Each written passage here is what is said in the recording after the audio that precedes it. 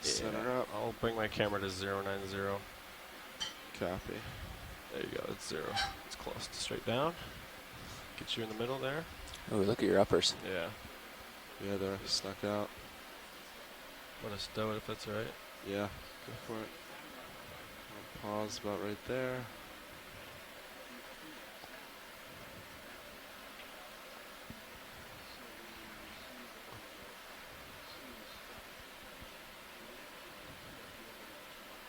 Okay. All right. I'm going to start turning if you're ready. Yeah, go for it. Great. All right. I'm turning to the left. You turn to the right. Meet at 40, 040. That sound good? Copy that. 40.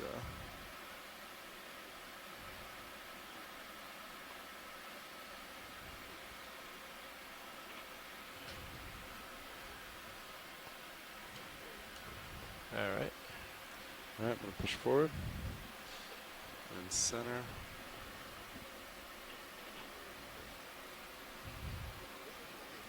You want me to get the my camera at like 45 or Yeah, that sounds something good. like that?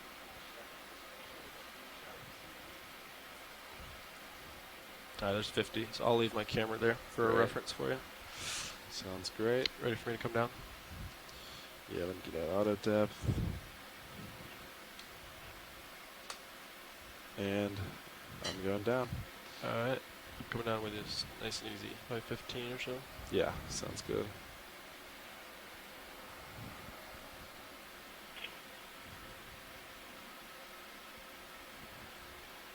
Tether's blowing nicely to port. Copy that.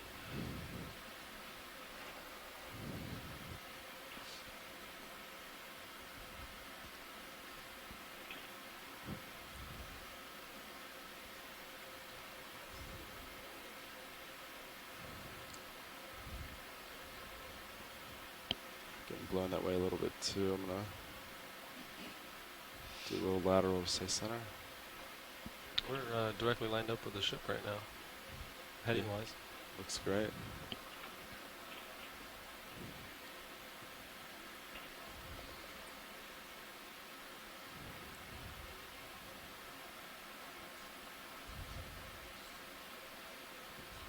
Start to see bottom. Yep. Bottom's in view.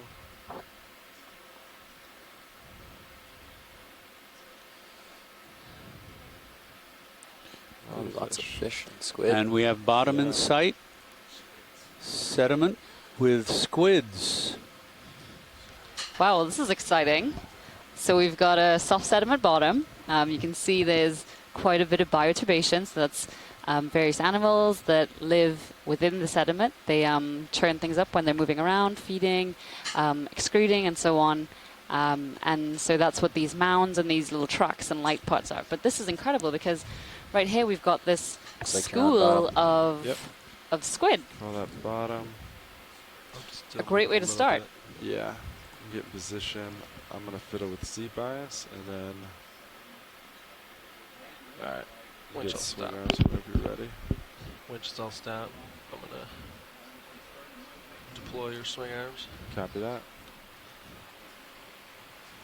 These look like, I may have missed my guess, they look a little like lolliginids, but Mike Vecchione, are you online? Can you tell us? They're Oh, so he just said that it looks like ilex, the short fin ilex. squid. Okay. So I was right, I think, in the same family. Hey, Washleads, That as was, your pilot, just give us Mike 1 second Vecchione to set up and at we'll be ready to Smithsonian. start in just a moment. That sounds Bridge great, nav. pilot. Thank you. Go ahead. We So have you a just heard acquired we've bottom touched and the down on bailout plan bottom will stay the at same. 815 We've got the acquired meters bottom, at a bailout site plan called still South 225. Reed. Thank you. Currently, our pilots are going to take a little bit of time to get the vehicle orientated to where they'd like to be and get everything set up as they want. And then we'll be off uphill.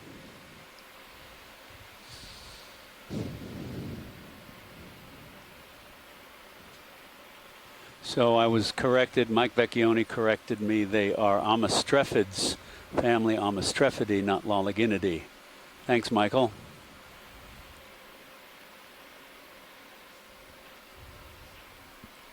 Right, Copilot, are you happy with that? Yeah. Great.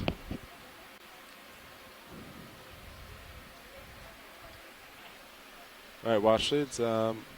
We're set up correctly, so we can begin. I'm going to Perfect. start moving towards the slope, and then if you see something you want better eyes on, And that just let looked me know. like a That sounds great. Sean, let's continue uphill, please. And then I think we get our first ship move in. And we also had a Okay. nice deep sea prawn with its incredibly You wanna long just do antennae 045 for now? swim Yeah, by. I think that's fine. Okay. Sounds good. 210s. Hey, Chuck, it's Mike Vecchione here. I think that's good. Hey, Mike. Hi. Hi, Diva. Those are certainly ilex. There's two species that it might be. It could be Oxygonius or it could be Coendetii. And it's really difficult to tell those two apart without having one. You pretty much need a mature male in hand to examine closely to I'll give you distinguish those 50 two meters. How's species. that sound? Great, thank you. And as just about to go off screen, we can also see a halosaur, I think. As well as, I'm not So sure what 50 this, meters? can we have a look at whatever this is in the center of the screen? Yeah. I think it's some type of That looks fish like a sitting on, macrurid. Video but sitting on the A sea rat floor. tail, yep. Coming in for Zoom? I'm doubtful. I don't No. think they sit on the sea floor like that. Well, Green let's eye. see what he is. Oh, no. Unfortunately, on our last couple of expeditions, we had yeah, take what you want. an incredible fish expert who just knew absolutely every fish as soon as he saw them. And he's not able to join us this time because he's in Hawaii and was so involved with the last 3 years that I think he needs a little break now. So we don't have that fish expertise on hand, unfortunately.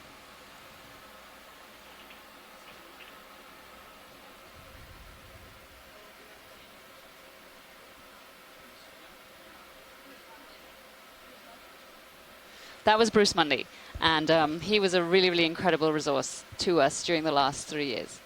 But anybody on shore have any ideas about this fish? It's very strange looking. Looks very almost like a rat tail, but the fact that it's sitting on the sea floor is really throwing me.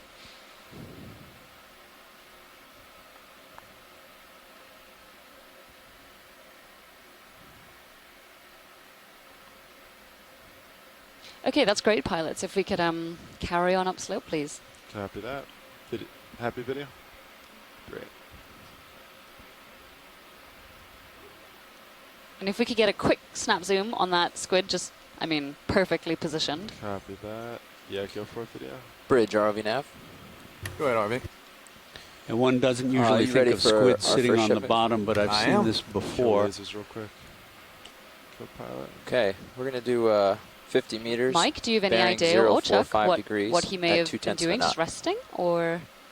It's a good copy. I'm read that back to you. I've got Oh, and we can also 50 see a meters Nematochorus bearing a couple of 045 Nematochorus speed decimal shrimp 2. Is that correct?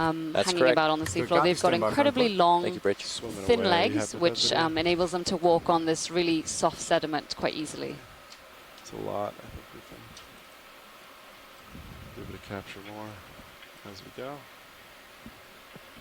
Hi, Diva and Chuck. Just to add some general biology information here, I noticed these squid are moving what appears to us to be backwards, so their arms and eyes are RV nav trailing bridge. the Move has been direction that initiated they're moving. 50 meters bearing And 045 Mike can speed weigh decimal in 2. here, but these cephalopods, octopus, the squid, the Thank you, cuttlefish, Bridge. Good copy. they all have a little funnel that's below the head, just below the tentacles, Yep. that they can squeeze water Yeah, out of go a for cavity that's just below the head there. And so it's kind of like jet propulsion. They can be using that Ooh. in addition to their fins around. That might So- be how they're fighting. Scott, we're just going to interrupt you for a second. That's a couple of dead squid lying on the bottom there. The head, looks like the head and arms and eye socket on the left. And interestingly, they look like they've almost been pulled into the sediment. Could this be Right. predation? Yeah, it could be, because that's a burrow. It looks like a double-ended burrow, a tunnel of Video some come sort. wide, Maybe might somebody be able to grabbed get a two of better them. angle. And we do know that there were some very large lobsters that had been found in this area, seen in this area by John Reed previously. Acanthocarus Right CK, over which it. live in I don't know very, if you'll very be able to see large anything, burrows but- on the seafloor. So Moves underway. perhaps that is, you know, Copy. what we're seeing there. All right, video, go for another zoom. Okay, coming in. Tracking looks pretty good, Nav. I'd say so. It looks that they're eating it. Oh, Yeah, that looks like the Not a picture. Carnivorous Sponge that we That's saw. maybe make a note of it, but Usually have a front good. and All right, back Washington, you door. happy with that? And so Mike's also just chimed in the chat and said that, you know, he thinks that many of the squid, not these we're seeing on screen because they're dead, but the other ones that were swimming around All right, look like video they may be from wide. spawning Wide? the ship and is then starting to perhaps move. dying Yeah. naturally. And Yeah, so it's full this wide could pilot. be the final step almost where a dead squid has been pulled into a burrow of these deep sea lobsters for snack. And that looks like another one up ahead, possibly. And certainly the entrance to looks like an entrance to an mansion. Acanthocarus burrow, A yes. very again? big one.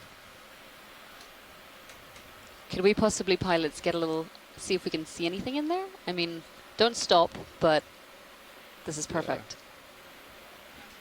Copy that. That'll probably be our best view of this hole. Can't really make anything out though.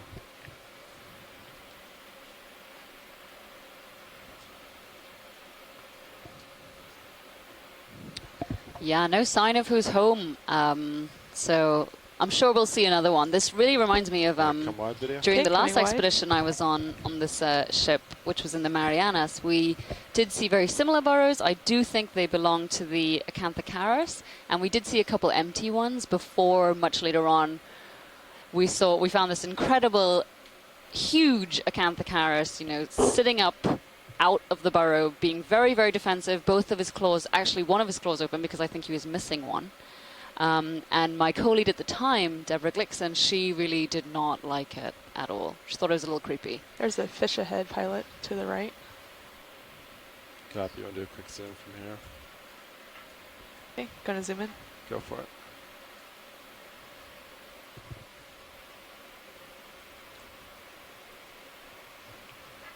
Unless I miss my guess, that looks a little bit like a young Alepisaurus in the snake eel family. Tracy Sutton, are you on board here, or any other ichthyologists? If it has a backbone, I'm not as familiar with it as I'd like to be, but that long nose there. I'm starting to move here. Copy that. Got plenty of time, but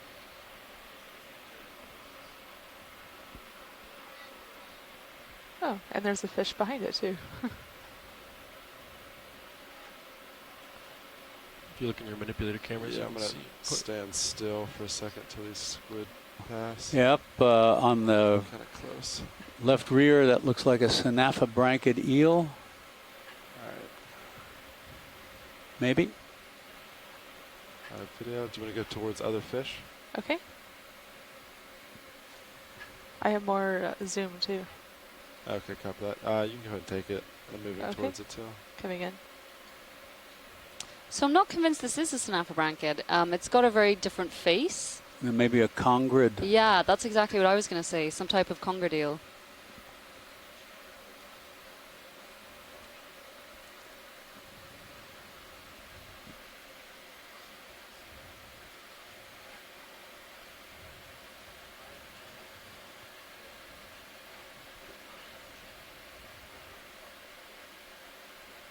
Okay, that's great, pilots. Whenever you're ready to move on, we are happy to do so. Copy that.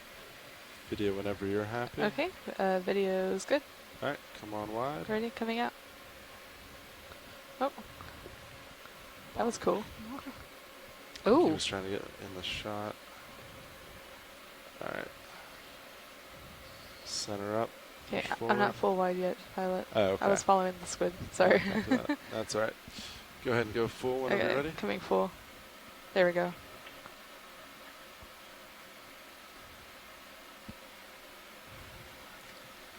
Mike Vecchione, unless maybe you can help me out here on some of the close-ups of those squid, are we seeing the reddish There's something dark on the right, pilot. pair of objects between the eyes? Are those the eyeballs within the head, or that we're seeing through the transparent top of the skull, quote unquote skull? Quickly before Mike chimes in, he's let us know via the chat that these video. squid Okay, actually coming in. produce large spherical gelatinous I think egg it's masses. shrimp. And we one. should Yeah, keep it's an a eye big out shrimp. for one that has her arms spread Smaller beside as that. she's inflating her egg mass. So this you is go a ahead, different go type wide. of shrimp Okay. we're looking at here Coming to out. the smaller one to the right.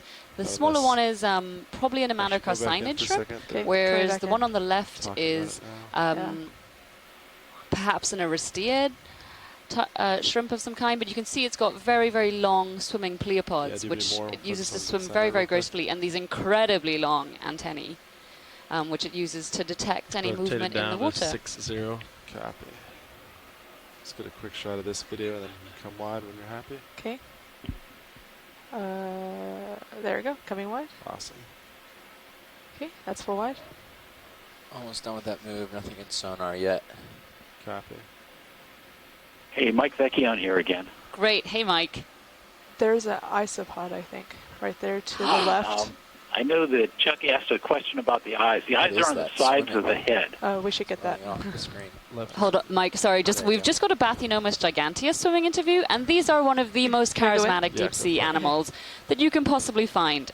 They are very closely related to the wood lice, which you get living on dead trees and so on. But except these ones are massive.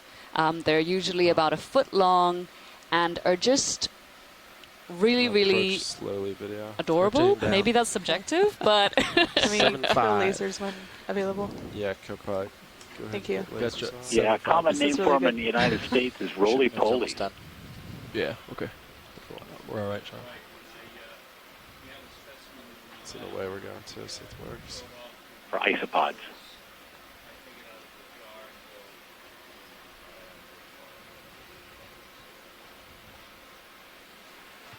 Yeah, well, I have one of these in a specimen of this in my lab, and when we have visitors, I take it out of the jar, hold it up, and say, "Luke, I am your father," because the face of it looks rather Darth Vader-ish.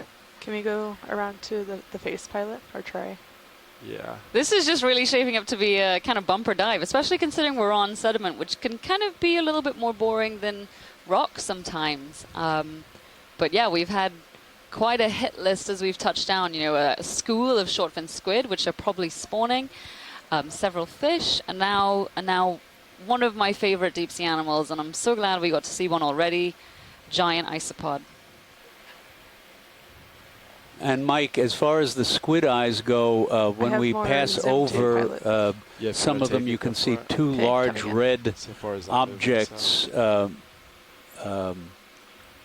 inside the head, and I was wondering if that's the sort of the upper portion of the eyeball within the head, or because it looks very reflective and red. Yeah, I'll have to look at a close-up when we get to one. But I did notice that these squids are forming particular chromatophore displays, which I'm not sure exactly what they're trying to tell everybody. But So we're it's settling out a here. way Do you that they agree? communicate Yeah. both You're going to swing a bit within more, but species and among Should settle species it. by changing the patterns of coloration on their body. They're capable of changing their color patterns very rapidly. Watch it. Thanks very much for that. Footage of this, or are you happy to move on? I don't know if anybody already said it. As long as video is happy, yes, we're happy. Thank Okay. you. Alright, video, yeah. Okay. Is there anything else you want? I think that's it, unless it flips over. Yeah. So a Check little out bit that about that giant isopod, which we're leaving now. They are really, really important scavengers in the deep sea benthic environment. They're thought to be found worldwide, and are a really, really great example of deep sea gigantism. Most isopods found in the deep sea are smaller than your thumbnail. And so this is a huge break from tradition, as it's, you know, as much as a foot long, If you guys in are some- comfortable where you are or right even now, I can more do that in some shift now. cases. To some people, they're really cute. To some people, they're the stuff Yeah, of it looks like nightmares. we're finished with the position.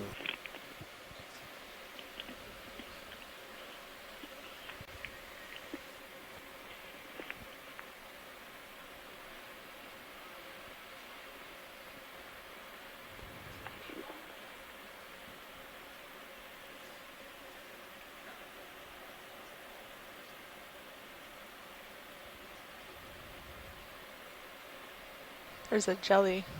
Yeah. Just see it. All right, go in for it.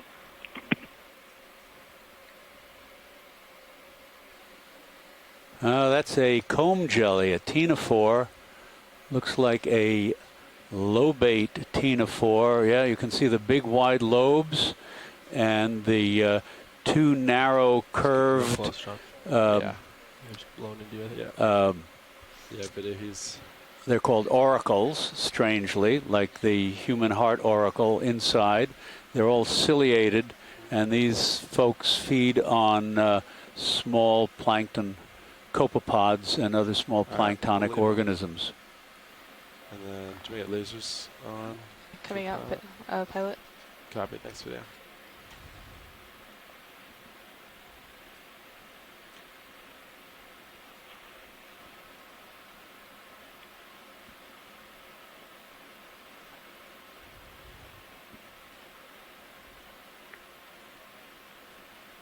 Harvey Nav Bridge heading change is complete. New heading 040.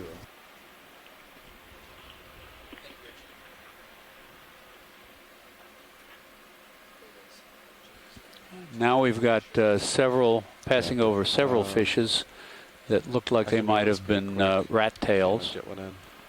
I can be and pretty more quick in shrimp. here. Yeah, I'm not sure how long. Copepods happy. Yeah. Quite a bit of Definitely. bioturbation here, and you can see the difference in color. The smooth sediment is sort of a very pale tan, and that is a lot of the detritus, phytoplankton detritus coming down Bridge, RV mostly, from the upper waters, and then the burrows Copy, what are do you got? paler because they're being dug up from below. They don't have as rich an organic content as the thin film Good copy, Harvey Nav. I've got of 50 sediment on the meters, surface. 5 speed decimal 2. And here we have another dead squid and Good copy, stand by another for kind input. of fish on the bottom. Any interest on fish? Sure, go for it. All right, video quick zoom on fish. Just Okay, snap coming zoom. in. Yeah, it's a different fish. Just get a So this nice is zoom. definitely a type of rat tail, which is also known as a macrourid. I'm not sure what species, but it's Harvey Nav definitely Bridge, different from moving the through one we initiated saw 50 just a little meters, while bearing ago. 045 speed decimal 2.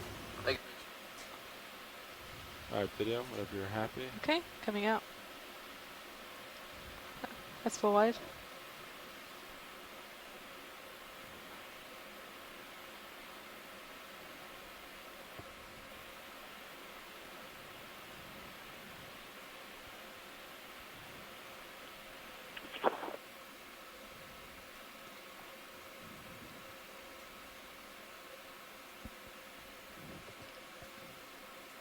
There are a lot of dead squids here.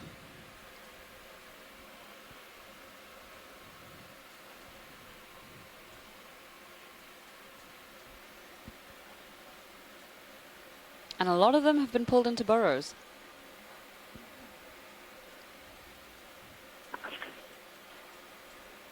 Yeah, this is Mike again. Now, all of the dead squids are indicative of a spawning event. Great, thank you, Mike. Mike, do you think that's why there are so many squid swimming around here? Is it possibly still ongoing? Yeah, ilex is a schooling species, so it's not unusual at all to see a large number of them together.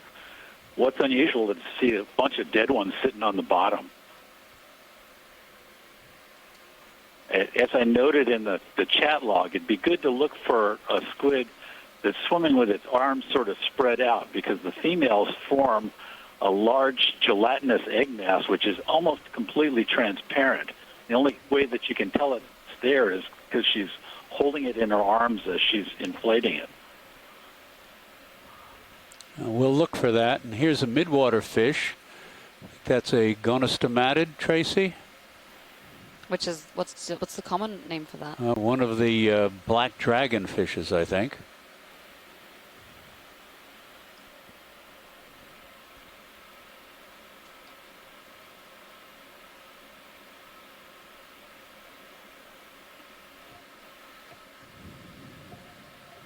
Tracy Sutton just told us that that black elongated fish was called cyclothone.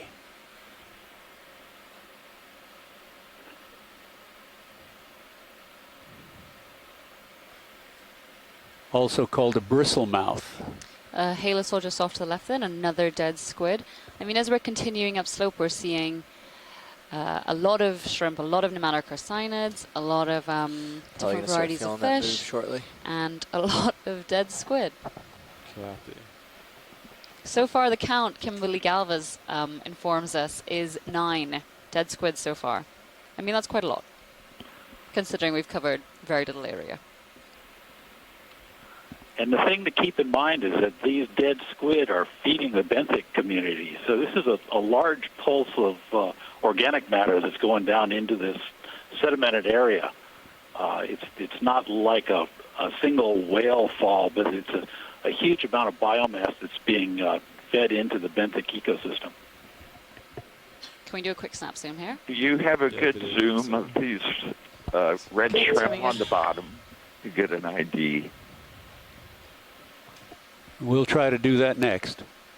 I don't see anything. So just as we zoom into this burrow, which I think may be actually a Bathynomus burrow, it looks quite different in its shape to the burrows we've been seeing previously. You saw there was almost like a driveway, which had a little flattened bit. When we zoom out, you'll see that, and it's almost sort of instead of being more of a hole descending into the seafloor, this is sort of going horizontally. But as we zoomed in, there were a couple of brittle stars or ophiuroids hanging on around the base, and there's an Acanthocaris shrimp right in front of us, sticking out of a burrow. Coming in? Maybe it's not an Acanthocaris, but some kind of decapod. Yeah. No. Come back. That's smaller.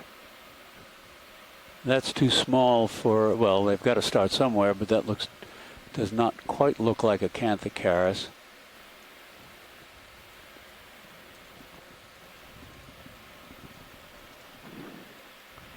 There's a pteropod shell there. You can see it appears where it's I think I have more to zoom, Pilot. where that burrow was, the larger burrow appeared to be that consolidated clay stay on this, or that we saw on our dive. It forms the Again, as vertical long as wall video's later on. happy, we can move on. All right. Video whenever you're happy then. Okay, just a couple more seconds. Yep. Okay, we're good. Coming out. Oh, I think it's a female. Maybe have eggs. Okay. And here come another flock. Mike, what's the aggregation of squid called? Flock of squid? School of squid? It's a school. Okay, there we go. And another dead squid just below us. So I think there'll be 10 now. But yeah, these squid are quite interested in, it seems, I don't know whether there are just a lot around here or whether they're actually sort of interested in the ROV.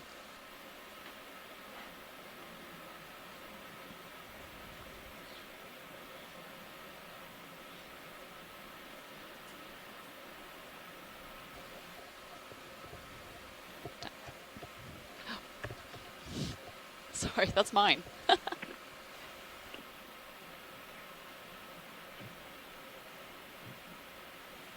I wonder, are these the royal red shrimp that they fish for? Does anybody know? That could be Pleoticus, the royal red shrimp. But the smaller ones on the bottom, we're going to ask video to zoom in on one or another of these smaller shrimp on the bottom. So zoom on smaller shrimp, Ashid? Yes, please. Yes, please. So if we could get a quick zoom on one of these nematocarcinid smaller shrimp Video, on the quick seafloor, zoom. please. Coming in. Yeah, so you can see they've got these really, really, really long legs and antennae that are also very spindly, and that allows them to walk very easily on this quite soft sediment. And I think on the last expedition in the Pacific, they did see one of these, perhaps not the same species, but the same genus, which had a horrible parasite living on it, and kind of became one of the iconic videos of the expedition. Ooh, and you can just see a squid's inked. That's what that green gunk stuff is, floating in the sea, floating in the water column right there. And I guess we did spook him enough to do that and run away. So, Mike, interestingly, do squid just hang out on the seafloor like this? Can we zoom in on one of these squids? We've seen that quite a bit. Ilex do. They often, during the day, they go and sit on the bottom. I guess makes sense, right? They've got to rest like anything else. And Dan Wagner has just told us that larger shrimp was Pleodicus robustus, which is the royal red shrimp, which is highly sought after.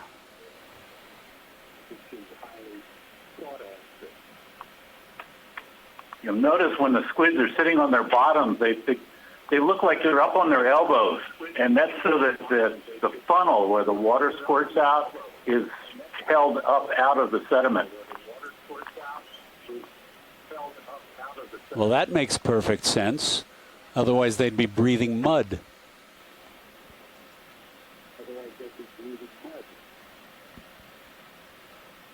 And Tracy just let us know that we passed on the left a minute ago a cutthroat eel.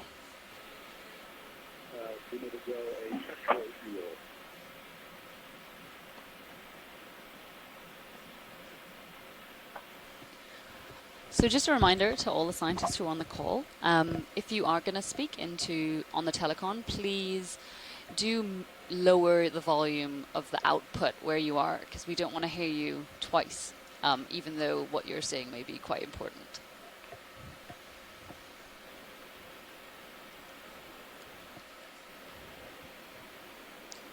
Okay, pilot, so if we could just keep heading up slope.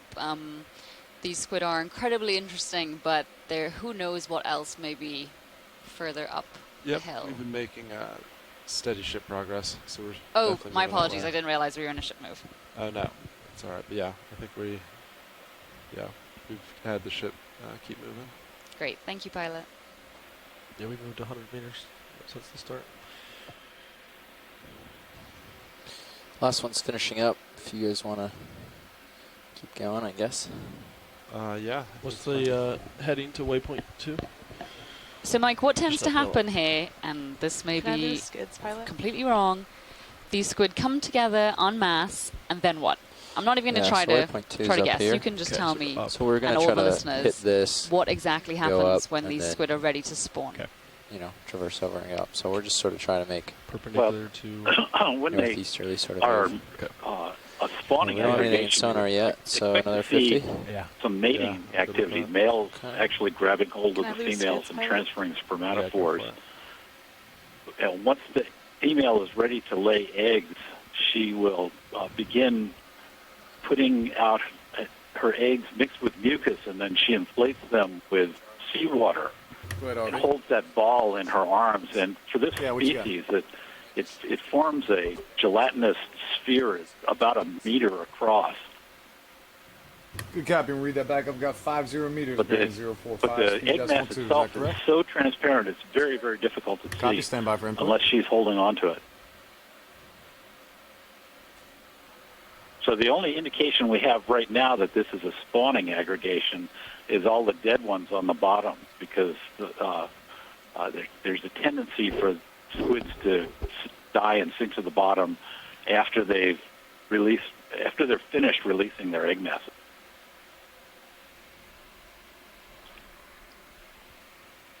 All right, now bridge move has been initiated. 50 meters, bearing 045, speed decimal 2.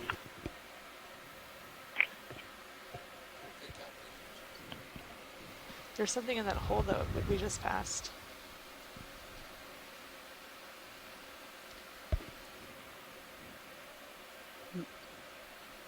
I'm sure we'll see another one. It might be too difficult to go back.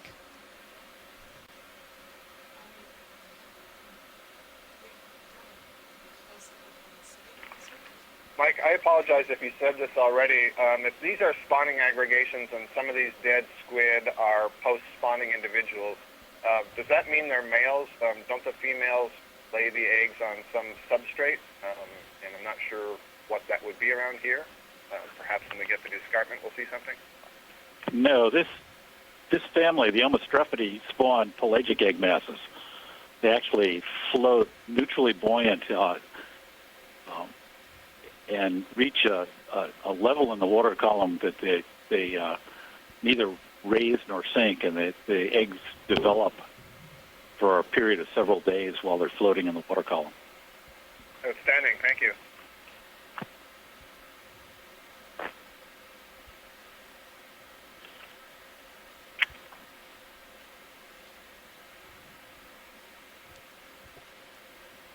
So I'm just going to quickly say that this is one of the values of using telepresence. You know, even though there are just 2 lead scientists on board, we are able to communicate and tap into this incredible resource and expertise. You know, all of these experts in various different fields onshore who are able to look at what we're seeing live with our ROVs, see all of the data coming off of the ship live, and really get to, you know, have a much, much larger team than would be possible if everyone were to try and be on the ship.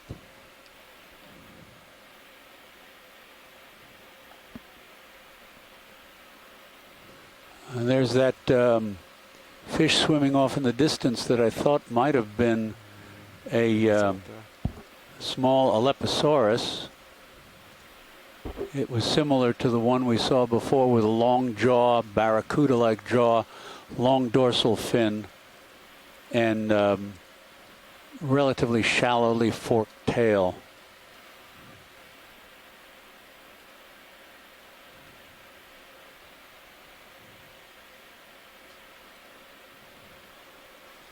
And these mounds and burrows that you're seeing are all evidence of organisms that either are living or have lived in the sediment. Some of them are those compound burrows that may be Acanthocaris, the blind lobster. Others could be worms, sea cucumbers. Bathynomus? Well, I was thinking more of these these individual I think a lot of them piles. could be Echiurans, maybe. Yes, Echiurans. This one looks like an Acanthocaris burrow. The blind lobster with its little apron and tunnel.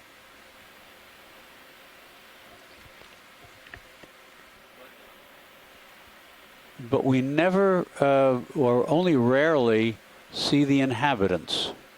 Video quick zoom. Okay, coming in.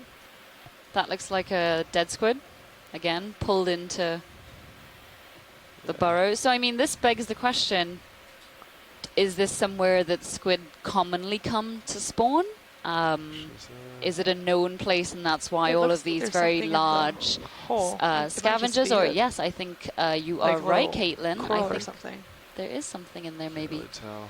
But is this? Yeah, is this somewhere? Oh, it looks like an echinoid. So a sea urchin sitting up aboard, and there's one to the left. Perhaps is that what that is? I think An so. Aspidodiadema. There we go. But the genus here is, I don't think that's it. I think those are something else. Like feeding tentacles from something? Yes. Rather than the local genus is Plesiodiadema. But that does not look right. I'm not sure what that is. Could be a Medusa worm, possibly, but not out in the water column hanging down like that from the roof. I don't know what that is offhand. Interesting. Okay, pilots, ready to move along once video is happy. Okay. Copy that. Zooming out. Steva and Chuck, I was wondering, given the quiescent nature of the deep sea, how many of these burrows may be actually inactive, There isn't too much disturbance here, so they may have been, Yeah, sorry, go for you it. know, You're good. created some time ago In the and future, if you aren't can being just currently lose them if you used, want. or at least Okay. not currently Sounds used good. by the organism that built them in the first place. We would like to Nice get a sometime close up to on be a able squid to face explore if many different possible. burrows and see what face? Yeah, proportions like are we haven't actually gotten being a used. squid face yet. Copy that. Do you want me to wait until you Yeah, find that's a one great sitting, point, or- Scott. You know, in the I think deep sitting sea, will be it's a really easier. difficult place to Copy. live. It's cold, about 2 degrees, depending a on the good one, depth. just give me a There's really, shout. really high pressures, and not a lot There's of one on food, the- and also the- it's the dark. left there, And so that up means by that that- animals are perfectly that dead evolved to live squid. down here, Oh, but just life good. is Oh. really difficult and also very Yeah. slow Alright. paced in most cases. We'll find one. don't So worry. as Okay, Scott was so- saying, there may sounds not good. be a lot of change in the area, and some of these mounds this and one kind of burrows in may be... front of us. Ooh! Ooh. What's happening here? Oh. Predation Ooh. or mating? Oh. Something, Mike? Can I Yeah. come in? Go for it, yeah.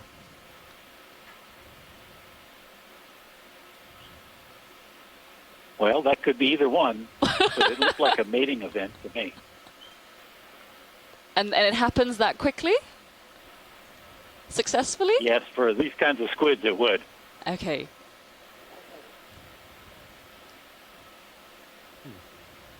So, watch So, it. Mike, What if was we that were saw? able to slow down and replay That's that a two tape, squid, would we see a spermatophore being transferred in that case? I think it was mating. Possibly. I couldn't see it well enough on my screen to know, but once I get Yeah, look at this. Okay, yeah. get to download Can I the zoom in on HD this one? video This is a clip, good one.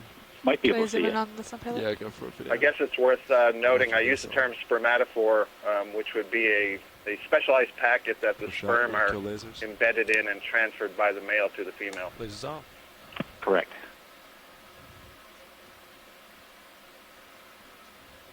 All right, with this close-up you're looking at right now, to answer Chuck's question, the red things you're seeing, that's actually a transparent Kick up patch. sand, though.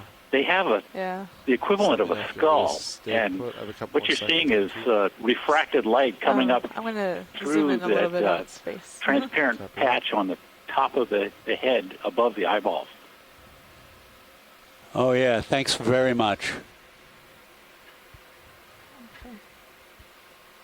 That's a great shot.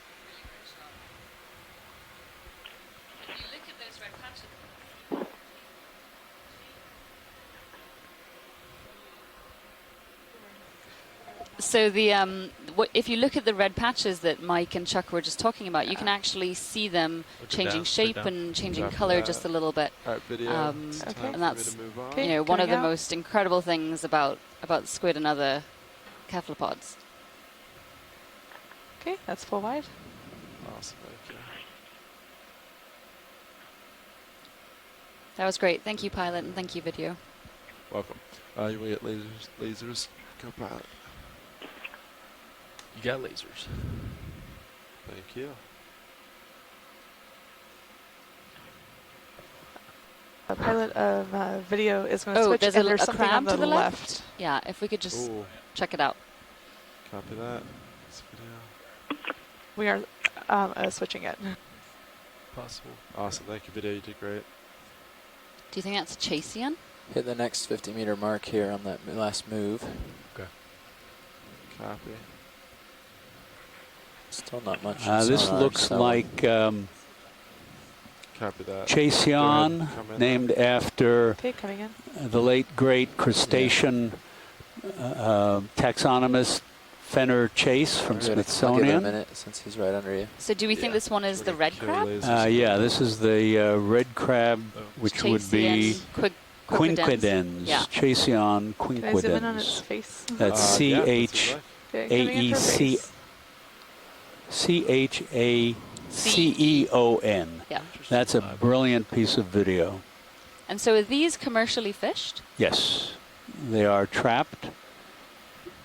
And you can see the 2 pairs of antennae there.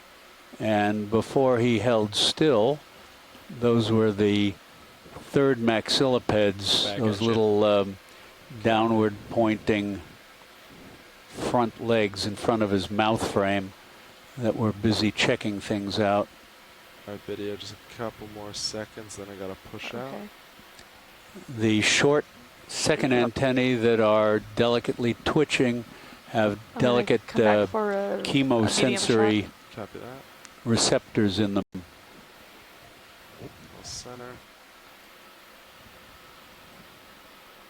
This is John Reed. The red crab we see more often in the eastern Gulf and at these depths and are fished in the Gulf of Mexico. Whereas as you get into the Straits of Florida, Oh, wait. we see more of the golden crab, another Chasion feneri. And those are fished all along the southeastern United States, the golden crab. Trying to wave at you. I think he looks pretty defensive there. I think he's got his thumb up. He's trying to hitchhike. He wants to take on D2. All right, we'll push forward. Trying to get a free ride up the hill, I bet. Yeah, there's no free rides here, buddy.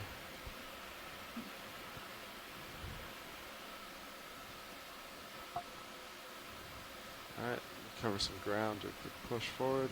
Okay, now video's going to switch out. Copy. Thanks, video. You did great today.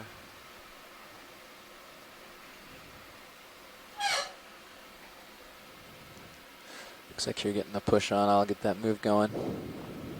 Copy. Sounds good. I'm actually going to slow down as I go through these guys. There are a lot. Yeah, be a friend. There's a lot of them. Go ahead, Nav. Yeah, go ahead. We'll do an additional 50 meters, bearing 045 degrees at 2 tenths of a Good copy. I've got 50 meters bearing 045, speed decimal 2. Is that correct? Copy. Stand by for input. It's of course difficult to tell, but I wonder what percentage of these squids. I actually doubt that many of them are following us, and we are just encountering them as we go along.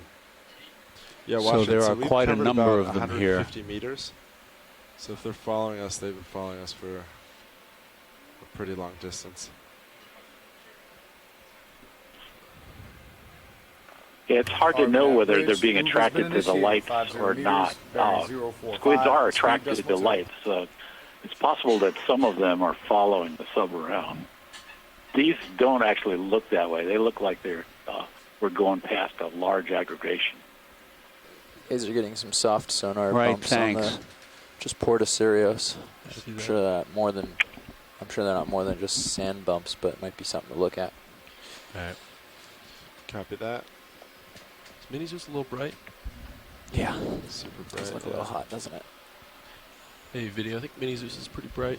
A little hot right now. Maybe it's the sand or.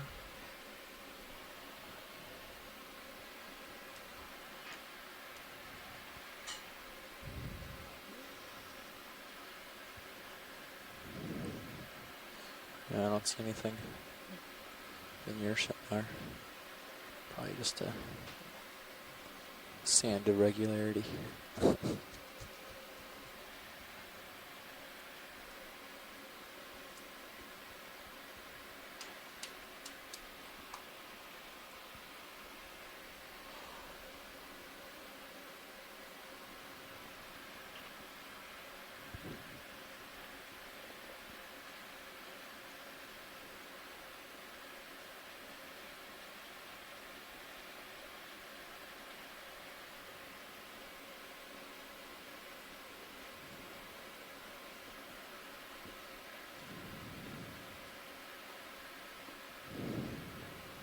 Looks like the ship's underway.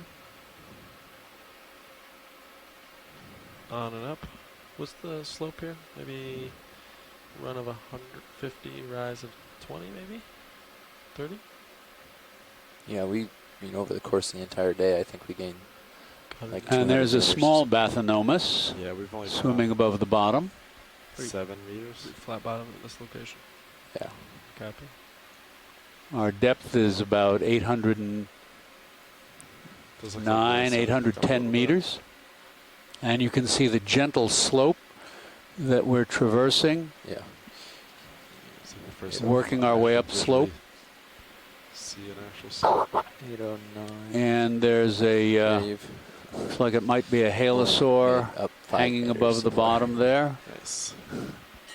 Killing it.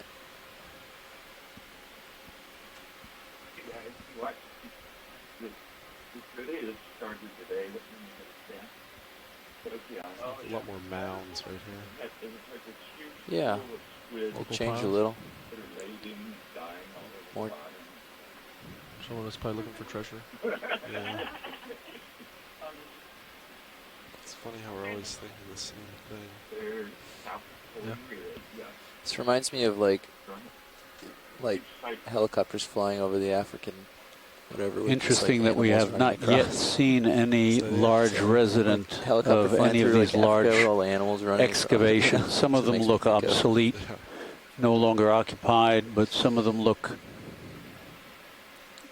pretty active. Those bumps are sticking around. Yeah, It's like a moon landscape from maybe it does, yeah. lunar.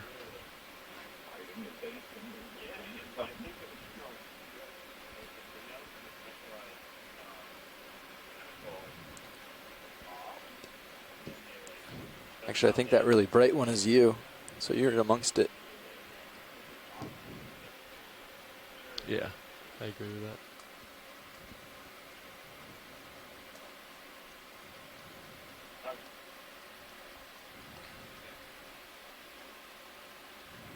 Last time you were in the Gulf, did you encounter this much squid? Yeah, not So this this- much. This seems special, but we did see it. You know, So this isn't a common, so this isn't like an everyday thing? This is a little denser than normal? it seems denser than normal. Yeah. I mean, we've There's a seen tripod packs this big, fish like schools that this we're big, going but to zoom in not on, consistently. standing Do you want on lasers real its quick? And videography zoom. tail and Yeah. pelvic fins with Kill its lasers. pectoral fin rays held up more or less like antennae. Bathipterois. Beautiful fish. Still. Very strange, alien looking. So the long two front legs, quote unquote, are the rays of the pelvic fins, and then the rear prop is the lower end of the caudal fin, the tail fin, and the rays of its pectoral fins are held up and forward, I assume, as detectors for food or danger.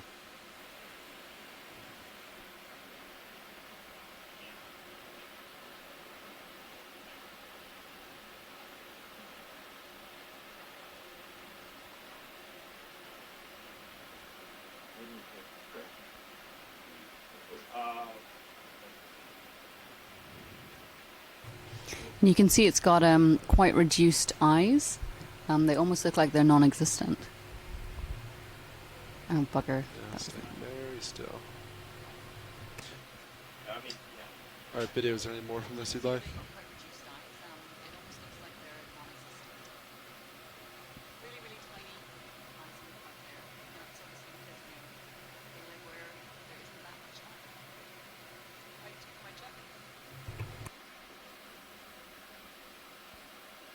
Yeah. Doesn't want to face us.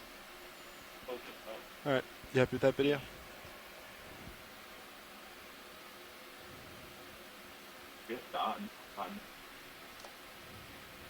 Great, we'll move on.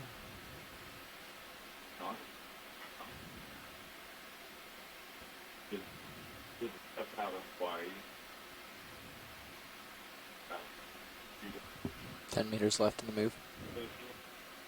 Copy. I suppose, Mike, that those squid are on the last end of their lives, as those shrimp would be easy pickings.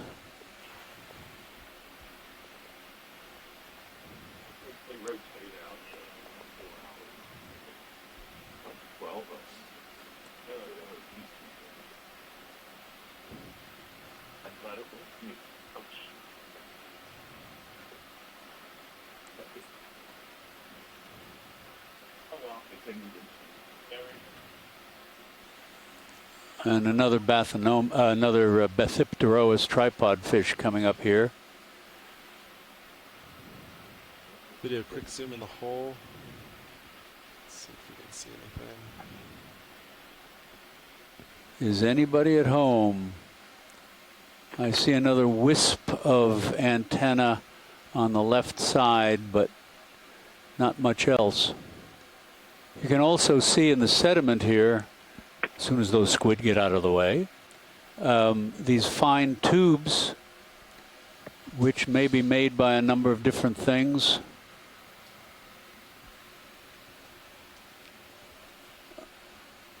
They do not look like worm tubes. They might be what are called Foraminiferans, which are best known as planktonic organisms, tiny little calcareous shells that sink to the sea floor, but many of them live on the sea floor. They're sort of amoeba-like organisms, and they glue together fine sediment grains to protect themselves.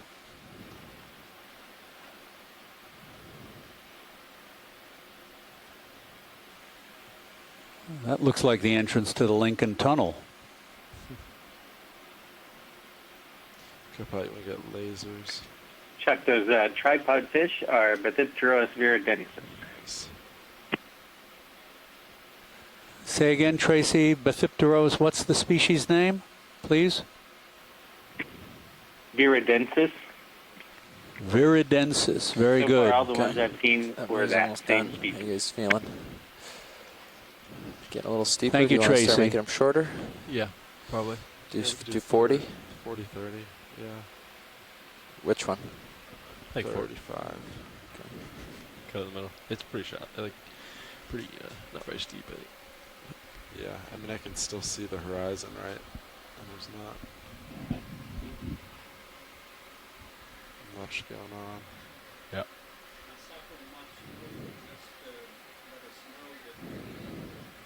Thank you.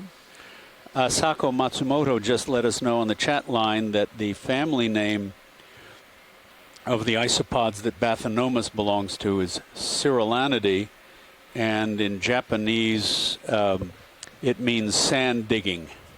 So that may give us a hint on its burrowing abilities. I think it's those wub dubs there.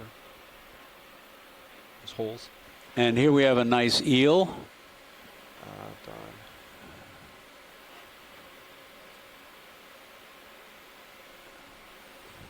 Video, I'd say quick zoom, but I think my sand kick-up is going to cover my... If it does not get obscured by the sand that we've Still kicked go up, for the mud that view, we've see kicked if I up. can see anything.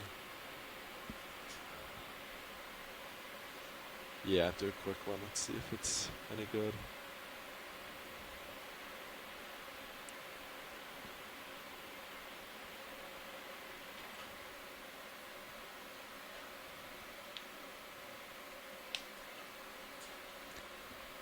Tracy, can you help us out on a family name for this? Yeah, it's a congrid eel. I don't think it's a cutthroat eel, and there are a lot of congrid eels, Stand by, RV. Can we finish our watch change? especially in the Gulf of Mexico. We've probably gotten 60 species as leptocephali in the water column. That's 6-0. That's pretty impressive.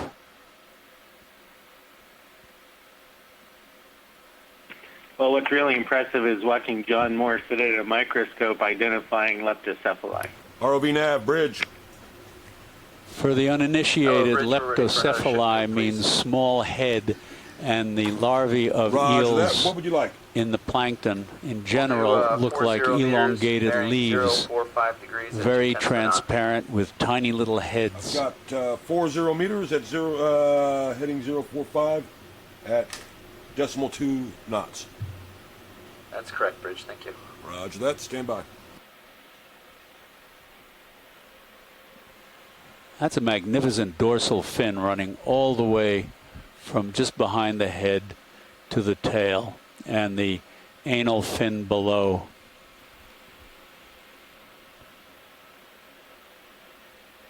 All right, watch lead. Are you happy with that?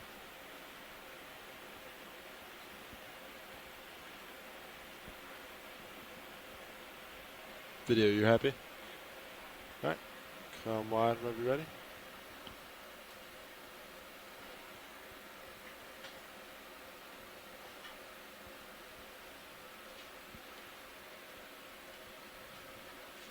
ROV nav bridge.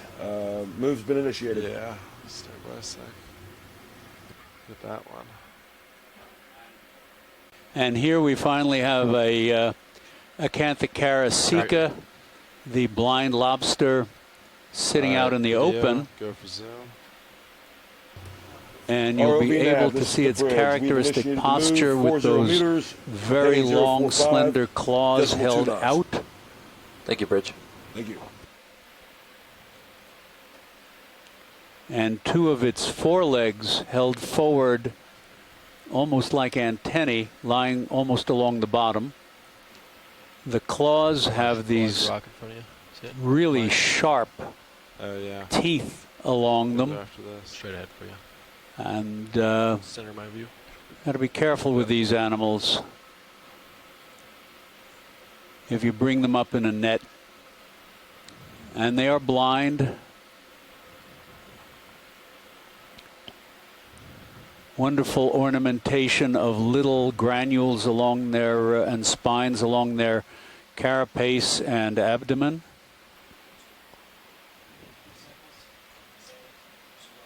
Just waiting for potential prey.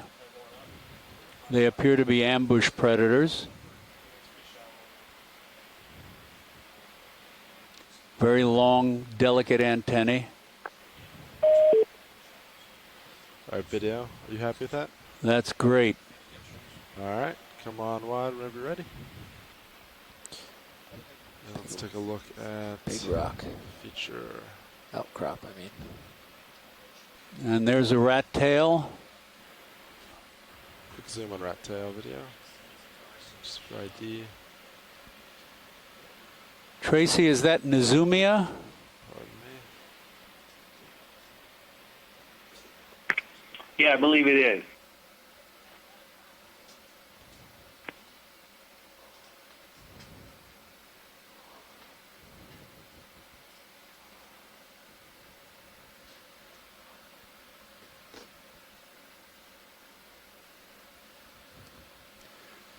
Correct me on this, but for the rat tails, the ones that live in relatively shallow water like this one, and that's relatively, have the large eyes, and as you get into much deeper water, the eyes are reduced in deeper water species? All right, video, let's see if we can go. Yeah, the general trend, that's true. There's a few ultra deep ones that have really large eyes, and we don't really know why, because there shouldn't be a whole lot to look at down there. Some of these Mercurids have a luminescent perianal organ. Yeah, another lobster. So you can make your own joke there. Let me interrupt. Sorry to interrupt. There's another Acanthocaris, and we're coming up on our first hard bottom. Okay, I saw what looked like possibly a Chrysogorgiid gorgonian off to the left. Here's one in a typical posture, the Acanthocaris sitting at the front of its burrow with those claws. What's our upslope direction been? Like that. They are definitely formidable looking. Would not want to get into a fight with one of those, apart from the fact that it's blind. All right, video. Let's go ahead and come wide. Let's investigate the features in front. So I better...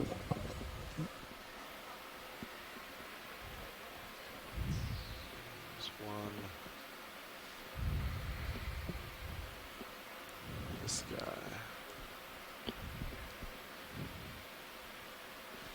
So this looks like large blocks.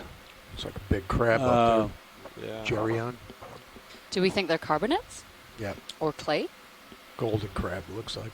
Well, my guess would be, I don't know, John, you're more familiar with this than I am, but perhaps... Can we just zoom in on that crab for a second? It looks like it's holding a squid. Video, go for zoom. Yeah, that looks like the golden crab there, Geology feneri. And he's got a dead squid. I think we must be at the base of the wall of the escarpment here. Oh, look, he's got it. John, if we could just interrupt you for a second. So this is, as John just said, Geology feneri, the golden crab.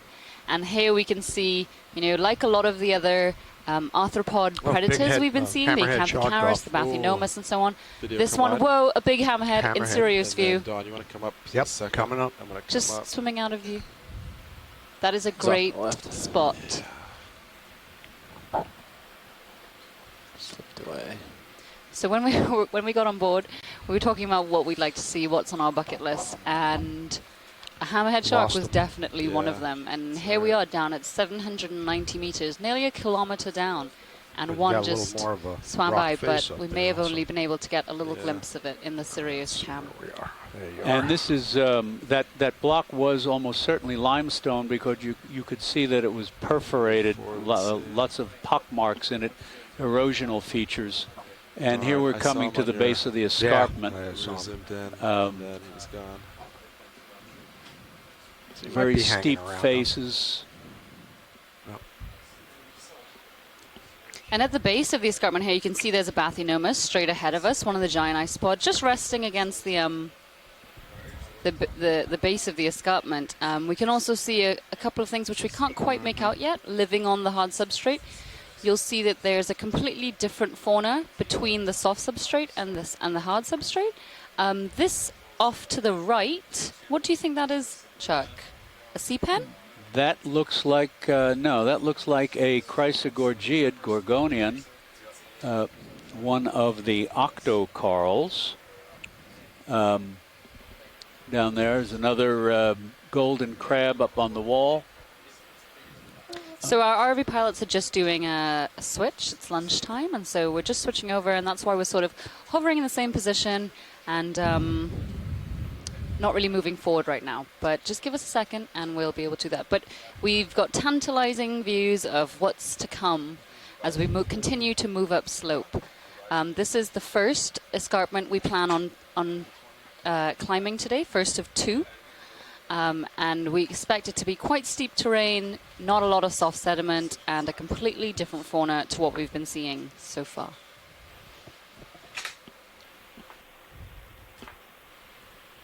And John, you may be able to help me out here, or any of the other geologically oriented folks. This, I know virtually the entire Florida peninsula down kilometers is carbonate. This, however, looks a bit on the basaltic side. Yeah, if this is Bridge, go ahead. I'd be really surprised if I just it wanted to is. When confirm we that get our close, bailout we'll plan is still towards probably the be able to southwest. determine otherwise. Yeah, I mean, I really doubt that it's basalt. That is looking correct. back Our I'm bailout sure plan it's is still carbonate. 225. What we saw on our dive was Good copy. All right, co-pilot, I'm with you. the lower Roger. part of the Nav, did wall we was have a move in actually already? consolidated clay. We were just finishing up that a we move, could is what Jeff Okay, was roger saying. that. Yeah. to manipulate Watch leads. fingers right into the wall, and as we got further Go ahead, pilot. You have an after lunch solidified rock. new front row. So, John, if Maybe we you could grab a piece of the rock and bring up. we definitely will try to, but we just want to pause for a second. We have a new front row in the control van, and we'd like them to introduce themselves. At pilot, we have Bobby Moore. Okay, on co-pilot, we have Don Libertori. Dan Rogers on nav. Bob not over in video. And Mr. Art Howard is busy at the editing station. He's just engrossed sitting next to me, just in the screen. But our Howard sitting next to us in the clipping chair from GFOE, right, guys? All members of the Global Foundation for Ocean Exploration, GFOE. Okay, well, once you're settled, pilots, we'd like to continue upslope, please. Roger that. We're all settled. My previous pilot said you may want to look at a few of the creatures here on these rocks. Is that true, or should we continue up? Yes, please. We've just found them, so we'd like to get a feel for what's here. And also, we're going to be keeping an eye out for any loose rocks you may see. Roger that. Co-pilot, I'm going to scale your sonar down to 50, I think, here. Copy that. Yep, sounds good. And maybe I'll bring D2 down to 30. Pilot.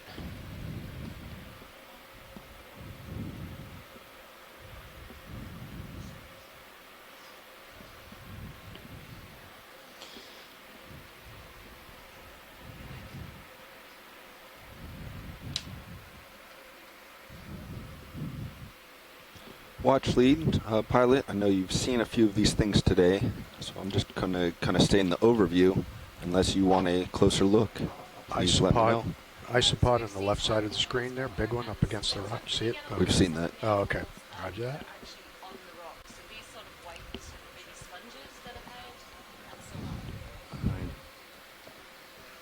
Frig.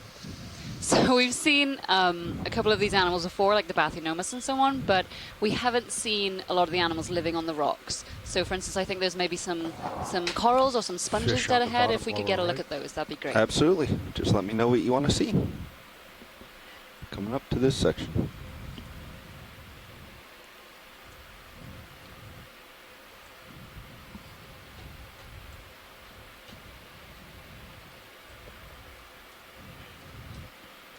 All right, video, let's go in partial. So we've got, at least as we zoom in here, we've got a orange corkscrew black coral. Even though it's called a black coral, it's orange, with those long, delicate polyp tentacles.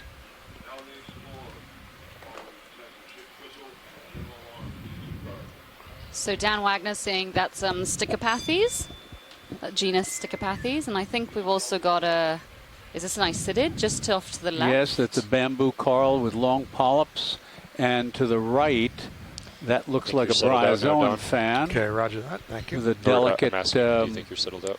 meshwork. There's one at the bottom too, and a feather Yes, I don't star think we've off moved much. to I think the changing the camera a little left, bit, but and not another one top left, and So pilots, just some for your fine awareness, worm we have about tubes, 4 little hours coiled left at the bottom. We've got calcareous about 450 meters feather to go to duster waypoint 2. worm tubes, We just need to serpulids. average 0.06 knots, so There's we have some plenty of time encrusting here. sponge here. Copy that. The pale white irregular structures are encrusting sponges. That is a glass sponge with all of those fine needles sticking out of it. And we come up, there's another glass sponge there. There's a dead cup coral as well.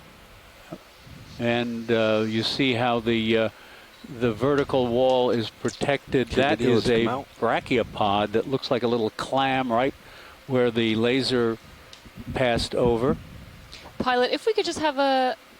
Okay, look at two things. First of all, that little depression off to the left. It looks like there's a couple different species we haven't seen yet in there, as well as this Bathypathes or Stichopathes. Yeah. Bathypathes are the little ferns that appear to be just to the left of that concavity. And be nice to take a closer look at the things that look like white bracket fungi on the wall just below us when you've done with this one. This is, I believe, Bathypathes, another black coral with what we call a pinnate colony form with a main axis and branches off to the sides. It's unfortunate because we did have Tina Molodtsova on the line earlier. She's from the Shirshov Institute of Oceanology in Russia, and she is one of the world's experts on black corals, and she's unfortunately left the call, I think. Still shaking some rust off. Trying to get my swing arm away. And there looks like there's a small crustacean up in the top of that, or is that just worm tube? I can't see quite. It's just a bit out of view now.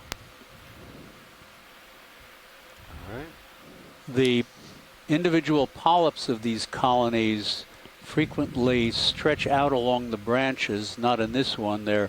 Each of the polyps has got 6 tentacles,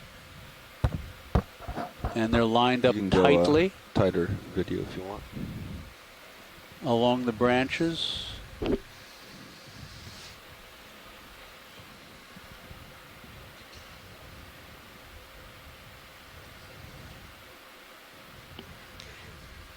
Beautiful. Thank you, video and pilot. Whenever you're both happy, we're happy to move along as well. There's also a squat lobster behind. But if we could keep looking at this area. And just a quick note about the geology. We unfortunately don't have any geologists on board this expedition.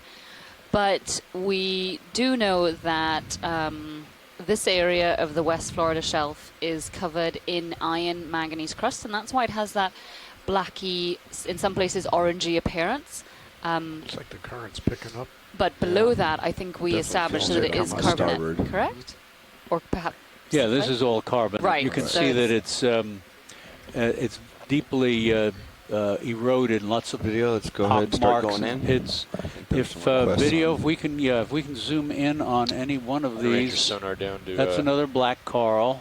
That's 10 similar to meters, what we've Bobby. seen. Okay. And a sponge behind it. You can see the.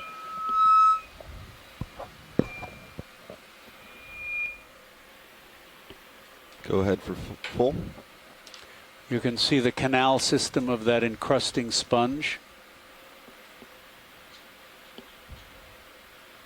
There really is a lot going on the rocks here.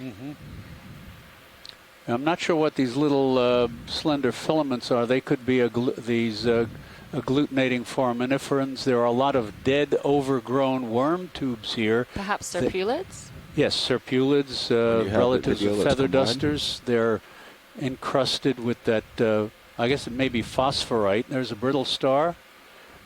And directly above the screen here, right there, could you zoom in on that fan? Large fan. The large white one, yeah. And I think Either one. That's a stylasterid next to it? No, perhaps? No? this looks like a bryozoan. No, to the right of the bryozoan. No, I think that's also a bryozoan. It's too fine. Both of these, unless I miss my guess, look like bryozoans. Got a squid in your manip cam. Yeah, I've not seen anything like that before. I don't, and there's a little solitary polyp of some sort. Co-pilot. I don't know if we should collect that. I've never seen anything like that before. Got it. Okay. Scientist, I'm sure. How does that sound to you? I don't think we have any bryozoan experts here, but They focus how would you in on feel those about little collecting things this? A sticking quick out? reminder, you know, on these Oh, it's just expeditions, the whole we thing. are was wobbling fairly around too limited in the much. number Yep, of no samples problem. we collect. Typically is between, 1 and 6 per dive. These tend to be animals which are new to science, new records for the area, or are really typical of the fauna we've seen in the area.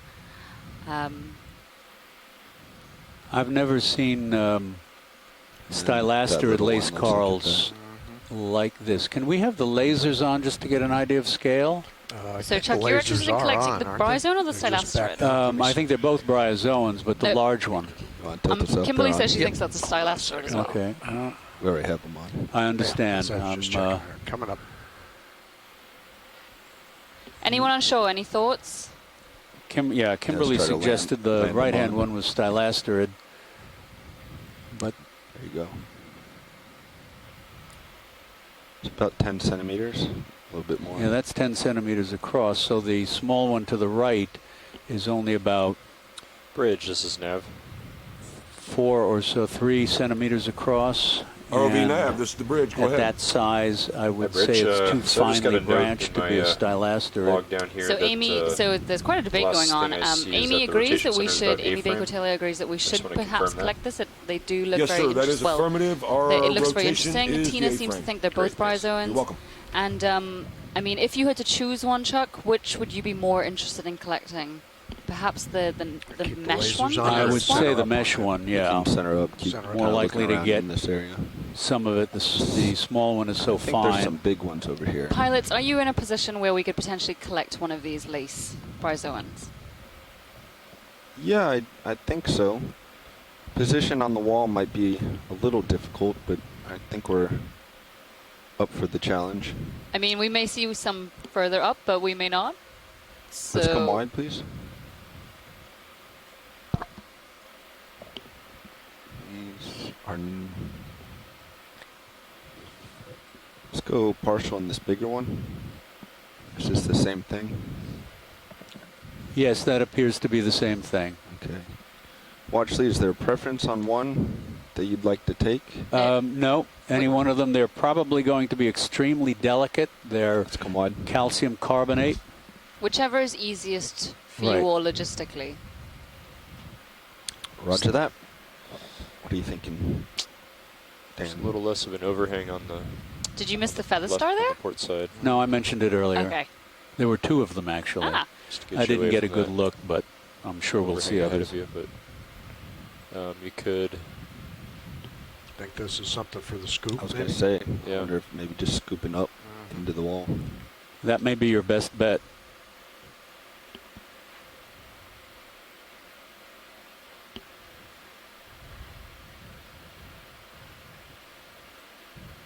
Actually, maybe Don could turn his head to port just a touch.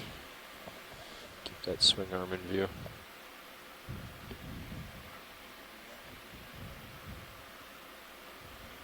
All right, can I have my camera back also when you... Got it.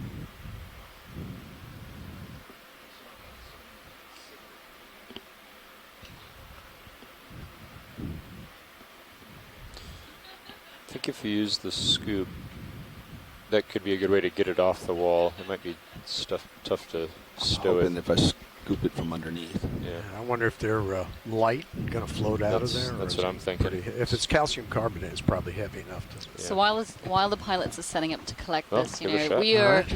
literally in the first meter or 2 of the escarpment, and it's already Bringing the really hydraulics filled up. with life. And we would think that being this close to the sea floor, this is where there would be the Okay, least your amount of currents hydraulics because are of that sediment-water interface wound slowing up. things down. But yet still there is a lot of life here, so who knows what we're going to see higher up in the water column along the escarpment. And as we're waiting here, you can see at the very base the change in color of this rock face You want the from mini Zeus black on the big to screen up white there? at the very base. That Yes, please. suggests that that white area has was buried and was not exposed, and therefore wow. was not Can you tone chemically down that altered Mini Zeus, to become video? black. And I believe it's Okay, hydraulics are phosphorytic. up. Hydraulics are up and running. Yep. Okay, spinning up. That makes the it's a craft coming on. phosphorite Copy that turns the rock black. Craft is on. And you can see that You want me to bring that drawer in? distinctive line there Stand by where for a second. things have been, I need to the sediment has been myself. eroded away. No problem.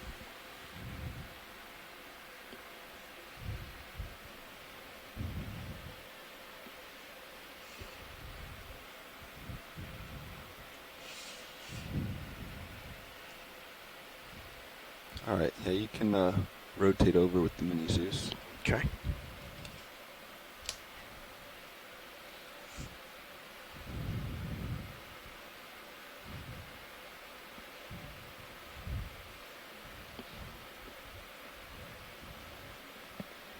Okay, how's that? All right. I can bring the drawer over if you want.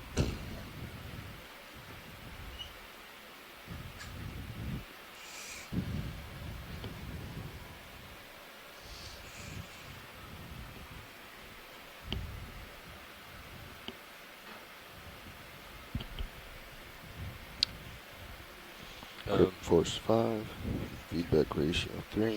Okay.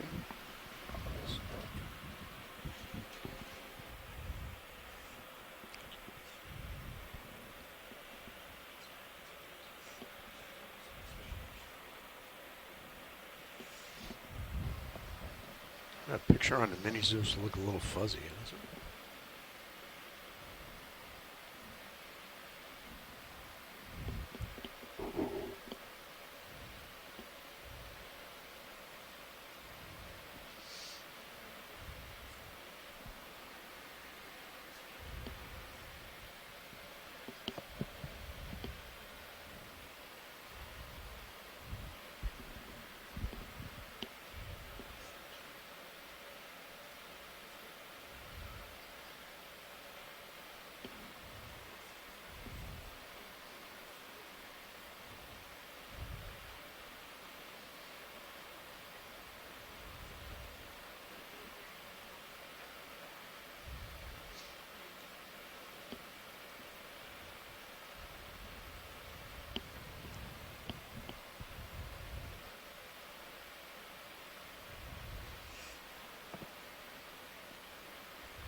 Okay, I'm going to follow you with mini Zeus now.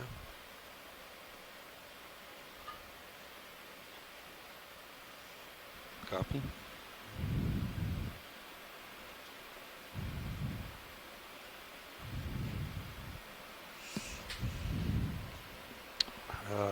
before you go in there, when it's in the bucket, where do you think you want to put it? Probably one of the port boxes. Port bio box.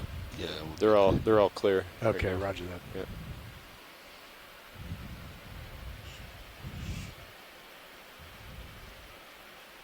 Okay.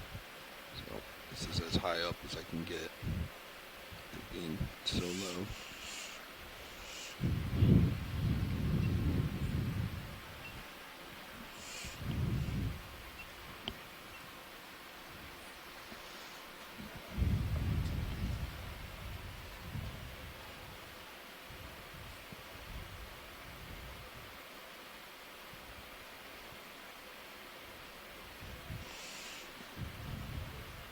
Nice.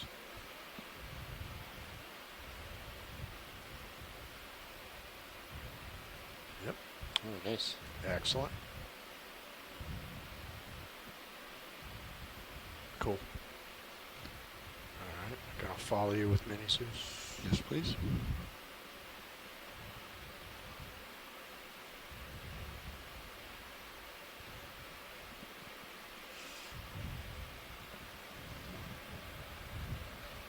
Coming down.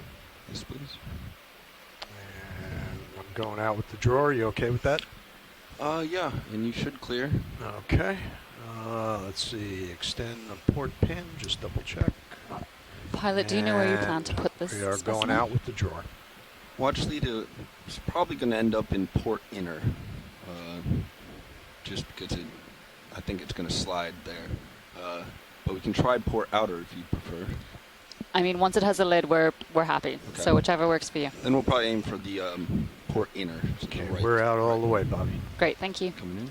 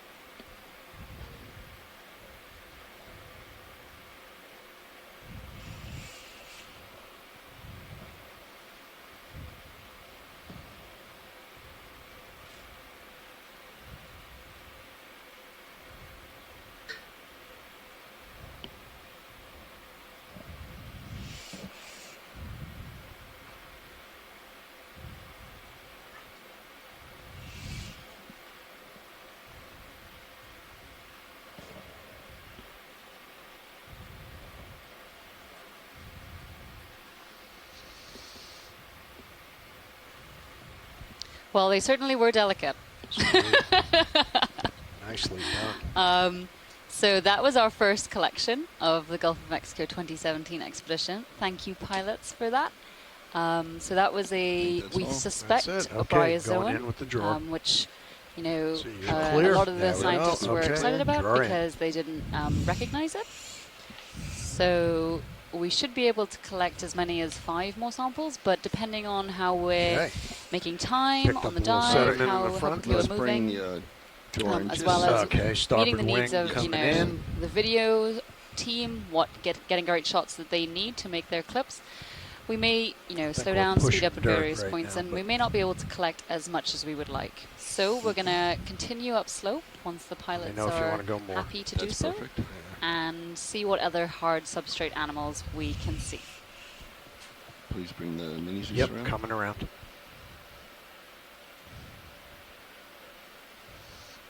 How's that view? Okay. I like it. All right.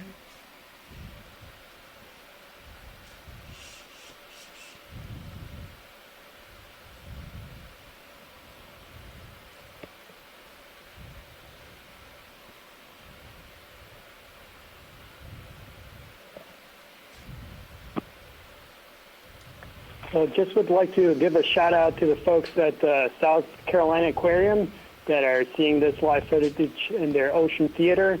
You are watching live video footage that's being collected almost a half a mile deep This is an expedition that's serving the Gulf of Mexico, and currently about a little over 100 miles offshore of Key West. It looks like you cleared and, it. you are watching live video. From the Very minis, exciting, which I and can't thanks so tell much if for it's joining us.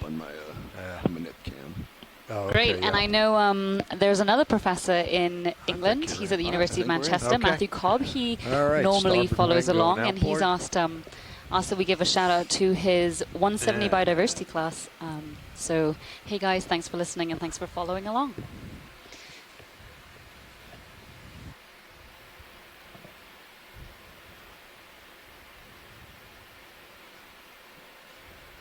Okay.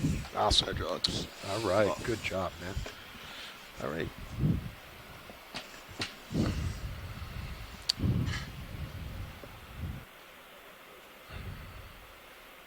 Yeah, and I just want to make a quick comment. So earlier in the dive, we saw one of these royal red shrimp, and then we saw a red crab and a golden crab. These are all species that are targeted by commercial fisheries. They were all seen over soft bottoms, and now we're moving onto this hard bottom where we'll see a lot of sponges and corals. And this is really why we're interested in diving in this area, is to try to understand where these very vulnerable communities are, because this is an area that there are interests to protect this area, put restrictions to bottom fishing. Very exciting. And our bearing is going to be somewhere around 040, so once he gets out ahead, Great, thank you, Dan. Adjust your head down. Copy that. Watch lead pilot.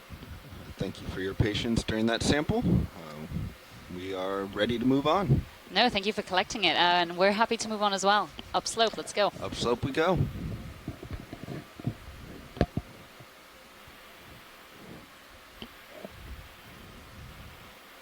I saw this purple thing fluttering before. Oh, on the bottom there? Yeah. Could we get a zoom dead ahead? I think there's a fish. Go ahead, video. I'll try to keep getting closer. Ooh, this looks like an ugly one. Winch up a little bit. He's sloping upward. Coming up. Yeah. We need to see his face. Or her face. Its face. D2 sonar at 20 meters. Sorry, video. I'm actually not sure what this is. Tracy Sutton was on the chat earlier, and he's a fish expert. Just trying to see what's in my left-hand side.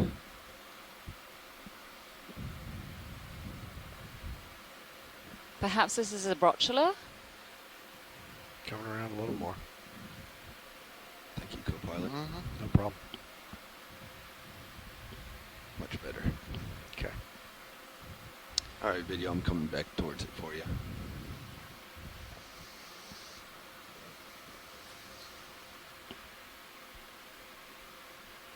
He's not interested in giving us the beauty shot. Trying to get the entire length.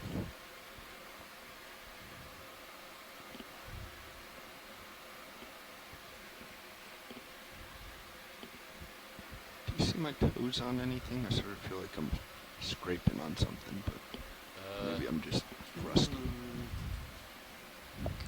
Maybe everything looks fine. Looks clear. It might be a little close on. Yeah, I wonder if on my this side. bottom rails on the edge. All right, let's leave them be. Okay. Yeah, I think that's right. So I'm pretty sure that is a brocula. It's in the family Bythidae. You got a tilt on there? And all right. They have, the very characteristic Where do you need me to teal go? Yeah, I need you to go. tail, which we see in a lot of 040? deep sea fish. Another couple 040, Stickopanthes, blacker corals right there. Those are the long orange white ones. I'm coming up. And as we're continuing up the escarpment, we're going to probably see a variety of almost like step-like features, some of which might be covered with sediment, like we're seeing here. I think there's a benthic ctenophore off to the right, the little red thing.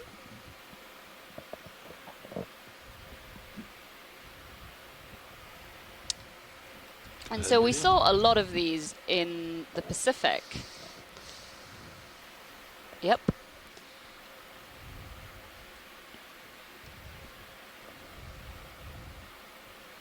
And so you can see it's got its two lobes sort of, well, flailing around in D2's currents it's generating right now. But then you can also see coming off of those two lobes, there's the feeding tentacles extended quite away. They're white, so they may be difficult to see against the background. But it should have these very long feeding tentacles. Well, actually, just to let you know, that's actually a pretty good indication of the ocean current right now. Oh, I thought that was from you guys. Sorry. No, that's been coming from the starboard side, and I think it's picking up as we come increasing. up. So what kind of currents are we experiencing right now? We could do a test and try to measure with our DVL. It would take a few minutes. It looks like a knot get of better to me. Oh no, it was just if you had a handle on it. I mean, it's definitely noticeable when driving the ROV. Interesting. My co-pilot's saying what a knot. I'm saying a knot based on the particles flown by that I saw earlier. Yeah. Sorry, what was that? I said it looked like about 1 knot to me by the particles flowing by. And this is something we had heard from scientists who'd worked close by previously. That we had heard about, potentially strong currents in the area, at the surface as well as at depth. Huh. So as we're back on the sediment, we're getting a couple more of these short-finned squid hanging around, and then a Madagascar shrimp. Watch lead. Is it okay if we, if they behave, if we get a picture of one of these video I'd asked earlier to get a nice close-up? Of course. Please feel free. Yeah, he's cooperating. And since he's nicely landed for us, we'll try to get...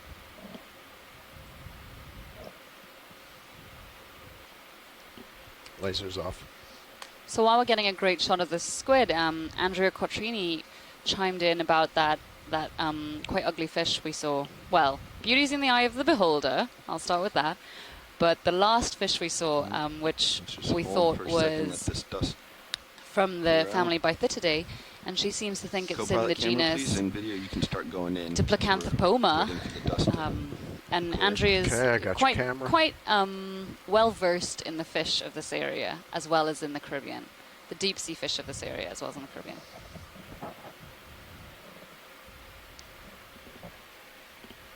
So here we can see this squid. Unfortunately, there's quite a bit of sediment kicking up, but great shots of the chromatophores, and those are the pigment cells that can change color and give us these absolutely beautiful displays, which we can see in many cephalopods. And just below the squid, there was I think a sabellid tube worm. So that's a type of tube worm that has a feathery end, and they can extend that out of that tube and catch particles, sort of filter particles out of keep it full zoom. The water column. Hey, this is Mike Vecchione again. Hey, Mike. I just want to point out that squid is in bad condition. Oh, okay. It's pretty beat up, actually. What makes you say that exactly? If you look at the details of the skin, it looks like it's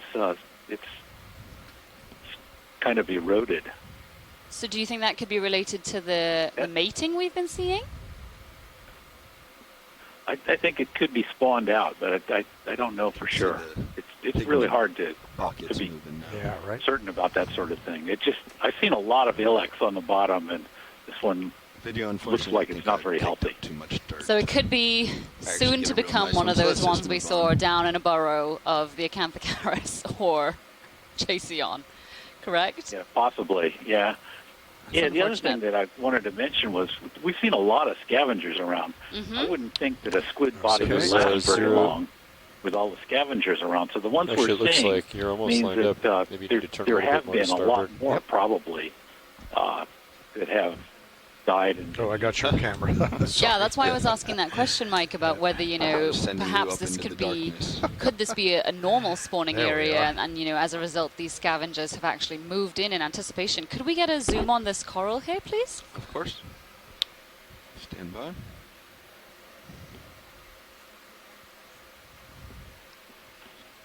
Unfortunately, I think I'm carrying a lot of dust too. We picked up a lot in that forward tray. You can still see the pile of it by the temp. We were bulldozing a little bit there. Tina's added, that squid is going to die for sure. So last moments of a squid's life there, captured by the Okeanos Explorer.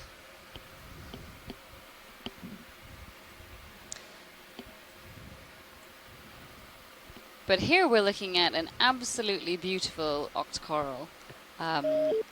this is a perfect example of a really healthy, quite large colony.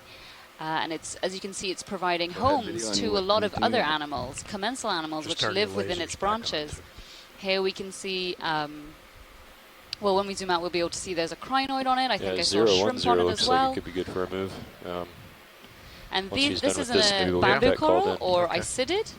And usually we can tell that for a number of reasons. It tends to have these very obvious nodes, which you can see on the stalks, which can be sometimes black in color. I can't actually see any right now.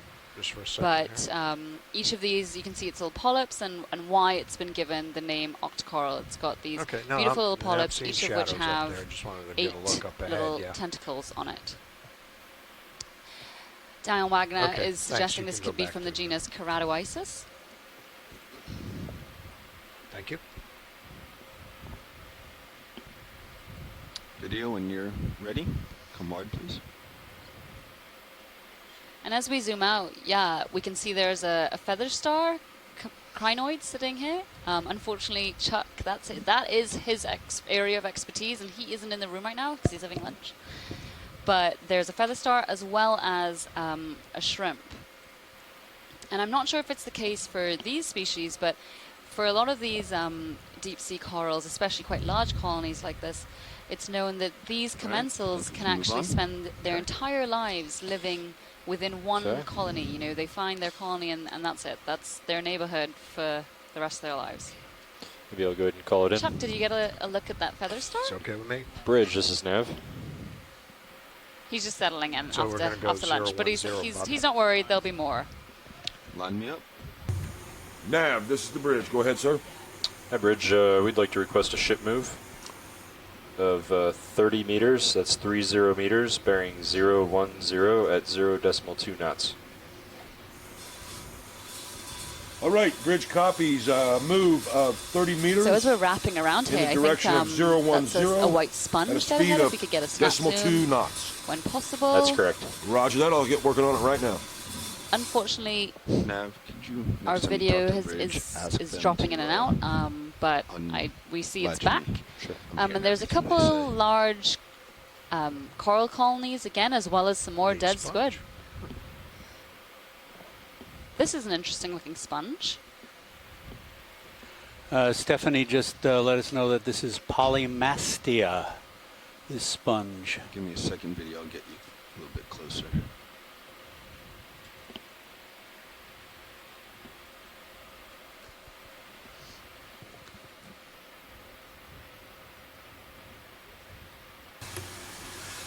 Nav, this is the bridge, initiating a move of 30 meters. So this is not a glass sponge. This is a demo sponge. Demo sponges. Thanks, Bridge. And, pretty sure it's not a glass sponge. Could I request that you unlatch talk on the pilot? We'll find out, I'm sure. I'm sorry, say that again, sir? Can you please unlatch your talk that are sticking up? Button on the pilot? Those are the Roger that. exhalant openings of the Thank you. sponge. Sponges filter an enormous volume of water all the time. They're constantly filtering. I remember hearing years ago that confirm, did I was told that the proper, sponges on a reef in Jamaica filter through their bodies needle gun the volume of water over the entire reef every 3 days. Just want to make sure I unlatch the ROVP. Just an enormous volume of water. And they are not colonies. They are. Roger that. The term colony does not really apply to sponges. Some people use the term, but they are the simplest of organisms of members of the animal kingdom. And so we've got we've got quite a couple other animals in the area. There was a large whip coral. Looks good. As well as a couple other things, which I'm sure we're going to continue to see upslope. And these, I'm not sure if anybody mentioned it, but the bamboo corals are oriented across the slope, so the mean flow would be across the slope, but then you get the bryozoans oriented across the vertical faces, So the current of there runs either up or down the face of those little cliffs, those little walls. So there are considerable local variations in the pattern of flow over the bottom here. That was not sure what kind of fish that was. Do you need another look, Science? No, it's okay. Just let's carry on. Chuck, that was a cusk eel. It was a cusk eel. Probably would know best which one it was. It might be something like monomytopus. Sorry, like what, Scott? That was Tracy. Oh, Tracy, sorry. What did you say that might be? Covering. It was a cusk eel, an ophidiid, and it might be monomytopus. And this is another... I would defer to Andrea. Thank you, Tracy. This is another Dema sponge, a little bluish encrusting Dema sponge. Just come wide. I need to get out. Going back to center. Copy that. And now we come up to the next step.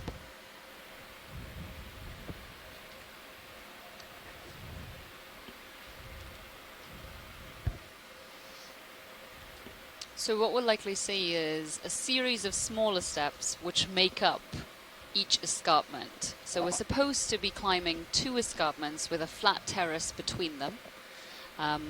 But what we're seeing so far is that this escarpment may actually be comprised of a series of steps. But we're coming up upon, a couple of species we haven't seen yet. This golden coral here on the end. Again, another quite large colony. Now let's go in and see what that is actually. And it's got a couple of residents on it. And there was another Acanthocaris under the slope. I mean, there really is a lot going on here, even though it may not appear that way at first glance. So these look like, I guess they're chirostylids, crustaceans, often called squat lobsters. Can we get a zoom here, please, video? They're more closely related to the hermit crabs than true crabs or lobsters. And there are a couple of feather stars right along the edge there. And we'll take a look and see when we zoom in exactly what this colony is.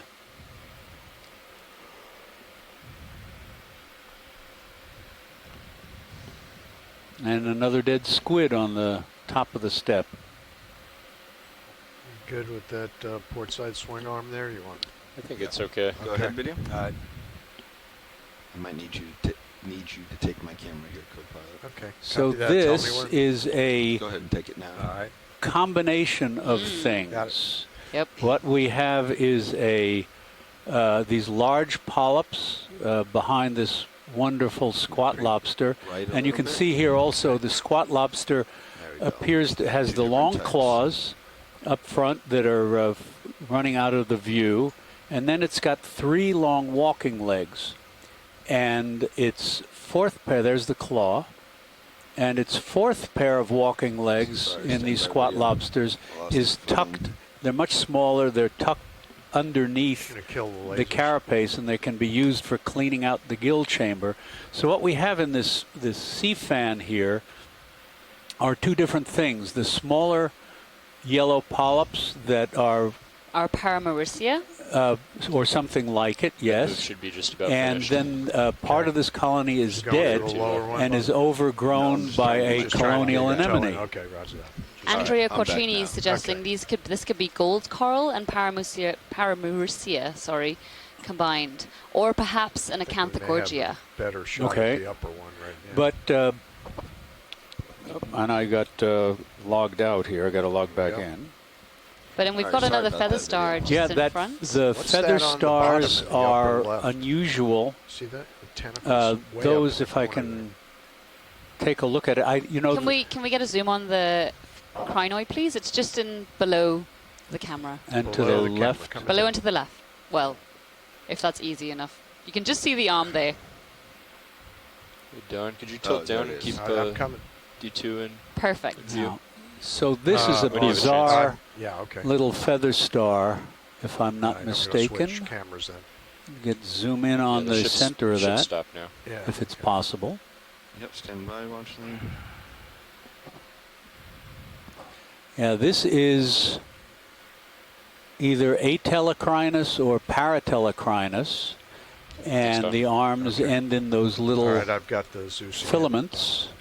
And this is a strange feather star because its closest relatives are stalked. And you can see at the base of the arms, characteristically, there are no side branches, which tell you, one of the characters that tell you that this is an member of the family Atelocrinidae.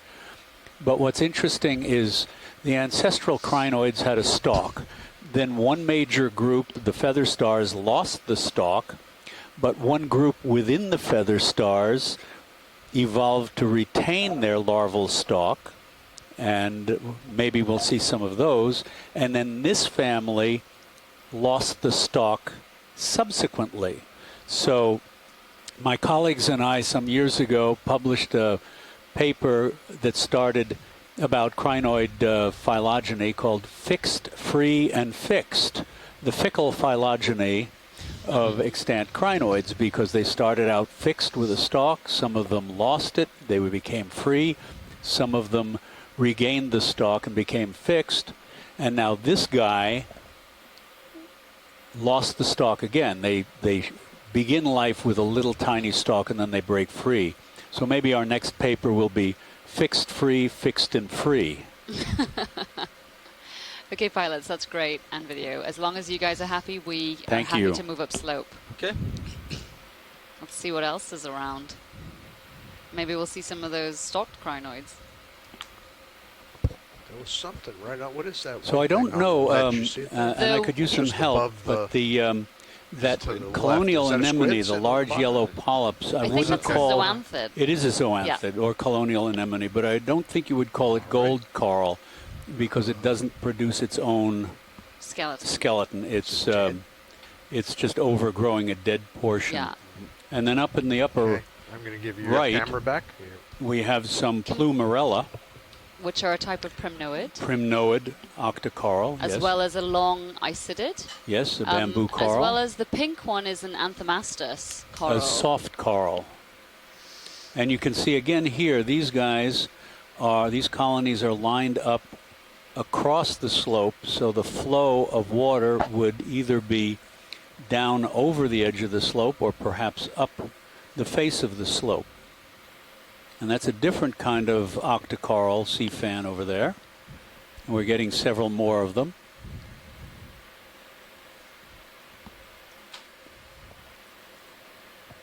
And if we can zoom in on that little... the orangey branching coral, please, just at the bottom of the screen. If we could just get a zoom there. The one the lasers are coming to? Yes, please. Okay.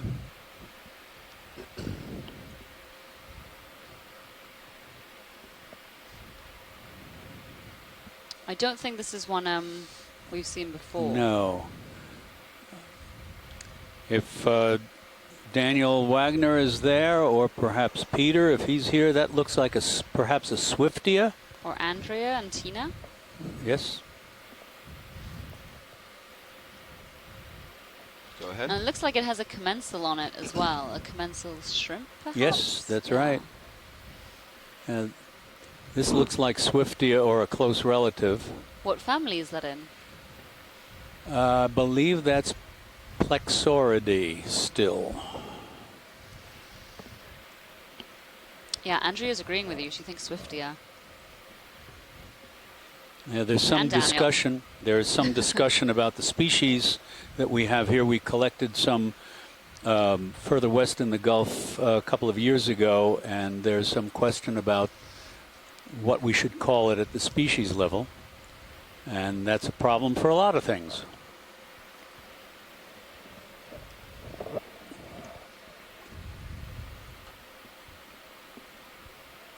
Beautiful. Pilots and video, whenever you guys are happy, we can continue up slope. Video out when you're ready.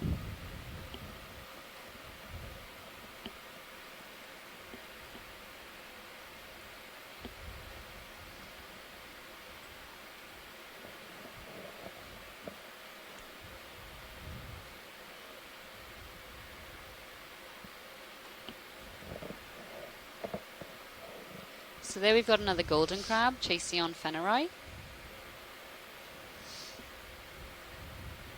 as well as some more squid here and there, and quite a bit of sediment in the area.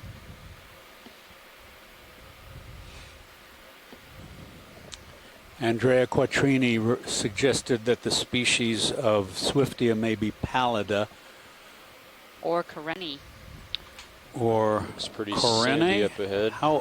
There was some question, I was discussing this with Peter Etnoyer some time ago, possibly Doing a stone, Rosia, 010. although I guess that's currently considered only Mediterranean. There's anything up there? Or? I don't think we're going to get... Yeah, probably won't get a return. Yeah, I mean... That, yeah, it looks as good as any upslope. Yeah. Okay. Do that. And another Acanthocaris. Good. Wow, there are a lot of them around here. So again, you can see how different the sediment color is, where the sediment has been pushed up out of the burrow versus the more tan color at the surface, where we've ROV got nav, this is the most bridge. likely what's called Yeah, we'd like to request phytodetritus. another ship move. Fine We're going to do another detritus 30 that has, meters. That's 30 sunk meters, down bearing from 010 above. at 0.2 knots. These really are just so fearsome looking. Bridge copies. Another move. 30 meters. Bearing 010. Really good footage. 0.2 knots. So whenever you're happy to move on. All right. I'll get back right with you. Thank you.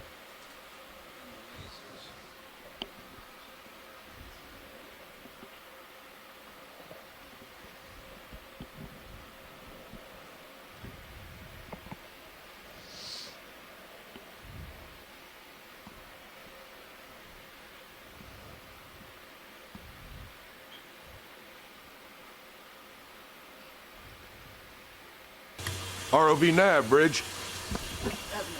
Go, bridge. Just want to confirm, move of 30 meters, bearing 010, speed of 0.2 knots. Thank you, bridge. Applying now. That looks like another one, the Swiftia, doesn't it? Really interesting. I thought, you know, traversing up this escarpment would have been much less sediment. I think we all did. And here we're seeing, I mean, this is quite heavily sedimented.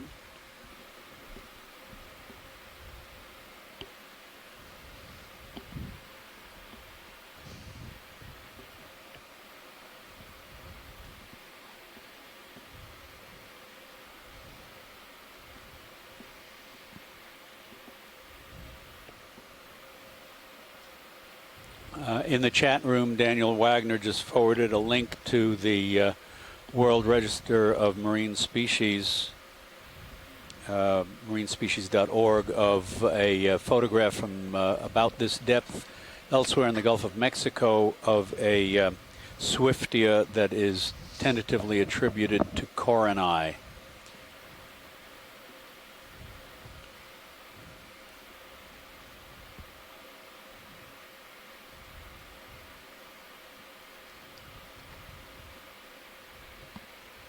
You're maintaining heading, correct? Yes. And interestingly, Andrea has then said that Swiftia rosea, and rosea pallida are two subspecies, but she believes that they're genetically the same. Those in the Gulf of Mexico match the pallida type in the East Atlantic. So, I mean, the normal taxonomic confusion, you know, that happens, especially in the deep sea. Whenever I talk about taxonomy to my students, whether undergraduates or graduates, I try to remind them that any taxonomic designation or arrangement is a hypothesis, a working hypothesis. On the one hand, we're not about to move Homo sapiens out of the mammalia, but on the other end, there's also there's frequently a lot of questions, whether it's because we have too few specimens or the fact that species are not hard and fast. Species is both a pattern, what we see in the natural world, but it's a process over time. And when one organism, one population, or one species is evolving, changing over time, as they all do, in some cases when they split, go ahead, watch lead, at the very beginning, it's very difficult to tell when you've got two or still one because it's a process.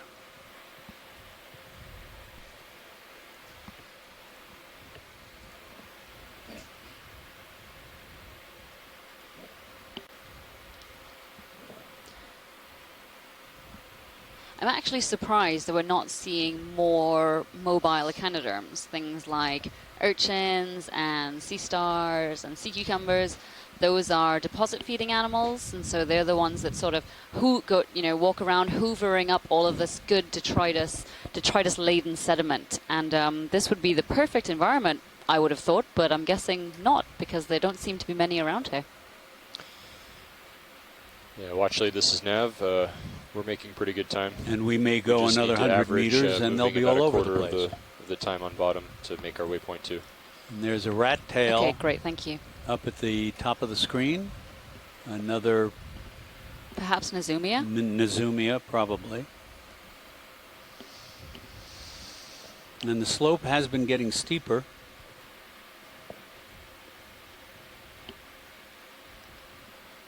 That's good. So we should start to see less sediment.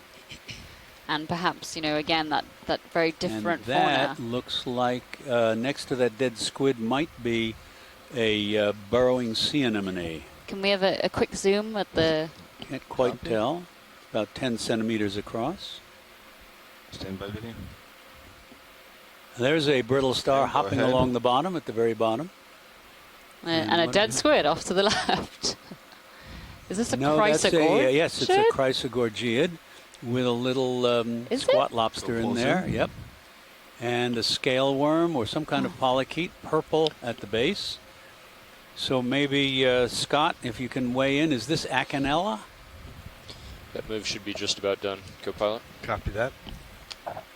One of these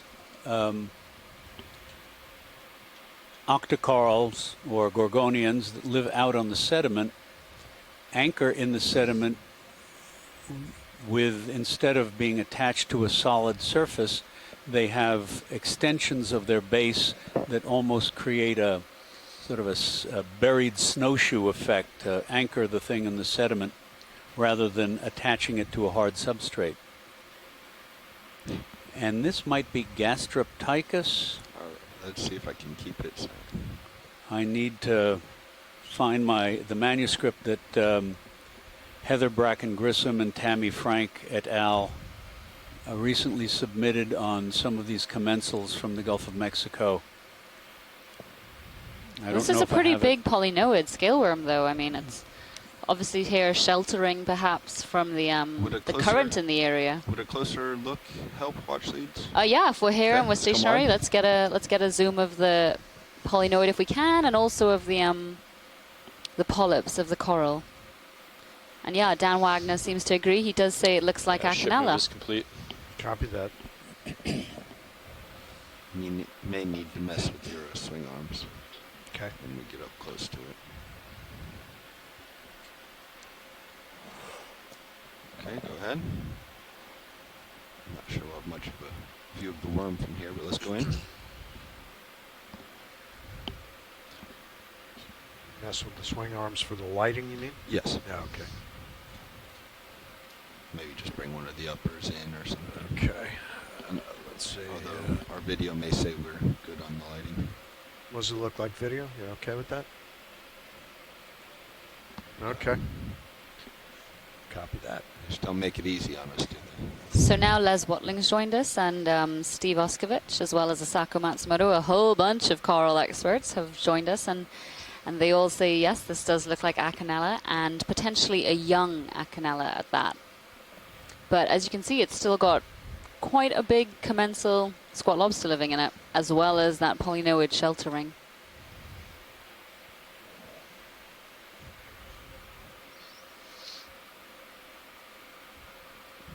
Sure. Yeah, are there polyps elsewhere that are going to be easier for you? Yeah. Yeah, light bottom. Yep.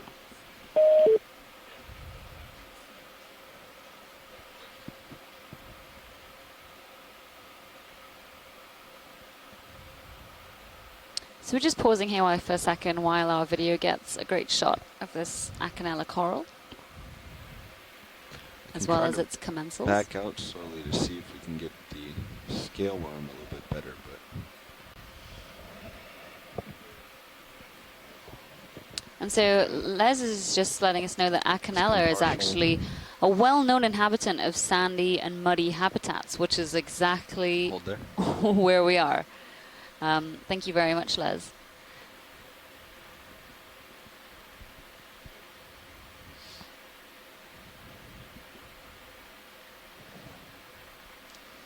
Okay, well, once video is happy, we are happy to move uphill, please. All right, go ahead and snap in real quick video. I'm not sure that helped you at all, but let's go full on the scale worm. Okay. Yes, that's about where we were. Okay. When you're good, let's come wide. Yeah, you could really see the very long chete, the bristles along that purple polychaete worm. So and it sometimes uses those to swim about 200 meters, so through the water column if it needs to escape something, or if it needs to we'll stay with 010. get somewhere quicker than if it wanted to crawl along the seafloor. Oh, something swimming above us, probably a squid. Oh, that's a weird shrimp. What? Is that a pelagic shrimp? Very. Yeah, he's inside my. Yeah, I don't know. Yeah, that The looks clear like color. A surgested maybe. I don't know where he is. He's inside. Don't worry about that. Keep going. He's going to go through the thrusters if I try to find him. Yep, that's. I think that was a pendulid shrimp. This may be another one. Thanks on the for bottom. Snap.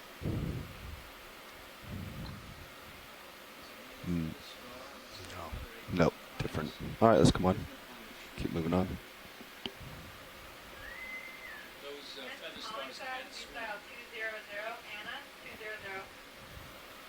And they are wonderful when they swim. Yeah, I was muted. Those feather stars can swim. Oh, okay, I'll say that again. And they are wonderful when they swim.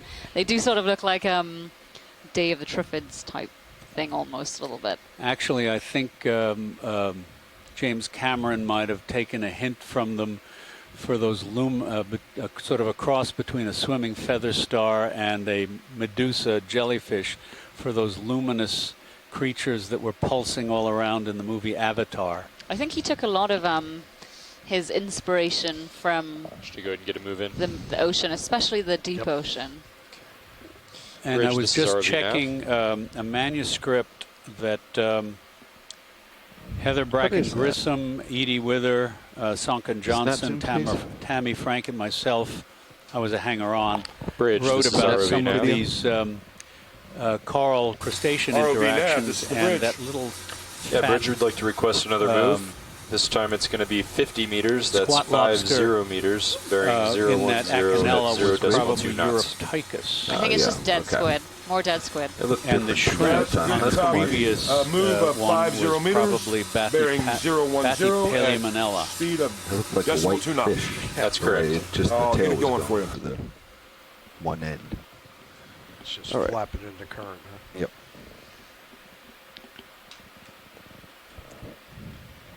It looked to me like the current let off just a little bit. Yeah, I'm not not- much, about 3/4 of a knot. I'm now. not feeling it as much. Yeah.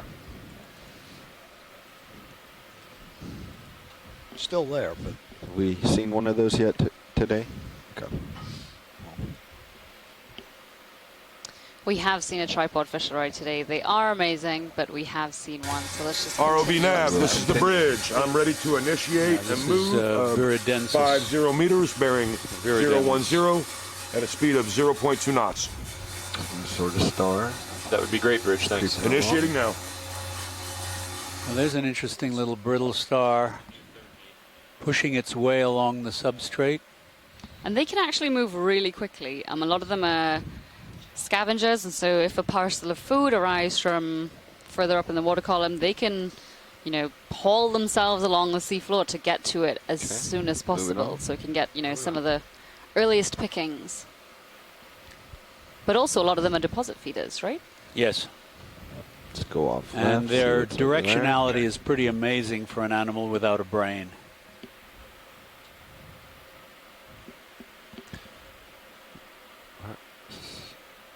Is the starboard wing all the way in? I guess it is. We can try. I think it is. I don't remember where exactly that shows on my frame. Yeah. Well, let me bump it in and see. Don't cost nothing.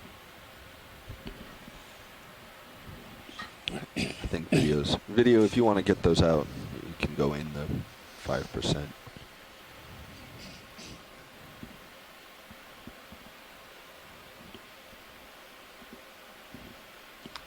Pilot, can I ask a quick question? Go ahead. So, is there a reason that we're moving horizontally? Is it to, hold on. There's a fire drill on ship, everybody.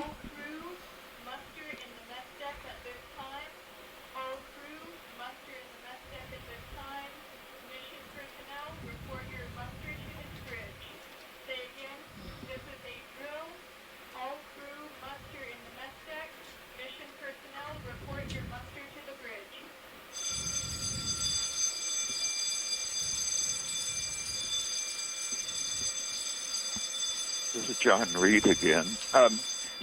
Where we dove to the west of here, I'll get back to you, pilot. in this same depth zone You want me to bump up the between speed, or are you happy with this? And like just go along? 750 and 700 meters. Hey, Bridge, this is We RV also Nav. found this flatter. ROV Nav, this is Bridge. Go ahead, sir. Could we please increase the speed of this move from 0.2 up to 0.3 knots? Roger that, sir. Increase speed from decimal 2 to decimal 3 knots. Thank you. 700 up to 600 All right, we're going to kick it up to meters. 0.3 knots. So hopefully we'll see something vertical again. Thanks, John. Actually, to answer your question, the horizontal movement is just, I guess, sort of half pilot style. It looks like a pretty silver fish, so it's probably either a pilot or a turkey or. ROV Nav, this is the Bridge. We have initiated the speed increase. Sorry, go ahead, Yeah, so pilot. it's sort of just 3 knots. half the Thank you, way. Bridge. I'm Thanks, driving, Tracy. but also we are waiting for Sirius to catch up, so I'm sort of trying to mow the lawn and go back forth as we head uphill. Great, I was but just... if you'd rather have me like point a certain direction as I mow the lawn, or No, that's not why I was asking at all. It was purely so that we could know whether it was a safety thing or we were waiting for a ship move or anything like that, and so that viewers at home could understand why we were doing this. In this movement. case, we were just kind of waiting for Sirius to catch up, and my navigator just actually sped up the ship move so that Sirius will move along a bit faster for us. That wasn't me subtly telling you to move along at all. It was genuinely Understood.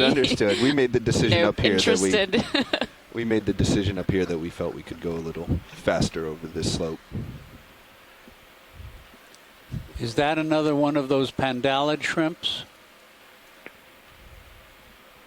I believe it is. That's a mesopelagic Go ahead, shrimp. It's yeah. a common prey item of large mesopelagic fishes.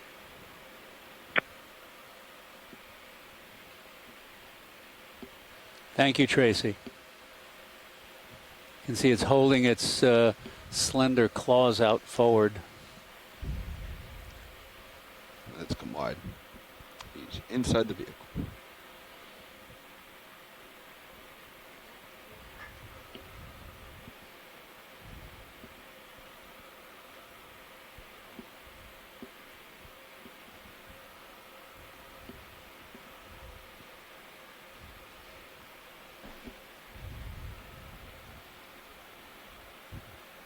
Carrying on.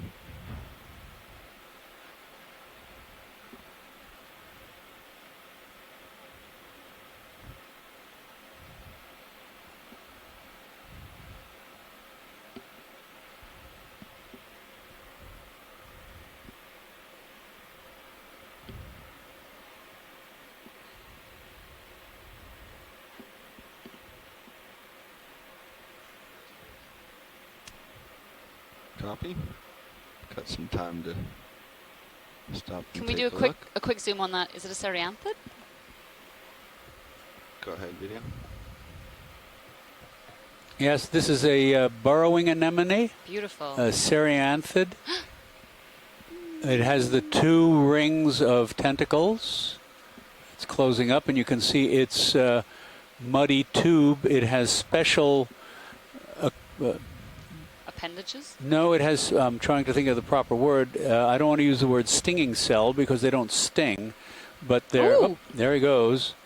They are... it has parallel structures in its cells, parallel to stinging cells, but cool they Earthquake. produce an adhesive thread that allows it to build its tubes.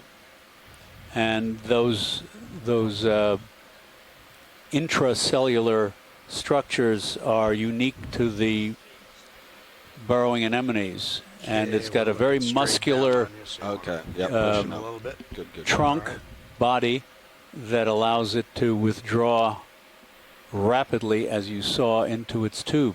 And they're different from anemones Yes. in that, you know, anemones cannot retract Bridge, completely we because have they don't completed our live ship in a move tube. at this They've time. got a peduncle, is that the correct term? The pilots, well, the they ship have a base, move is yes, base. a pedal disc. 50, And so they speed can direction. retract their tentacles, but they cannot retract, as we just saw that Cereanthed do so. And the interior structure of their partitions that divide up their interior cavity are different from typical anemones and from colonial anemones and from corals. Bridge, this is ROV Nav. Go ahead. Yeah, I would like to request another ship move. It's going to be another 50 meters. That's 50 meters. And Tina bearing 010 Molotova at 0.3 knots. reminded me that 50 these 010 at 0.3. structures in the cells of these burrowing anemones are different because the thread is not three-folded but pleated longitudinally. Ooh. Okay, so this is a predatory sponge.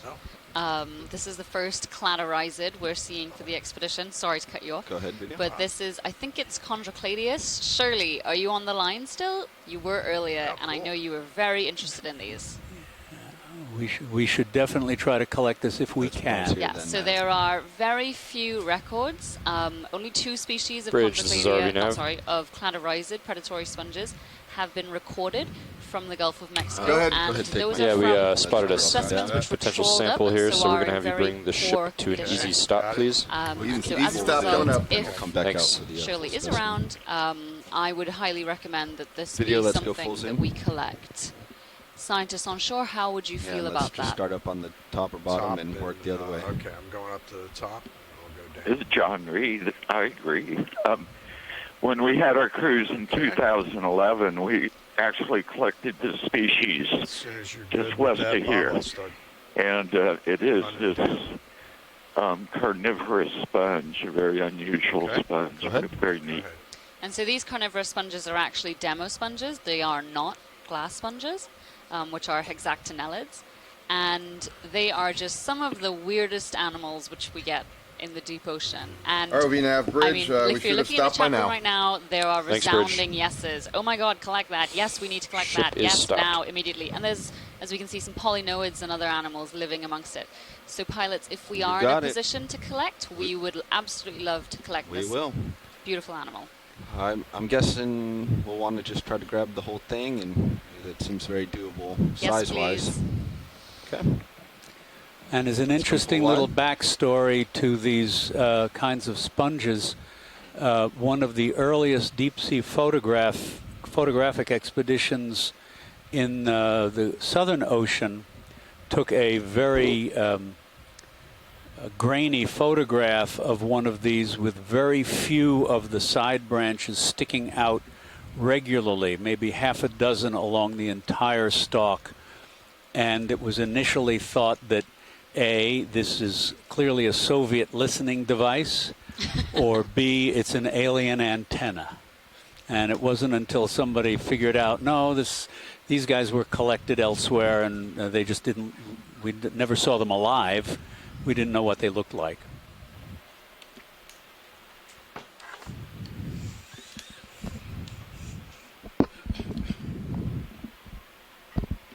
Hydraulics? Hydraulics are up. So Dan Wagner's saying that I've got it looks like Chondrocladia verticillata. Craft coming on. Roger that. Craft is on.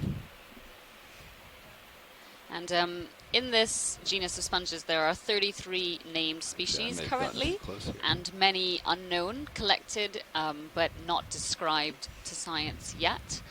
And as I said before, they are some of the strangest and most enigmatic animals in the deep sea, that you can get a variety of morphologies, some which look almost like a harp, some which look like the one we're looking at in front of us, and others which sort of look like a little sun attached to the top of a tiny stalk.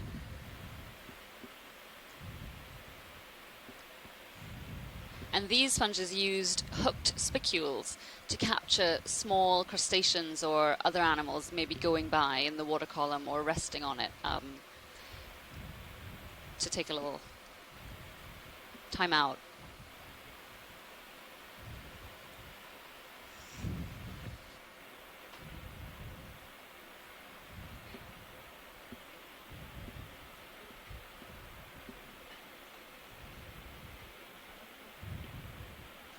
Yeah, we've been calling these carnivorous because they do feed on organisms that are large relative to the normal diet of sponges. Sponges normally feed on particles that are the size of bacteria or smaller. Yeah, they have I can get a little lower on my chambers inside them with cells that bear a flagellum, a little whip, and the undulation of multitudes of those little whips generates a current through the sponge. As I said earlier, some of those currents can filter an enormous volume of water over a period of time. And look all right, guys? They extract these very, very tiny particles from the water currents that are passing through their bodies. Well, yeah, if the whereas sediment these is soft enough, guys you should be able will to dig into it. attach, collect larger prey, and then their cells will slowly surround them and digest them. So I think that may have been Shirley Pomponi who just joined us. And if that's the It case, is. Boy, I'm back great. just in time. This is awesome. Really, really awesome. So, yeah, Chuck, I just caught the tail end of your description of how these carnivorous sponges feed. Did you happen to mention about the spicules on their surface? No, please go ahead and, tell us more. Do we want to try to get a closer look? Watch Okay, leads? so these sponges have evolved just to go live straight for the box? in water where sponges are typically filter feeders, so they can filter out bacteria, small particles from the water and feed on them. In deep water where that may not be, there may not be as many particulates in the water. These deep water sponges have evolved a different mechanism. This particular group in the family Cladorhizidae, and they are carnivorous, and it's just this one family that's like that. And they have microscope. I'm going to take a quick look at this while they're zooming in. There's some scientists who are really interested in polychaetes that may be associated with these carnivorous sponges. There may be a unique commensal relationship, and sometimes polychaetes are found in grooves on the surface of. There is one, Shirley. We've seen a couple on this one. So immediately in the center, you can see one on the stalk. So when you're picking these, when you're preserving these later on today, Chuck and Diva, pay particular attention, as I know you will, to the commensals and preserve those as well. So these have a very small, microscopic, actually, spicules made out of silica. And the spicules are on the surface of the sponge, and they're kind of like Velcro. So if something gets ensnared and trapped, as Chuck Messing said, gets trapped in these spicules, then the cells from the sponge, which are very mobile, they'll move across and completely surround that prey item and digest it. And then if it's something that has like a chitinous shell, like a crustacean, you'll see it basically kind of spit out that shell after it's finished digesting all of the rest of the animal. So these are the carnivorous sponges have not been well studied worldwide, and in the Gulf of Mexico, they're only discovered, I want to say maybe about, was it Chuck, maybe about 25 years ago, I think. So the records of carnivorous sponges in the Gulf of Mexico are very rare. So there was one record in the 1880s, another one in 1920, another one in the 1930s, and then we collected one from Portales, Paris a few years ago as well. So anything that we see here is likely to be well, it's going to be certainly a new record of occurrence and very likely a new species as well. So thank you very, very much for collecting this. And thank you, Shirley, for calling in. We were a bit worried we were going to miss you as we heard you might be in a seminar, but no, thank you for calling in and telling us more. I had to go to a seminar, so I got back just in time, and everybody was sending me emails and text messages saying, hurry up. Thanks, Shirley. Yeah, we can't wait to get this up in the lab. Les Watling just told us that a bunch of copepods can now breathe easier since this nasty dude will now be gone. That's putting it in a different perspective. Yeah, that's what I'm going to try now.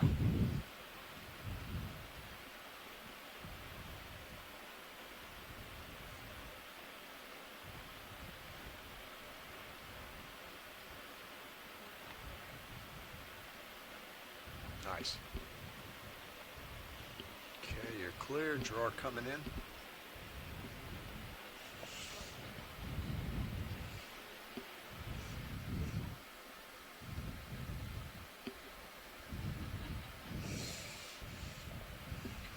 Just make sure we got the drawer all the way in. Fantastic. Thank you so much, pilots, for collecting that incredible specimen. And when you are ready, we are more than happy to continue upslope. Understood. So there you go, guys. Possibly a new species of carnivorous sponge. If not a new species, a new record for the area. A really, really exciting collection for this first dive here in the Gulf of Mexico.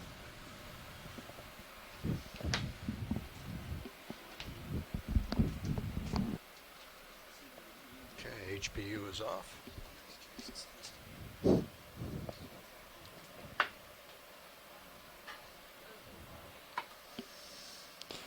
Right, onward. Okay, and you've got cameras back.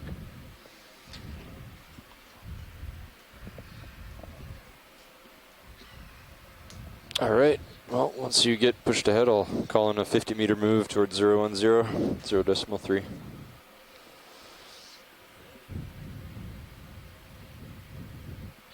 With the soft sediment, I probably could have just kept my wrist how it was and just dug in rather than doing that upside down stuff. Yeah, but then you get a whole bunch of sediment in the water column there. There's just Well, no, I mean, you know, when we're on rocks, Oh, yeah, I've seen yeah. Jeff flip it over to get as close to the base as Gotcha, possible. yeah, But with the sediment, I could probably kept my orientation and just dug in.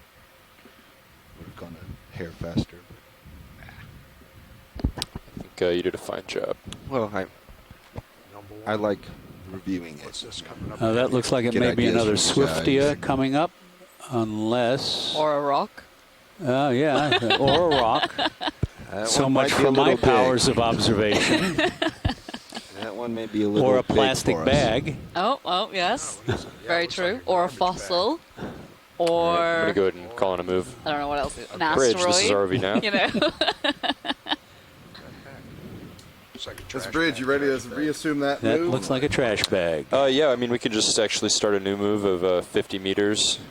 So this is one of the saddest things about exploring the deep sea. No matter where we tend to explore. I mean, I've worked in the Southern Ocean, the Mariana Trench, and really far remote places. And no matter where we go, we tend to see some kind of human impact. And here we have a perfect example of that. A plastic bag or some type of bag sitting on the seafloor at 730 meters off Florida. In the pilot in the upper left, there next to the squid, there's a small fish sitting on the bottom. Okay. Let me get away from this item.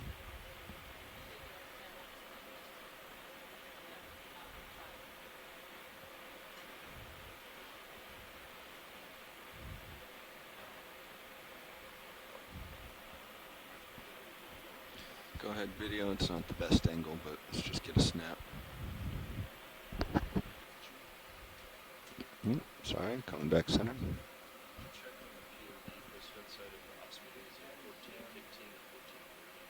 That looks like a, I don't know if it's the same species. It's it's another tripod fish. I'll try to come around. Come on. I just don't. If that is a garbage bag, I don't want it to come up into our thrusters. That might be a fish called a green eye.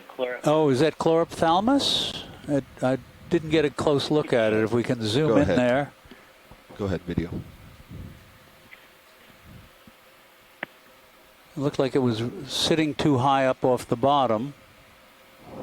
And it looks like it's sitting on its, see, it's got the pectoral fins pointed up.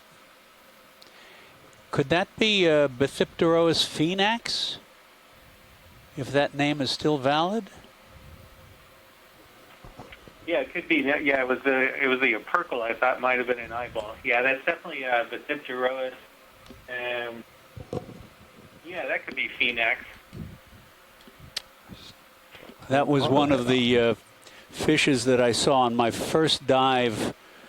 My first dive was on Alvin in the tongue of the ocean in the Bahamas. I got to go because my professor, Frederick Bayer, said, "Ain't no way you're going to get me down on that thing." And we saw the phoenax. Oh, looks like somebody just fell off. I'm a little ice. Was it, or did he poop? Looked like he might have just pooped there.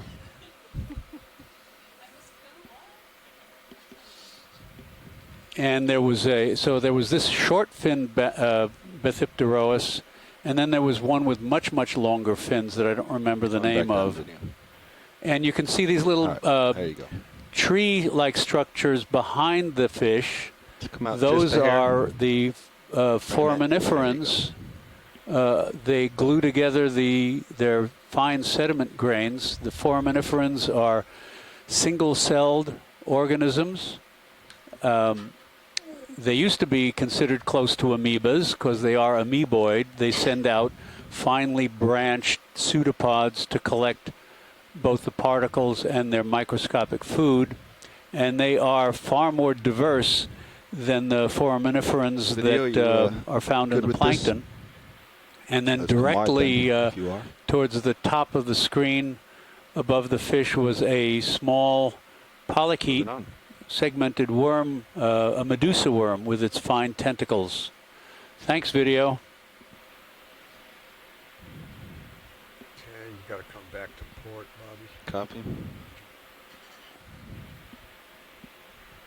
Another feather star, probably the same as we've seen. Hey Nav, do we have any hard substrate in sight, like any sort of cliffs approaching or anything like that?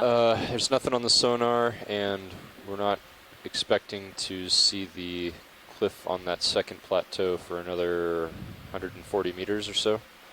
So we're moving quick, as fast as we can across this flat sedimented area, and we'll try to get to the next plateaus soon. That sounds great. Thank you.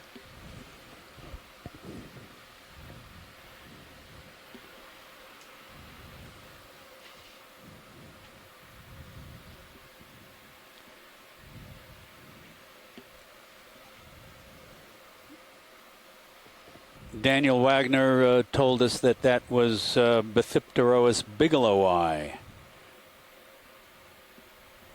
the tripod fish with the short fins. And there's a blade of turtle grass, Thalassia.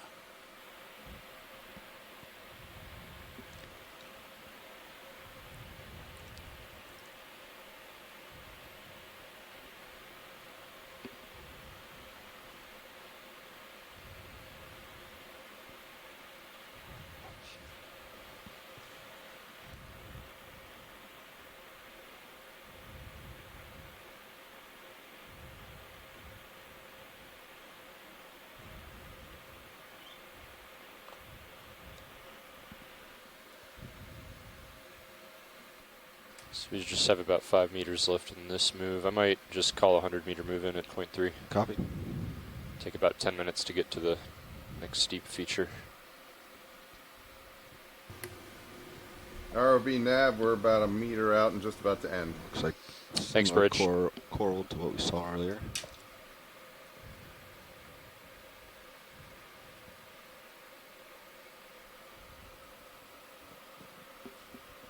this. ROV nav, move complete. All right. Yeah, we're going to call in a longer one this time. I was hoping there was we'd like very 100 cool meters at at the end. 100 meters, bearing 010 at 0.3 knots. Looks like it. Some mucus of some sort. Roger that, 100 meters at 010 at 0.3. Got it. Thanks, Bridge.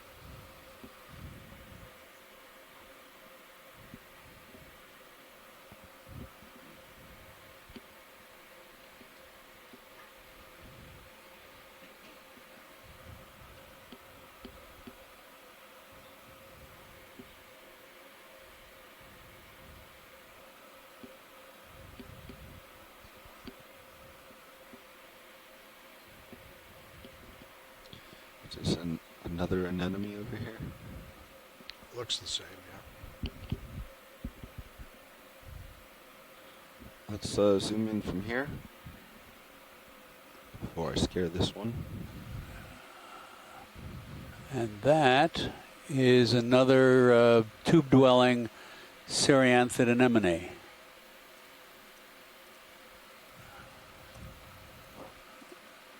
And you can see the outer ring of long tentacles and the inner cluster, which form another ring, is not completely expanded, I guess. He, she, I think they're all hermaphrodites of inner tentacles. Sorry, video.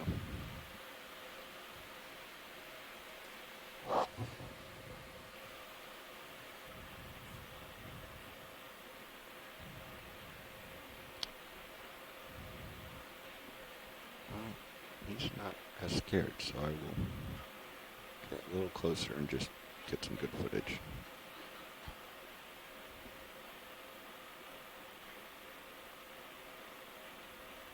Alright, let me center him up.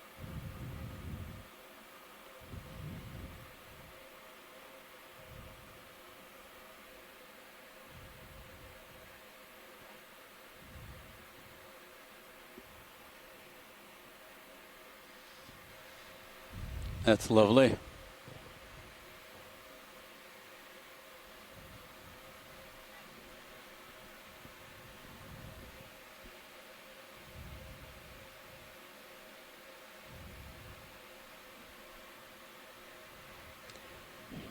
These are extremely difficult to collect because, as you saw, the previous one shot down into its tube and probably to a substantially greater depth than we could possibly grab.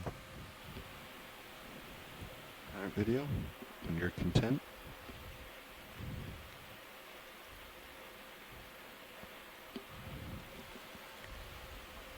I'm not sure exactly how deep, but the tubes can get to can go quite a ways into the sediment.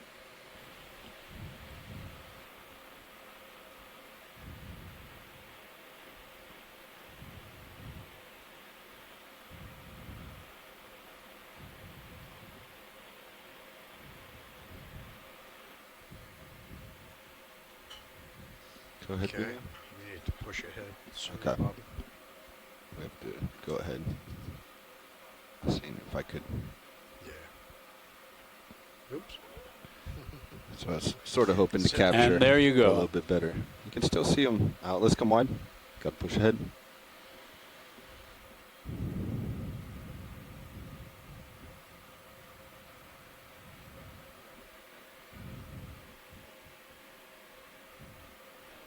Okay, I'm on heading, so.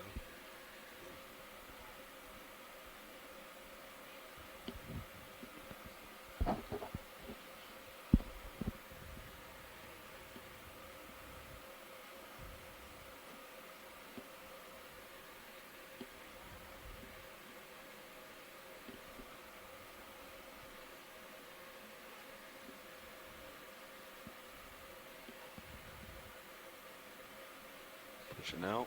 Okay, copy that.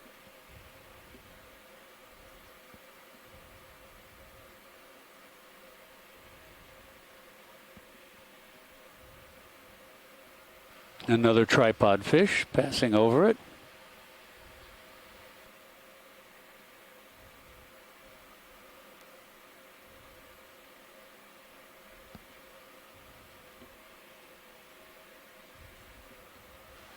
And we're just coming over here. There's a swimming polychaete. Quick snap. Ooh, excellent. Can we snap zoom quickly? Beautiful. This is an absolutely beautiful scale worm, or also known as polynoids. If we could put the lasers on for a hot second. And then, okay, so this one's about 10 centimeters long. That's pretty big as far as polychaetes go. Okay, let's go in. And as Chuck was mentioning earlier, you can see the gold bristles sticking out, also known as chaetae, and it tends to use those to swim. And the what you're seeing sort of pale, he's got two little red eyes up at the front. There may be more that we can't see, but the overlapping structures are stalk disc-like structures called elytrae that cover the upper dorsal surface of the worm. And it's time for there are cilia, microscopic hairs underneath that generate a flow of water for respiration. That was great. Thank you. You're welcome.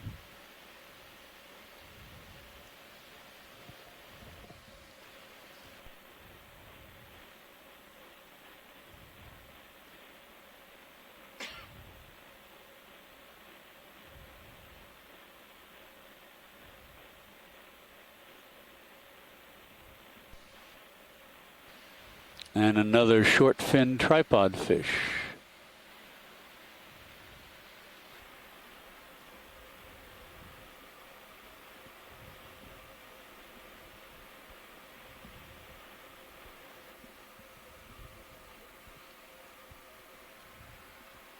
So we're seeing in the chat, we may have noticed this, Chuck and I on board, but sometimes in habitats like this, you tend to notice these meter-long scour marks that can be, 10, 15, 20 centimeters deep. So kind of like this one we're approaching right now. And yeah, exactly like the one that the dead squid are lying in. And those, it's thought that those are actually reminiscent or were formed by beaked whales, which dive down to depths much deeper than we are now, at 720 meters. I think they can go down to over 3,000 meters depth, and they scrape along the bottom. I'm not sure why, I don't want to say the wrong thing, but they are known to make these meter-long scour marks in quite regular patterns along the seafloor. I'm not sure, it could be to, scrape off parasites or to scrape up food off the deep sea floor. I'm not sure. I'm not sure if someone on shore knows, or it could clarify in the chat or call in. But I think that is what some of these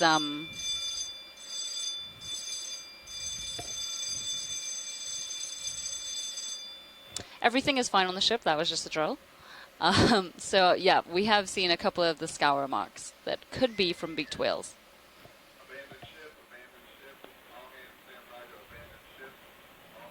Diva, this is Kevin Rademacher. The beaked whales have a diet of squid, so they may be going down and picking up some of those ilex squid off that are sitting on the bottom. Great, thank you, Kevin. But I remember hearing that there may have been some theory that they actually also scoop up stones. Is that true? Something about digestion and having stones in their stomachs? Maybe I imagined that? Said I'm going to change my heading. That's a possibility to help them with breaking down the tough tissue from the squid. Over. When I get to your edge. Okay, well, we are all going to keep our fingers and toes crossed for a beaked whale down at these depths. That would be really amazing.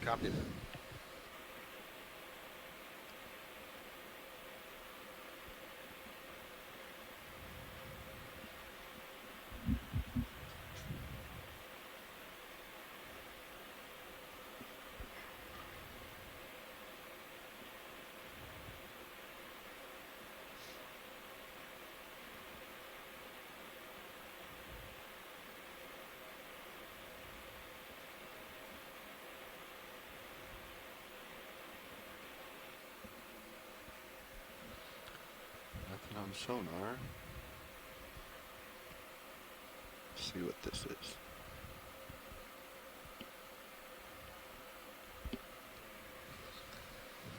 So we don't want to make the wrong identification again, as we did last time, but this could be another piece of trash. Snap. Yep.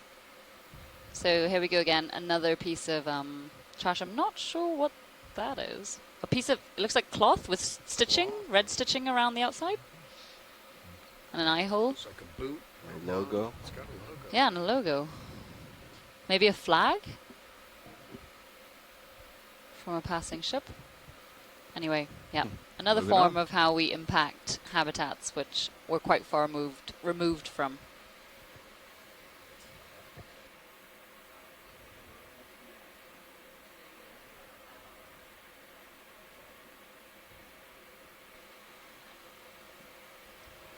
Navigation, are we on the platform between escarpments? That's correct. We're on that flat area between the two slopes, but we are approaching the base of the second slope on the second plateau. Thank you. So we just passed another Acanthocaris, seeing out its burrow, another, more of these dead or dying squid. So this move is almost complete. And so I think quite as maybe the we'll nav put in and like a Chuck just told us, 50-meter we're going to move be approaching the second at 0.3, and I can slow it down if we hit a soon, feature. ROV nav, we are complete as you surmised. where we should Thanks, see Bridge. some more hard We're gonna substrate and prepare therefore another move. some more corals and sponges Standing and by. other sessile animals that attach to these areas. And we just passed a very dead squid alongside of a just dead squid. All right, Bridge, sorry, that was VNAV. still intact. Go ahead. Is that what we're doing now? Yeah, we're going to do a 50-meter rating move. That's stages of 50 death. meters, Death bearing and 010 decay. at 0.3 Circle. knots. Got it. 50010 at 0.3. Thanks, Bridge.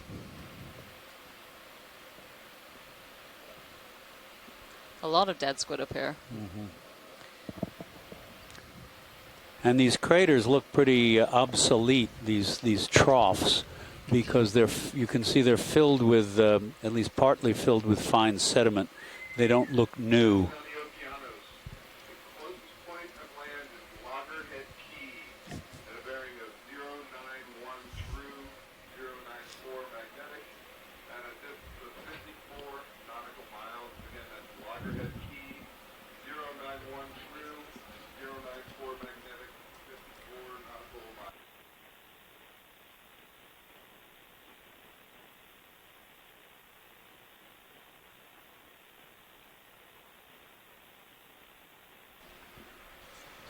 Now this is interesting because we haven't been keeping exact track of the count of squids here. Kimberly may be doing it, Looks like I'm getting out. but I've noticed that we'll go through areas where there are a fair number of dead squid, and then we'll pass over an area there are none or hardly any, and we've just gone through an area where you could see 4 or 5 in a single field of view.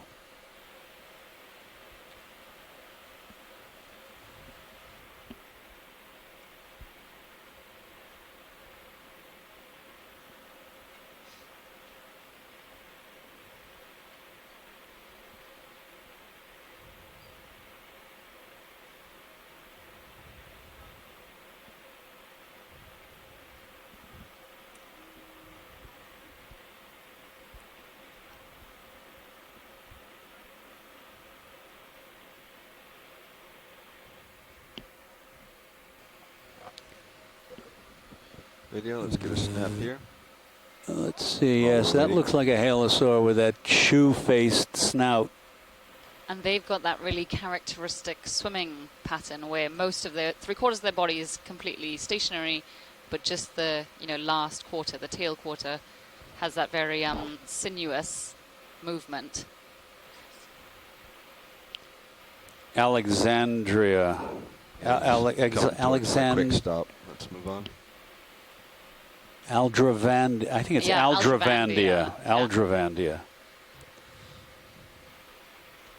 Yeah. So this cone was interesting, or this crater, I should say. Oh, so that's got a massive Acanthocaris standing up inside of it. in a very defensive position, like we've seen previously. It's Just guarding its its burrow exit hole and behind or it. waiting for any unsuspecting things that may swim by. Look how But I circular mean, it is on yours. it has quite enough food in the area. There are enough dead squid lying around. But that is a classic posture for this animal. Oh, there are two. Oh, yes. Oh, so this could be like a pair, you know, in their home. Doing their thing. I've never seen that before. I don't know much about these animals, but I've never seen two of them Bridge, this together. is RV now. Very Do interesting. we think that hole on the other side is connected? Yes. Yeah, that's the Can we exit. please slow the ship to Great 0.2 observation. knots? So 0.2, slowing down. It's not a Thank you. hole that ends somewhere down Just in slow the ship down to 0.2. in the sediment. Blindly, right. These actually do have a second entrance or exit, and that, of course, gives it leeway in terms of movement, escaping, and so on. Yeah, that's a classic burrow with the broad area at the entrance and then a narrower exit. But I don't know if anybody can help us out whether the males or females are the larger of the pair. Oh, but the second one in the home is covered in barnacles. She has lots of or he has lots of not nice-looking things on it. I think those are barnacles. They could be. Which may indicate that that it hasn't molted in a while, and that could be because related. Oh, another drill. Okay, so yeah, the one behind may not have mated. Not okay. Yes, let's just start again. Those are on the rear. The rear of the two lobsters are scalpelliform barnacles. You can see some of them have their cirri, their feeding appendages, expanded in a little fuzzy, hair-like fan. Some on the antennae. So I'm trying to see. She has her tail tucked I thought we might get that squid. Oh no, maybe not anymore. I was go going to back say in. maybe she had eggs, but she has not. Nope, she has no eggs, as we can see. She gave us a very good view of those pleopods, and they are empty. But she, I'm assuming, she is the one behind. She has a lot of barnacles living on her shell, which indicates to us that she has not molted for a while. And I know crustacea usually do pair up before the female molts, All right, video. and that is It's time because for me to when they molt, she move is on. as soft and supple as possible, and that's usually related to the time when mating happens. That's a cool So shot. that could be why we're seeing two in one burrow, and one which is in a very old catch the squid. I mean, shell. is squid a prey for What's these it? guys? Exoskeleton. Exoskeleton. Exoskeleton. Are the squid prey for these? I mean, could we see it reach out? Conceivable. They are blind, so I mean, they would have to do really well. All right. Is that the one? But you never know. Uh-oh. Could be like some kind of ninja Swam squid. right through his. No, doesn't look like he's This going is for it. only All the right, first dive. He's a little distracted. Yep. I need to carry on. Okay, that was great. Thank you, pilots. Of course, as soon as I turn away, he's going to grab. No. All right. Got to move on. That was a cool shot. Getting pretty excited about a predation event. Can we take this is rock outcroppings here, little stones. That's a promising like they sign kinda for go up. what's to come. I have a few minutes. trail Let's going snap. You could Yeah, follow it just up. a quick snap Yeah. zoom. Yeah. Let's go ahead. Snap. Yeah, little bits of rubble with overgrown with. There's a feather duster worm or something like it. Looks like Um, Spellids. I'm not sure. Probably encrusting Foraminiferans. That looks like a Sibellid feather duster polychaete, a pair of them.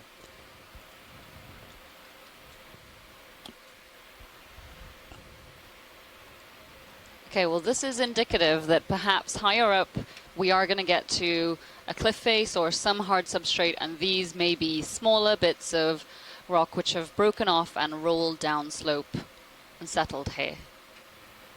Let's come wide. Yeah, we are And more dead squid. well ahead of schedule, so we'll keep it at 0.2 and Copy. mow the lawn. Yeah, things are starting to get a little bit more interesting. Hey, watch lead. This is RV Nav. So we're well ahead of schedule here. I think we're going to be reaching waypoint 2 maybe a little bit earlier than we anticipated. If that's the case, do you want to just continue across the top of that second plateau? We've completed our move. Is that a starfish? Any of these 3 things to look Oh, at? and there's our first sea star. ROV Nav, you copy? We have completed the ship move. Bob copy, Carney Bridge. mentioned in the chat that he saw some carbon dioxide bubbles. I missed at those. What depth would you prefer? But this is a goniasterid, possibly something like Sorry, at what Ceramaster. depth would you prefer to do that? Would you just at the top of this, the edge of this plateau? Also called a Cuban cracker. Go ahead. Okay.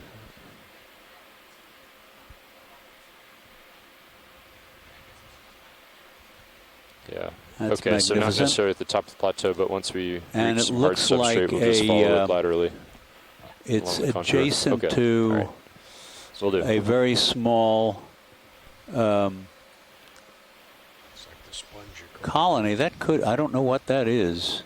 Maybe a Next to it. Carnivorous? I thought so, but they have little, they look like they have little full? Shirley. tentacles. Let's see. Are you there? Those are, looks Help me like, out. yeah, it looks like a cladorizid, doesn't it?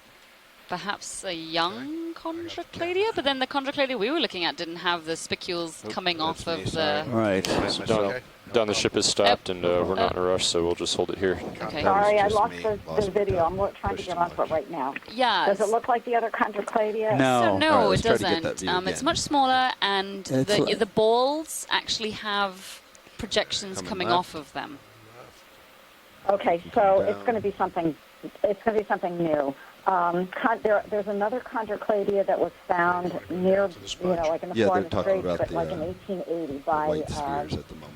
Schmidt. It could be that right there. as well. I'm desperately trying to get back onto the video. Stand by. So, Because those sea stars will eat those things.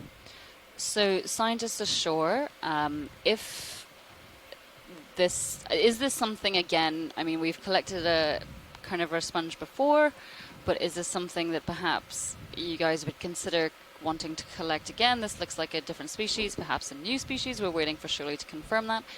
But we can collect up to 6 specimens during the dive, or samples, sorry, and we will likely reach hard substrate further up that could yield new and interesting things. Of course, we have 2 samples in the bag. Would this be something that would be of interest to people to collect, or would we prefer to move on?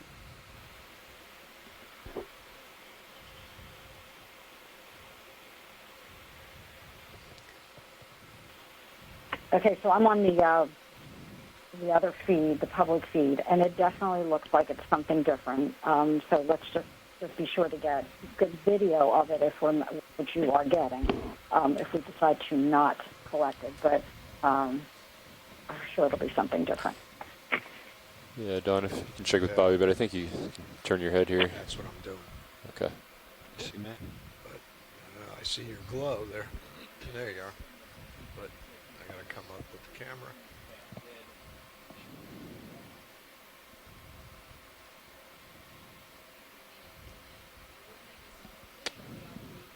Don, I don't suppose you'd be able to reach over and tap my joy lock button, would you? There? Yep. That's good.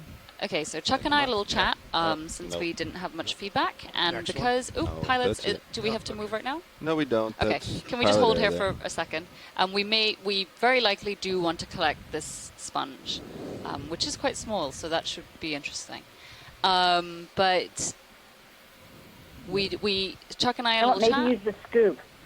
Can you use the scoop on it? Can you come up a little bit? Yeah, pilots, would you be more comfortable using the scoop here? I mean, whatever you guys think the is scoop best. would definitely be the optimal way to try to collect both of these at the same time.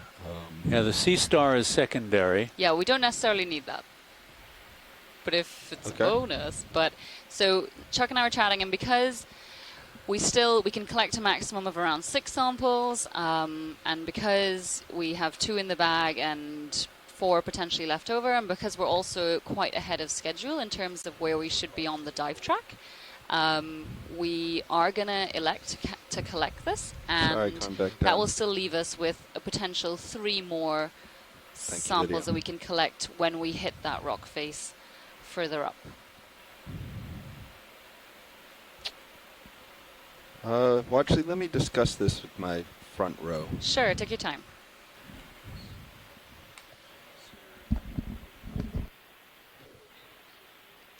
So this could be an abyssocladia, which has not been reported from here. I'm just checking my notes. Shirley, is it possible that we're seeing all of those fine needles protruding from the spheres because this is a dying specimen, and I don't know how these are constructed. Are those spheres on Chondrocladia, for example, are they all mostly tissue, or are they impregnated is not the right word, infiltrated with lots of spicules? It's mostly cells and tissue, and those projections it's kind of like a starburst. So those are all cells from which there might be spicules as well. So it's not indicative of something that's that's dying or degenerating. Okay, thank you. Welcome.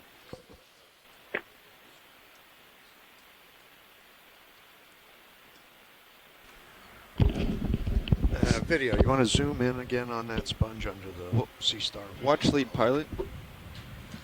Go ahead, pilot. So we're talking about it up here. There's a little bit of concern. Yep. This thing is very small. So cradling it with the jaws is maybe dicey. Hit or miss. Yes. Yeah. So we're thinking the catch with the scoop is the port boxes are definitely the optimal ones for the scoop. Mm-hmm. If you don't have a problem combining this with one of the port boxes, we could do that. Otherwise, it's going to take some time to see if we can put it in a starboard bio box, and there's also then no guarantee that we'll actually be able to, if that makes sense. Yeah, we would be absolutely happy with combining it, and we don't really have a preference as to whether it should go in the inner or outer, so whatever you guys can manage. I wouldn't want to keep the 2 sponges isolated? You're okay combining this sponge with the one we just sampled? Yes, we can tell them apart. Oh, okay. Would it be preferable to go with the pieces we collected earlier? Honestly, you gave me my first belly laugh. So, hold on. Shirley, what was that? No, nothing. That's okay. Okay, yeah. We're happy to go with whichever bio box you want. If you want to put it into the one with the bryozoan, feel free. It's your call. Mostly we just wanted to say if we go starboard, it's going to be a lot more time consuming than if we were able to combine with port. Okay, well, let's put it into the one with the bryozoan, please. Video, you want to back out, go wide? So if this looks like it might be an abyssocladia, which has never been reported from this area at all. There was one collected off of Bermuda and another from the Mid-Atlantic Ridge. So if this is in fact an abyssocladia, I don't know if it's a new species, but for sure it's going to be a new record of occurrence. And as I mentioned, there have been very rare collections of any carnivorous sponges, and they've all been from the Florida Straits in the 1870s and 80s and 1930s. Thanks very much, Shirley. Yeah, exciting stuff.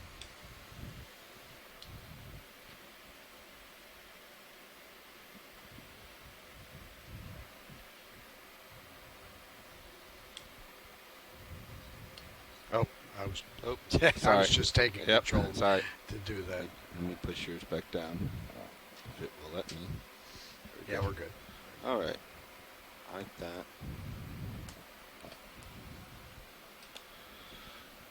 Okay, let's give this a try. All right. Get you rolling here. And hydraulics are spun up. Okay. Arm coming on.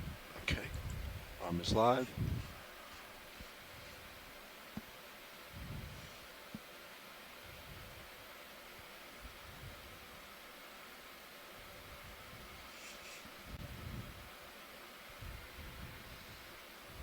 bring that wing inboard?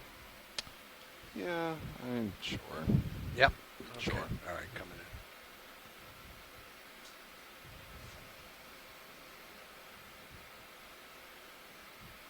in. Okay.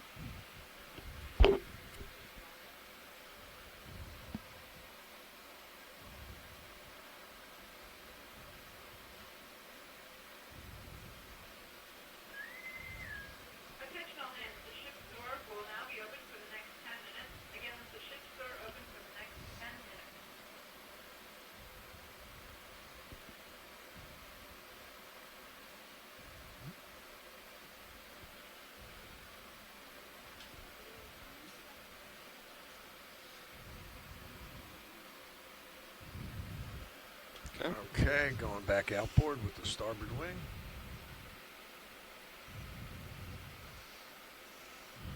Yeah, sending up here. An interesting thing about that sea star, it belongs to a larger group of sea stars that are characterized by having peculiar spines on their upper surface. Each spine is a little sort of nub, and it's surrounded by a ring of shorter spines. So under the microscope, the upper surface of the sea star looks like a field of flowers.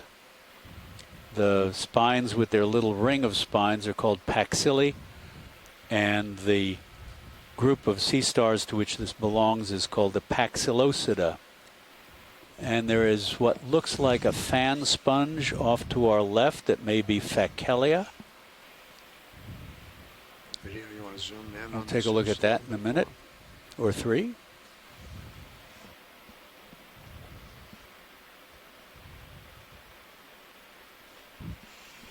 All right, video, let's go partial. Hold there.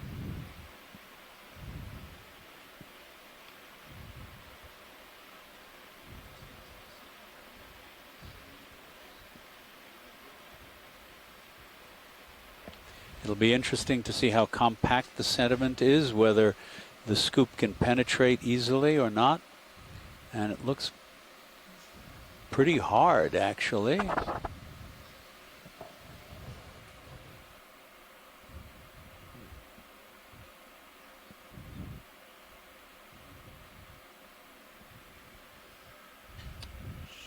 Let's come wide. Yeah, it's not letting me dig. Mini Zeus also. Video, can you zoom in on Mini Zeus? Can we tell if it's there? Hold on a second. I think it's gonna come out. There we go. A little bit more to. Should let the dust clear. I think I see it under there, but.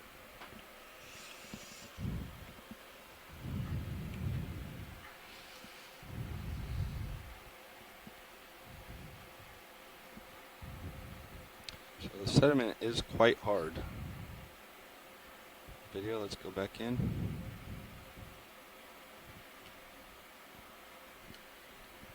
Video, let's go in on Zeus. I got your camera right.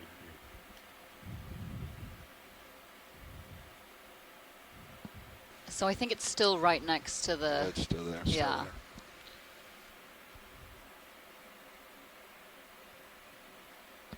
Yep, it's still there.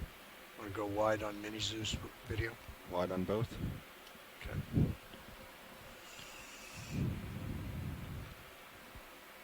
Okay. I have to do a little more. More angle on it now.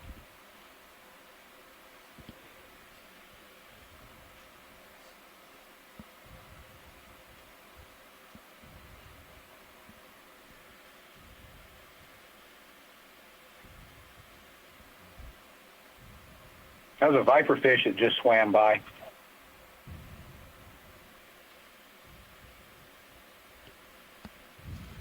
Missed that one. What do you think, Dan? What if you use the fingers to loosen up the sediment around it? stir it up and then try to scoop it. Doesn't look like the scoop is penetrating. Or scoop straight down on that edge, like a chisel around it. Just something to break it up a little bit. Yeah, maybe. I don't know. It doesn't look like a crust. Let's go partial video. Let's try to locate it. Okay, it's still there, but we knocked off everything. It's on top of it. Moved the starfish. It's on top of the starfish, yeah. Oh. But are the important parts of it still on it? I don't know. Swing to port and then zoom in some more. Yep.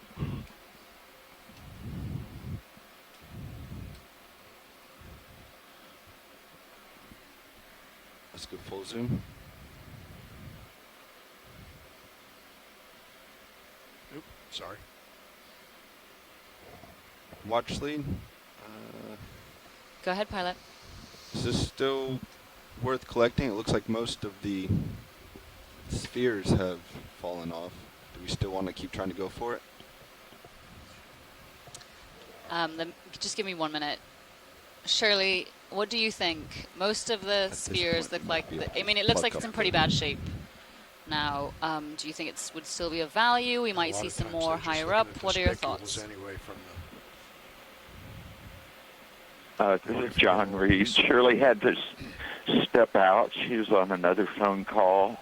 Okay, if that's the case. I work with Shirley. Uh-huh. I don't know. This looks pretty bad. Yeah. Not much left of it. Yeah. It's really up to you guys, depending how much time you have to spend on it. So I think we're going to take the chance, and if there are, so pilot, I think we're going to take the chance if there are more higher up. We would love to collect some later on, but for now, let's leave this one. Okay. Please. And thank you for trying. Roger that.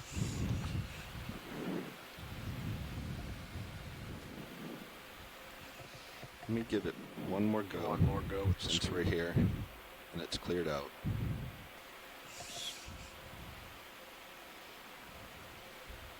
Give it one more scoop. If you can't do it, then go.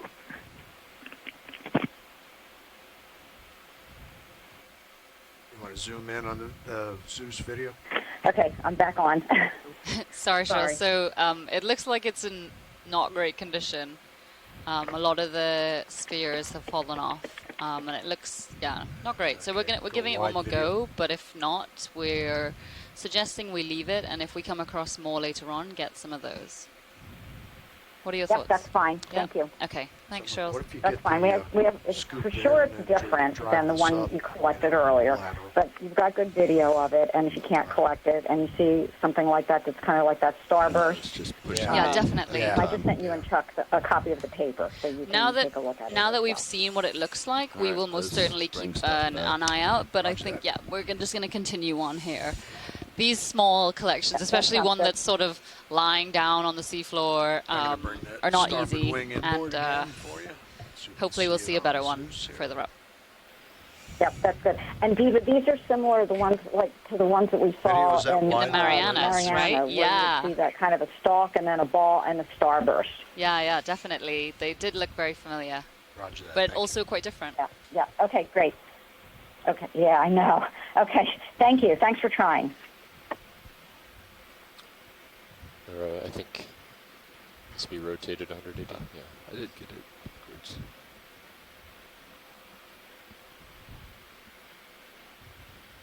I'm going to move Mini Zeus for you also so you can see what your arm's doing.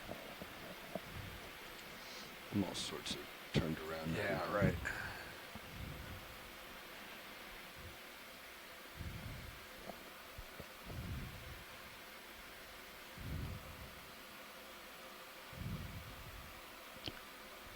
Just let go and then push it in with your fingers.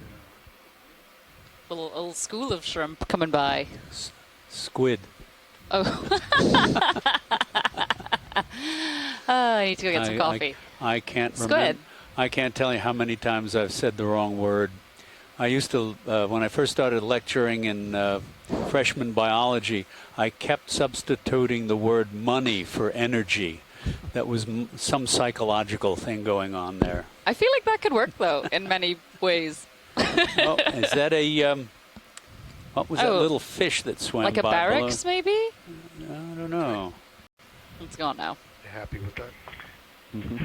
Okay. It looks like Gonna a go Mediterranean outboard with the roughy. Mm. Yep.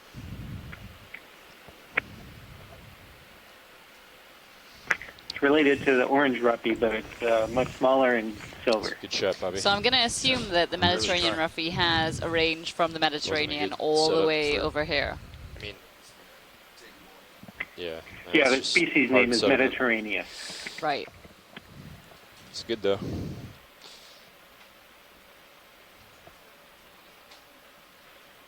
Where I'm completely lost. Okay. So there was a little Fakelia fan sponge that we just passed, and now way a off line our of heading, rubble. so Interesting how this lines up. I'm going to come back around to I'm not enough of a geologist to say why that happens. come up a little bit. And more squid.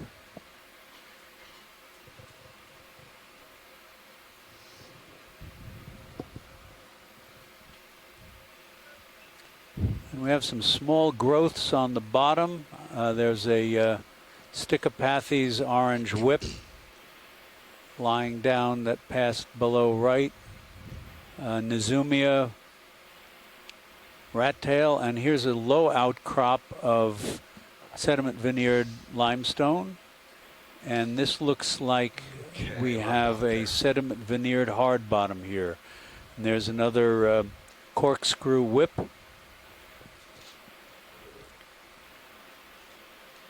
So definitely low relief, irregular, eroded, sediment veneered limestone, lots of concavities. And that may be a Swiftia passing by the center, and a larger cobble.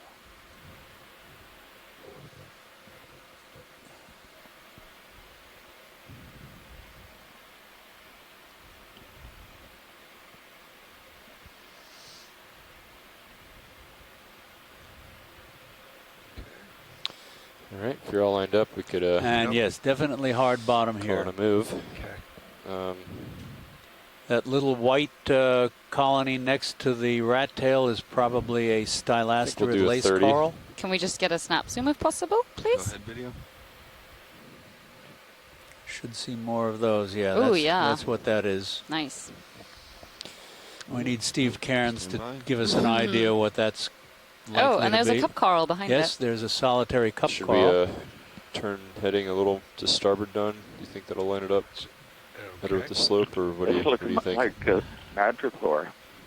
Oh, you are very right, John. Yes, you're right. 'Cause You it are can't- 100% Can we right. have the laser on this? So for a minute? Madrepora Yes, oculata, oculata. tends to have these very distinct, which we didn't Zigzag. notice, exactly, zigzag branching morphology. Right. Very good, John. Thank you. And this is quite a small colony compared to how very, very big they can get. And the larger colonies can be, whitey pinky as well.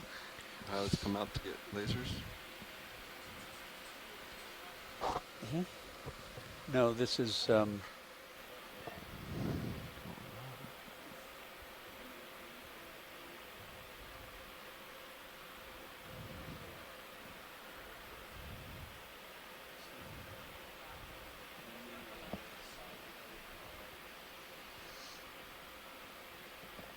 Okay. Come on.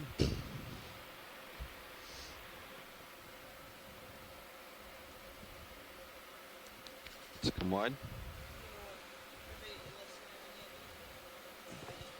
Fish.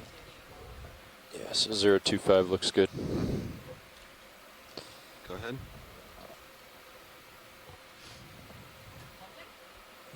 No. Yes, yes, yes, yes. So Chuck and I Bridge, seem this is to ROV think nav. this This might is be a codling. Oh, and a sea ROV nav, this is the bridge. Yeah, we'd like to request a ship move. And also of Brookstar. 30 meters. That's 30 meters, I bearing think- 025 Hake? at 0.2 knots. Okay, thank you, Tracy. Yeah. Coming up to investigate us. Great shot. Ooh, got some Yes, teeth there. Very ROV much. nav, this is the bridge. Ooh, and then I you can see a copied parasite move on its 30 right meters, side. A little red bearing tiny of parasite just 025. below the... I did not copy the speed, The sir. fin is... 0.2 knots. 0.2. Yep. Oh, beautiful. It obviously I'll go likes, right back with yeah, you. likes the camera. Let's go video. Let's get the parasite. Yeah, let's get the quick in. parasite quickly. Oh, so that's Yep, an isopod. That is an isopod parasite. And that red you can see is blood? Probably. Cymathoid, maybe.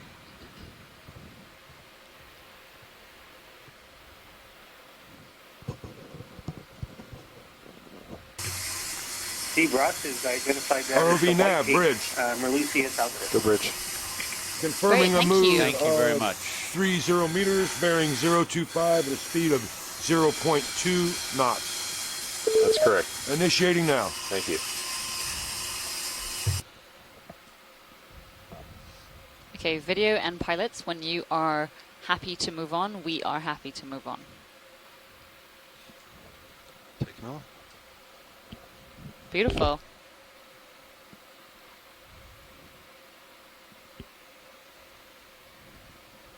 Okay, If only Bob, all copy animals new could heading pose like 025? that. Okay.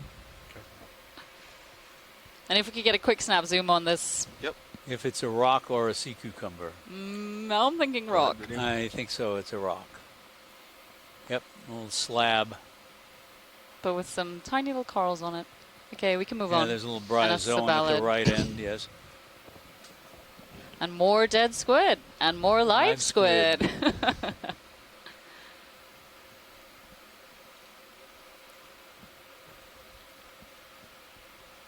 Yeah, Ooh, this is a low big relief. burrow here. I don't know. What we have here is there's an eroded hole in the limestone. It's a thin veneer, and then somebody dug out the sediment, the coarse sediment from underneath. It's quite a cavern it's got Yes.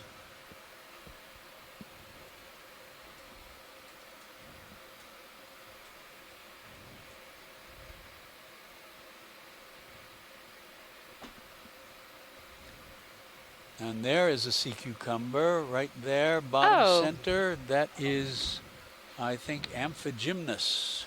Which is a diamatid or a synallactid? I don't know. I was going to say that's Ophanergus. You think so? I think it's we collected something very similar to this, so I'm guessing Amphigymnus. I don't know the one that you're referring to, though.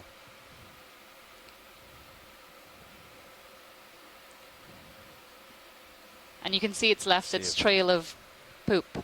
Yes. Okay, moving on. As it's a deposit feeder, so it walks along the sea floor, hoovering up and numbing all the D2 sediment, sonar range as at well as 50 the meters. phytodetritus that may be in the sediment. And then as it moves along, it can just, you know, ingest what does it need to. Yeah. All the sediment that's inedible. Oop. Boing. Another red crab, right? Right. Red crab had a brief encounter with a squid there. And it's Chasian Chasian quinquidens. quinquidens. And this is the largest assemblage of squid we've seen.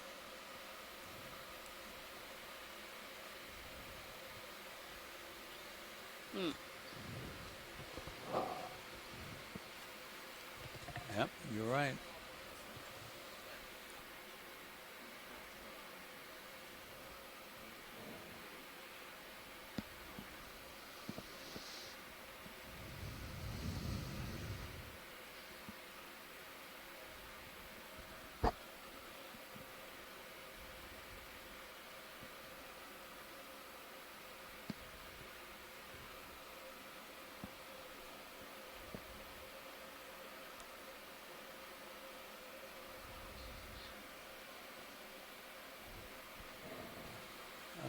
Those may be, can't tell. Can you zoom in on those little stalks, please?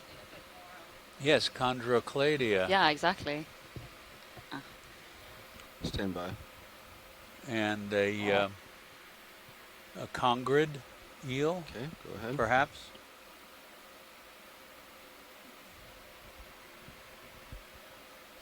It's just so funny that this exists. You know, there's so few things that look like this on land. the same as that first one, isn't it? Yeah, this is beautiful, great imagery. Again, just kind of keep going up that stalk so we can see if there are any polychaetes on there. This is the same as the first sample that you collected, and it's most likely Chondrocladia verticillata. There's another species of Chondrocladia called concrescens, but I think this is verticillata. That may be a polychaete down near the base. But whether that would stick around if we collected it is another story. Video, is that full? And seeing as we have one I'm already. not suggesting that. Just so we can document it for the record. That would be fine. And Chuck, you'll notice now the spheres on this sponge don't have those projections. Right. That's something that's on that other sample that we got good video of, but we're not able to collect. And I've just sent a copy of the screen grab to a colleague of mine to take a look at, see if he can confirm at least the genus of that other one. Okay. I'll ask you about that later. He had sent out some images from dives that were done nearby here, further to the northwest, in 2011. He was talking about them at the beginning of our dive today with the kraken, and he had an image of one of these Chondrocladia-like sponges, and it also had two scale worms wrapped around the stalk, and it may be even this next one also has a scale worm. So I wonder if there's some relationship there, or if it's just... In fact, a colleague of mine at the Natural History Museum in London is working on just that relationship, and he observed that in the paper that was published that included the sponge that we collected in 2011. That was Chondrocladia verticillata, and so the picture that's in that publication, which I think, Daniel, is that you talking? I think someone actually put the reference to that publication in the chat logs. So if you look at that paper, you can see the sponge that we collected in 2011, and you can actually see the polychaete on the stalk of that sponge. And this one looks like it has tiny little hydroids growing on it as well.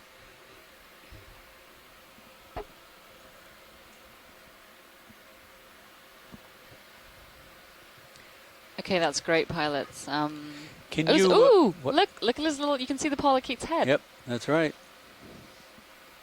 So that looks like a little polynoid, and we're getting a great shot there. Do we have any more zoom? If not, okay. A great little shot there of it crawling out to do and stuff. No, it's okay. Don't worry. Let's carry on. And can you, before we move though, can you zoom in a bit on the substrate? Because we had a question about whether this, yes, it does look like it might be coral rubble, sort of cemented branches. As well as some pteropod shells. Yeah, pteropod shells. And so you see sort of branching cylinders, irregular cylinders, and that looks like it is most likely coral rubble, possibly Lophelia, but I can't tell.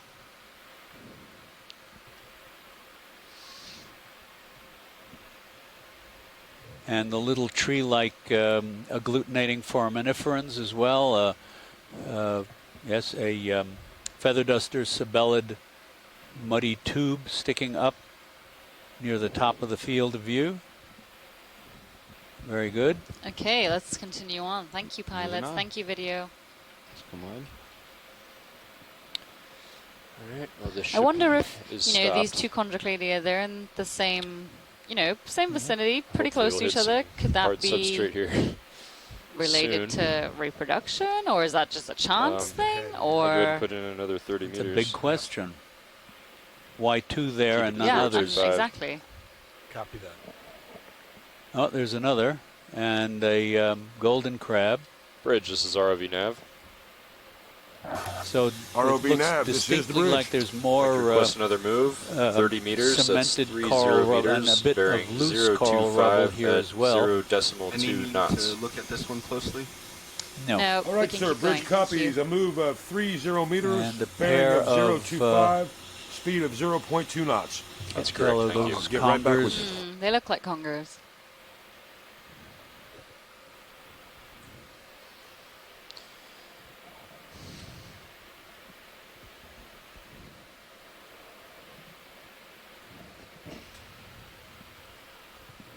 West of here. Okay. The lights on that, the color on that ctenophore, by the way, is not bioluminescence, although they are bioluminescent. All right, Bridge, can we please bring the ship to an easy stop refracted and diffracted light from Bridge the copy. from the Stop here. ROV's lights. Thanks, Bridge. You're really welcome. beautiful. And again, you can see where there are lots of movies that draw inspiration from the Abyss. That being one of the movies I'm referring to. Can we move? Hold on. Sorry. So the pilots are just about to do a change. Okay. So let's give them a minute or two. You're steep there.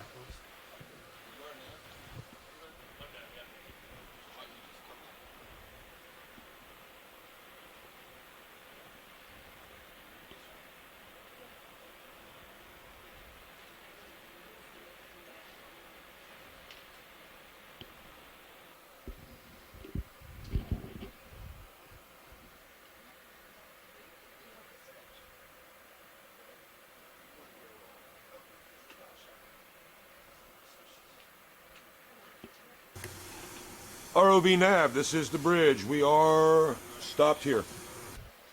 Holding current position. Thank you, Bridge. Roger that. Got a new navigator. This is Levi. Hello, Levi. This is Scott, and we are holding current position.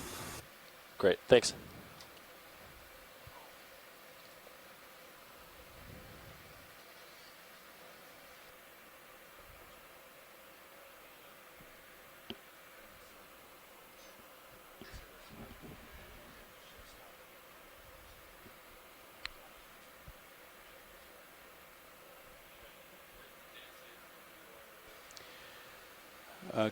Kimberly Galvez has written us in the chat room that there are lots of dead coral rubble fields, quote unquote, of these kinds of scleractinian stony corals like Lophelia in the Strait of Florida on the other side of the peninsula. And she says what's known to cause these fields, the die-offs, can differ from location to location. Maybe the current regime has changed over time, it no longer supplies a sufficient source of food, old age die-offs, and just because they're at the surface of the sea floor does not necessarily mean they have recently died off. These skeletons could be easily thousands of years old. Pilot, are you settled? Yes. Okay, so if possible, we would, when we were a little way away from the escarpment, from this particularly steep section, we could see there was one area which was quite steep, which we're right in front of right now, which didn't have a lot on it, and then there was another area that had, okay, no, that was to the left. And then there's this area we're facing now, which was the dead Lophelia. And so if possible, we'd like to try and run sort of where we could have a view of both. So right now in your field, you can see both. You can see the rock to the left and the dead coral to the right. So we're in a really great place, and if we could just kind of continue this trajectory up the slope, that would be great. Yeah, copy that. Oh, I see the line in Yeah. Sirius's view, yeah. All right, Roger that. I think we just saw, I was tipped up there that you can see the top And of the Tracy has suggested that one of the fishes that came by was another, I guess, Ophidiid, Basozetus, or Monomytopus. I apologize if you guys already talked about this earlier. I was away for a bit, but yesterday, Chuck, you were noting that it looks if like we Sirius dove in has this particular stopped, area so on that's the wall, it's possible that this part of the escarpment would be in the lee of the major currents, and so perhaps we wouldn't see quite as many suspension feeders as we are elsewhere. I think maybe I'm seeing a black coral there on the right as I talk, Cirripathes or Stichopathes. At any rate, I was going to ask, what are the currents like down here? It looks to me like this marine snow is not moving very much. Right, and then I'll go up to the black coral. Yeah, Scott, you're right. There doesn't seem to be a great deal of water movement. Okay, coming in. And a lot of the coral looks like it's in situ, and some of it looks like it may even be, well, quite large. I guess that's all Lophelia, more or less in situ there, very eroded. There's a little bryozoan colony and a black coral whip. and I guess that's a congrid eel. It's coming tight. Okay, coming I in. don't know whether we are Waiting for on the the fish. relative to the loop current, whether we are down current or not, you know, shielded from the main flow. But in any case, there must have been flow through here at some time to support this density of coral. Looks like you get 2 samples, port in or port Whether out. that was, you know, just at the end of the last ice age or 500 or 50 years ago. Don't know. Yeah, coming over for the coral. That bryozoan was not the same species as we collected earlier. Okay, come on in. Okay, coming in. And Nav, our previous Octocoral? heading, I Yes, guess, told yeah, you that's an 025, octocoral. but now that we hit the Any escarpment, suggestions? Like, it's more like possibly some kind 010, of Plexaurid. Yes. The sort of Okay. typical Gorgonian About sea 15. beds. And it's got a little commensal shrimp in there. And they can't convert it. I just Okay, haven't coming in. seen any that are this color. That's full zoom. Is this important enough to collect, if we could? I would like to see if there's anyone off in the Cordes lab. They're more familiar with the fauna, or maybe Daniel, if he's still on, if he can say something about whether this looks recognizable. You can see the individual polyps with their 8 tentacles, and they're very tall relative to each other and the tissue that they're extending from. Plexaurids, in general, seem to have a somewhat shorter, squatter polyp. And to really nail it down, what we would have to see is whether we have what's referred to as a kind of a crown of thorns, or a very spiny group of needle-like sclerites that are up around those tentacles. And I don't see that from this perspective, but that is something you would use to identify it as an Acanthogorgiid. And there are certainly other possibilities. I'm just going to look for a bit here. Is that as close as we can zoom in on this? I can get closer. Brilliant.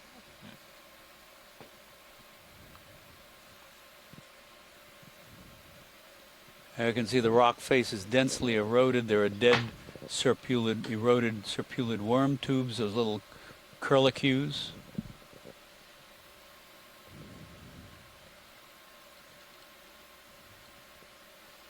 Do you want me to come out pilot as you set up? Nope. You can leave it. Yeah, pilot's not in a rush, as the end of the dive track is 70 And meters I away. guess that We have is 90 minutes, so Europtychus. 0.03 knots. A little so squat lobster in there. We got time.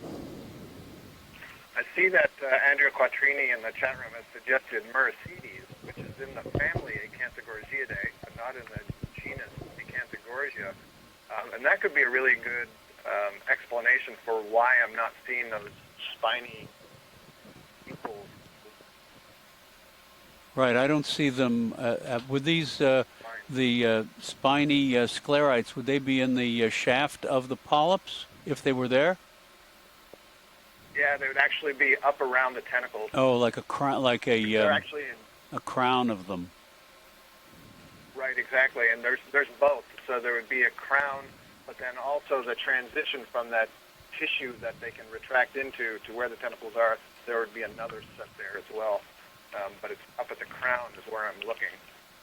But Meracetes is possible. Andrea says that it's not familiar to her, and she has certainly seen a lot of the octocorals in the northern Gulf. Daniel's saying it looks similar to one that was photographed at similar depth. So let's check out what he has to say. He's got a link. Thanks very much.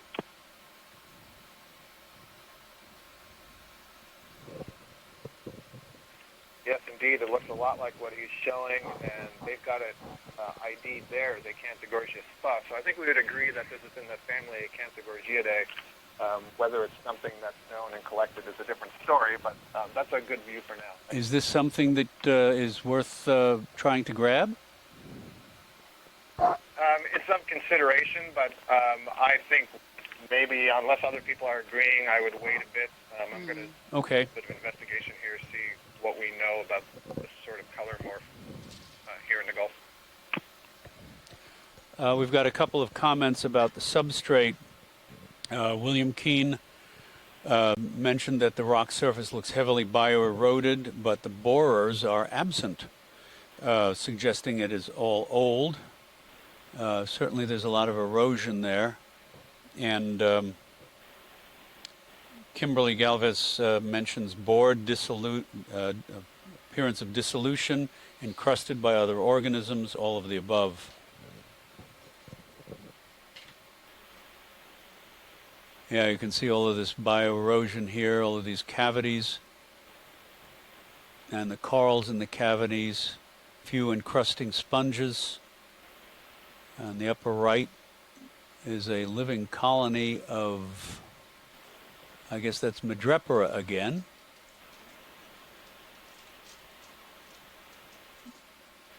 Or is that Lophelia? That, no. Looking at that branch there, it does still look like Madrepora. Okay. Yeah. Still not clear on them sometimes.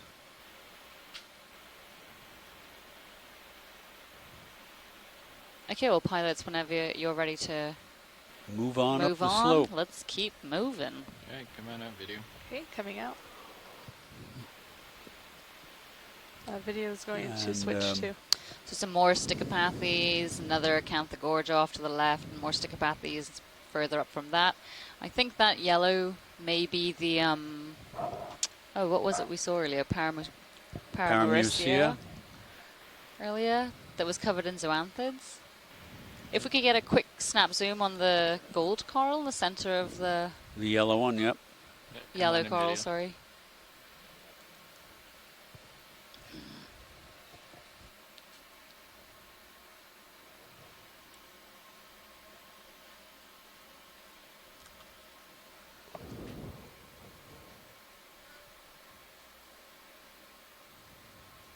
Almost certainly a species of Paramaricia. Right. This is another octocoral in the group of sea fans or Gorgonian fans, and I was noting earlier on that purple one we were just looking at that it had very slender, thin polyp columns going up to the tentacles, and I said in comparison to your typical Watch, Lee, is this your navigator speaking? They have more squat. We got here a little bit quicker than we thought we would. Would you like to spend that time kind of on this steep section, or would you like us to keep moving towards waypoint 2 to the flatter ground, and then with what time we have left, kind of keep going slightly uphill on the flatter? Okay. No, I think we should move slowly up the steep slope. Okay, great. Yeah. Absolutely. Come on out, video. That sounds perfect, yeah. So all right, come on out. Thanks. Oh, up left, we have some what looks like live coral, and more of it up top center, perhaps. If we can zoom in on any one of those, top center looks better. Coming in. Yep.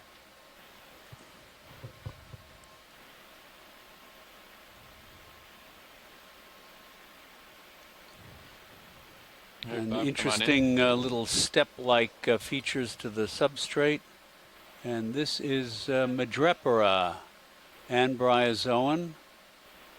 And a dead, no, that looks like, yeah, it could be. Hydroids. This is Madrepora oculata. A different color form, I think, isn't it? No, is it? No, it is. Yes, you're right. And there is that hole in the center with a Unice polychaete in it. They frequently occur with the Lophelia. And you can see his peeking out at us with his tentacles. Yep. Yeah, sorry, what was that?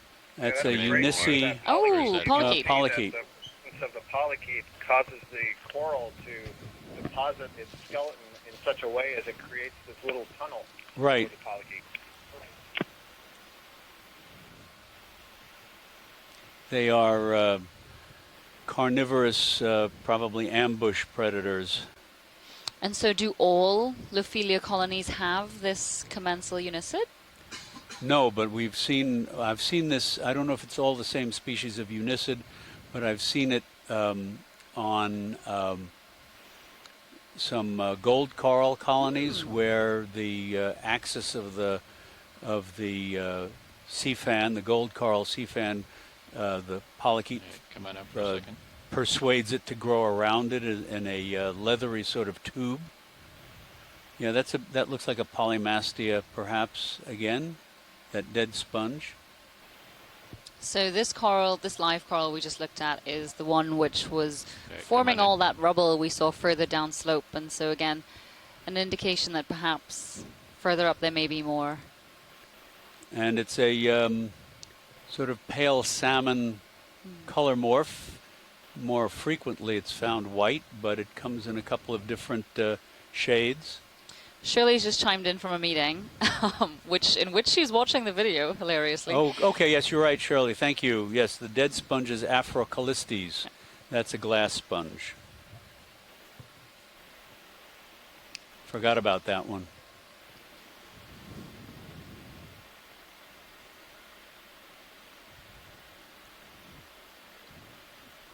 Come on out a little bit.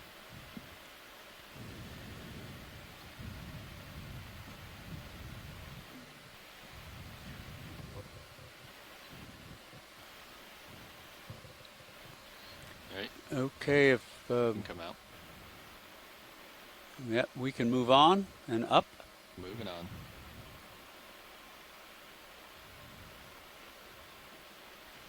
And still more squid around in the area. So as we move upslope, we can see, some more Stichopathes whip corals. That bright pink up to the left is likely an Anthomastus. And some more Lophelia as we're climbing up, both dead and alive. One among the corals, we have a snap couple of big divisions. So the stony corals, like Lophelia, the sea anemones, the colonial anemones, are all part of a group that have their internal structures and tentacles in multiples of 6, whereas the sea fans, and the black corals as well, whereas the sea fans, and there are a couple of lovely solitary, there's a big solitary coral that looks like Giovannia possibly, and that... I'm not sure what that spiky thing is. I'm not sure what that spiky thing is. It might be a... Shirley, if you're watching in your meeting, do you think that's a sponge? Not that we're going to try to collect it, but out of interest. That looks like another, like a starburst carnivorous sponge. Yeah, exactly. Okay. Like what was the genus she was just telling us? Abyssocladia, there you I go. think. Yep. Okay, that's great, pilots. If we could carry on, please. All right, come on up.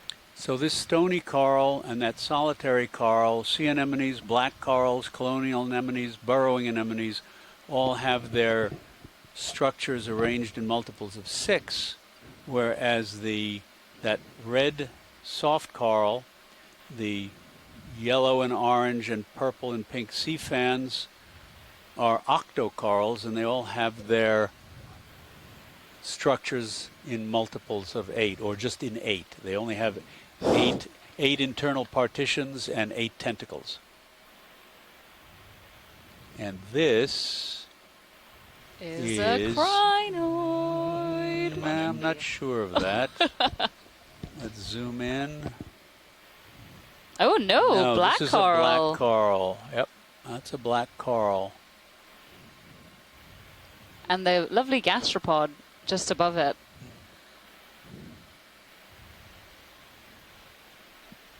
Oh, yes. That looks like it might be. I've seen a black coral disguised as a crinoid before. Yeah. Clearly a case of mimicry. But on whose part? Right, yeah, exactly. So that gastropod, I want to say not Colubraria, maybe a turrid. So Daniel Wagner is saying that the black coral could be a potential collection choice. Okay. There's a lot of question marks in the chat. Myriapathidae, perhaps, Scott's saying. But yeah, I've looked through the Okeanos animal guide, and I'm not seeing anything similar to this. So this could be something interesting. Scientists ashore, how do you feel about that?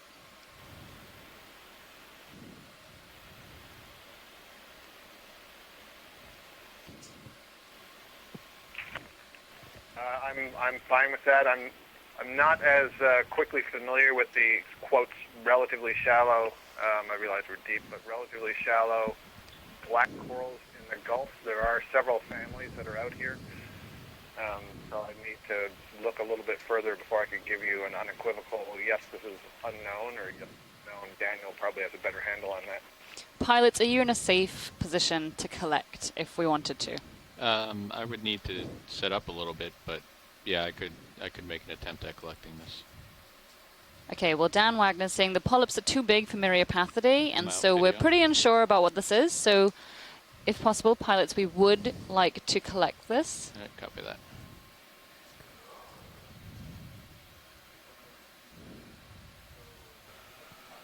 HPU is enabled and ramped up. Thanks, Bobby. Starboard side is going to be where it goes. Either inner or outer. This is going to be interesting.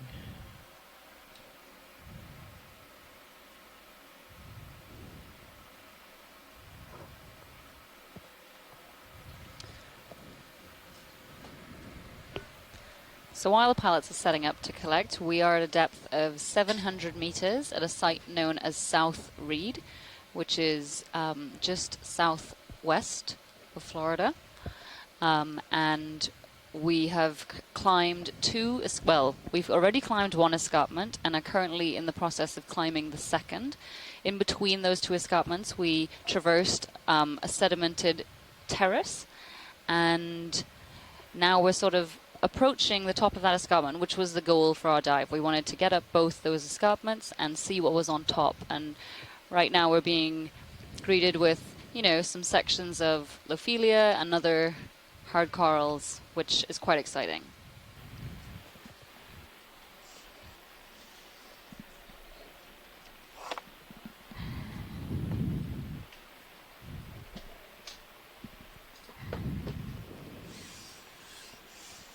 Hydraulics are up. See if we can Ready get for that mini other Zeus? camera up. Yeah. Yep. Taking control. Coming right. Off stick.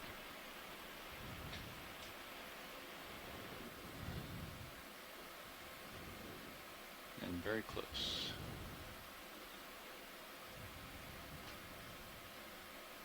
Is there any thing we want in particular, or just a good size snip? If you can, as much of the thing as you can. We don't know how it's branching, so as close to the base as possible. Okay, copy that. Just to make it that a little bit more difficult. Yeah, of course. Yeah, I see this as being difficult to get those branch points, so at least we had a good close-up to note that it is coming out kind of in a rosette. That'll be important for the I could try to pluck it. Yeah, that might work.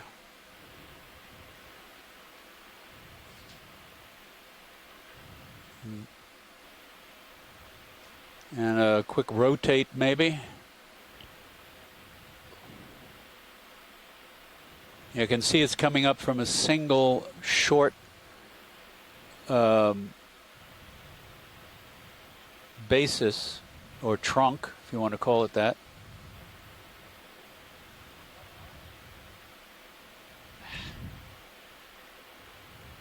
It's on there pretty good.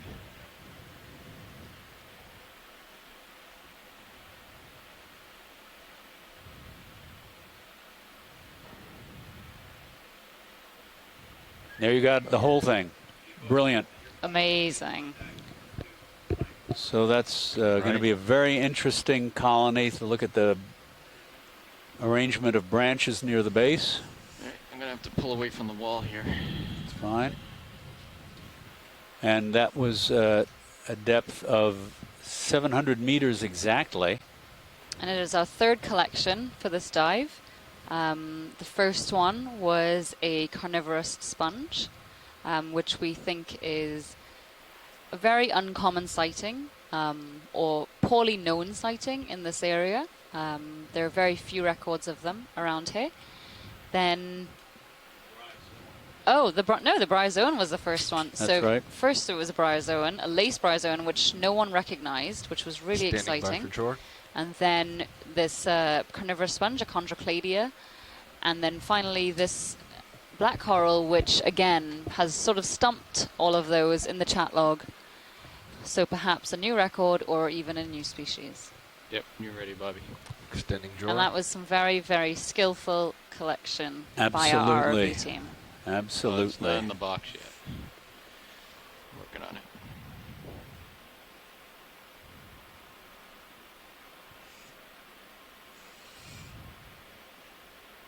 Drawer fully extended.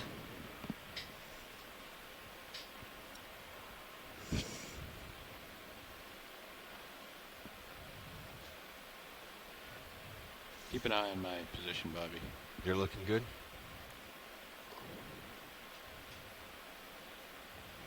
You're dead center on Sirius, looking good. Drawer to retract. Just gonna pinch that one in the drawer. Okay. All right. And that went into the port inner. Starboard inner. Starboard inner. Starboard inner. Pins retracted, centering up mini Thanks very much, pilots. That was really, really great. Yeah. Okay, we clear to move? We good? All right. You're muted, by the way, Bobby. Oh, I just haven't been talking to you, sorry. Pilots and video, when you guys are happy to move, we're happy to move. All right, copy that, Science.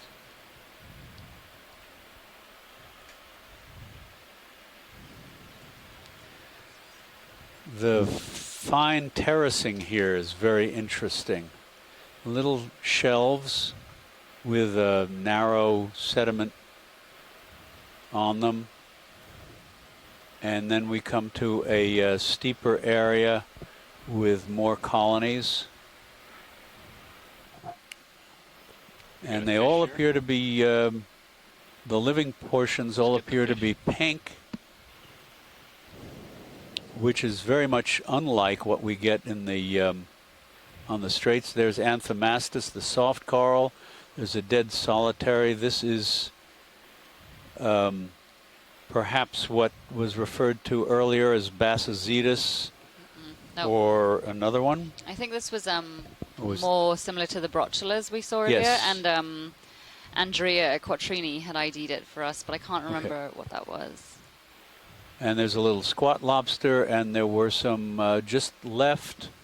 There are some Plumarella primnoid octocorals. There they are, feathery fans. So again, that's an indication that the current is moving. The mean current direction is along the slope rather than up and down. There's a large fish in that Come on in on that fish. cave.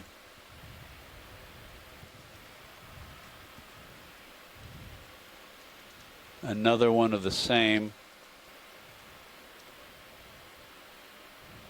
Yeah, Chuck, from what we're seeing on the ROV, there's definitely a cross current. And there is a pilot says there is a cross current detectable from the ROV. Okay, that's coming up. Galatheid squat lobster.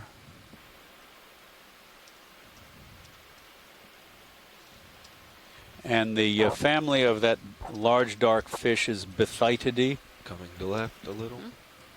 And we have a couple of glass sponges, one top, one off to the right. Those are Afrocalistes. Lovely, delicate glass sponges. Oh, it's not the same Bithytid as before. Sorry. Thanks, Andrea.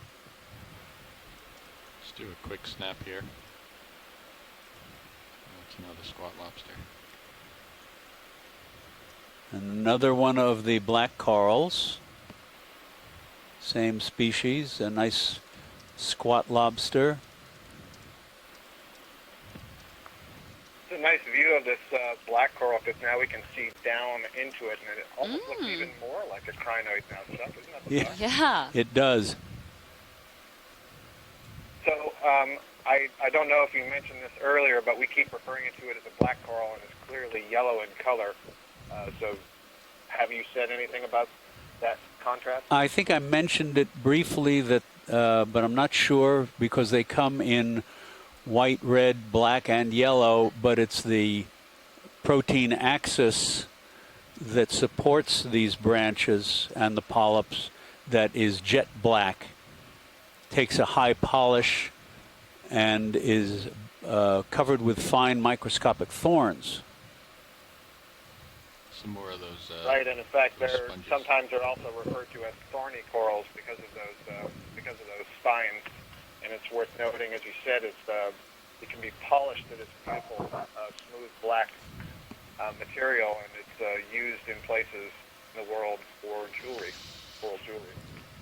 Not necessarily the Somebody moved the ship a couple meters, or Right, and there are some more of those little spiny carnivorous sponges under the branches of that yellow-black coral. Okay, coming out. Yep. Hey, this is Shirley. Yes, that's correct. So you can get some good imagery of that. I know we'll never be able to collect those because they're in an odd location, but just get some good imagery, please. Thank you. So and as we're heading upslope, we can see, we're starting to see a higher density and a higher diversity of animals.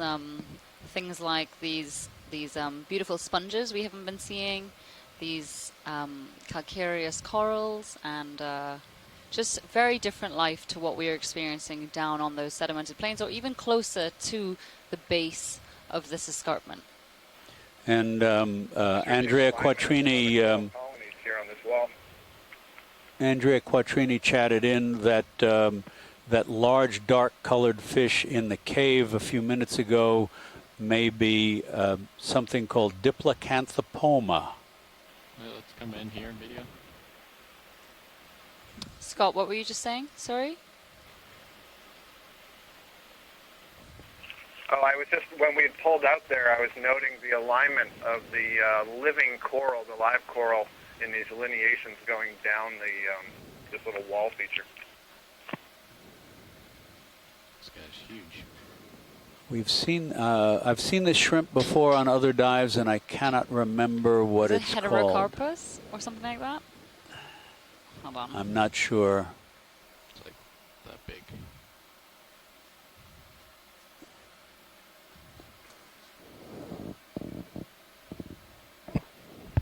Yeah, so I think this is a pandalid shrimp, Heterocarpus. We used to see these quite a lot in the Marianas, at least the genus. I'm not sure if it was the same species, probably unlikely, but they look very similar to some seen in the Pacific during the last couple of years of cruises. And this is, we're guessing Paramuricea, is that correct? The yellow octocoral fan? Yes, Chuck, that's what I would suggest that it is, the genus Carnivorous. Right. And that's a chirostylid squat lobster, and behind it the little carnivorous spiky sponges. There's a large solitary coral, white and pale brown, just to the right of the fan, and another one just above, I want to say possibly Javania, but I'm not certain.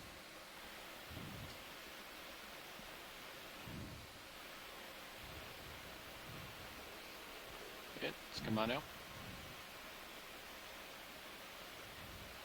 And there's white Lophelia to the, that's sort of traditional. So these, Scott actually said that he's checked the database for the Gulf of Mexico, and there are no records of purple acanthogorgias. So he's very interested in collecting one of these purple acanthogorgias, which there were just a couple in view, and there may be more higher up. Scott, is this the coral that you're referring to? Yeah, I need to see it on a close-up, but just to correct what you said, there are photographic records of these purple colonies, and Daniel did point one out earlier from about 530 meters. but as far as I can tell, there haven't been any collected. And Andrea Quattrini is still in the chat room, so if she could verify that, I'll put a note in the chat room just to verify with her that as far as she knows, none have been collected.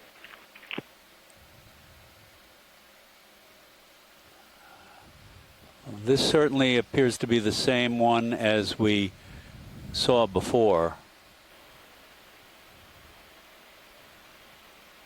And it has a little commensal. Another little commensal in there.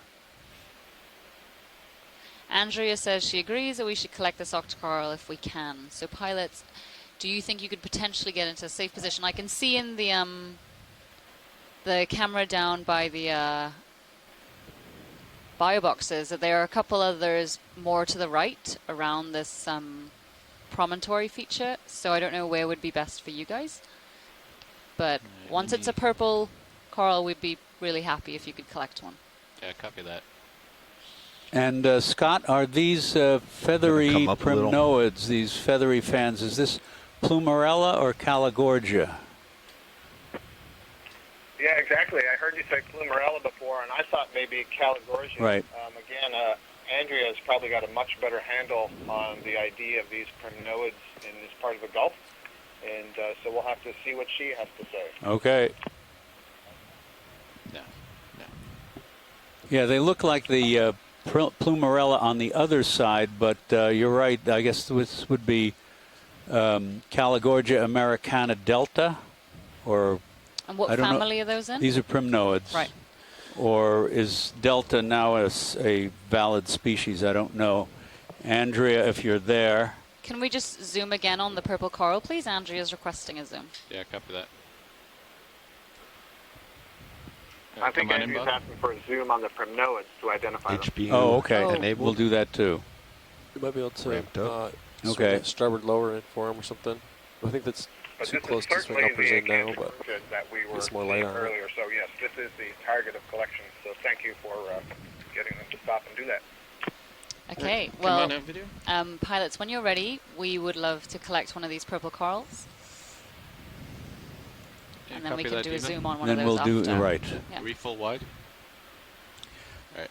Ready for mini Zeus? Okay. Just above and to the right of this purple coral, you can see what looks like a flat triangular feature. When we zoom in, it's actually a mucus, slightly sediment-covered mucus sheet. And I've seen them on a number of different dives in a number of different places. Don't know what they are.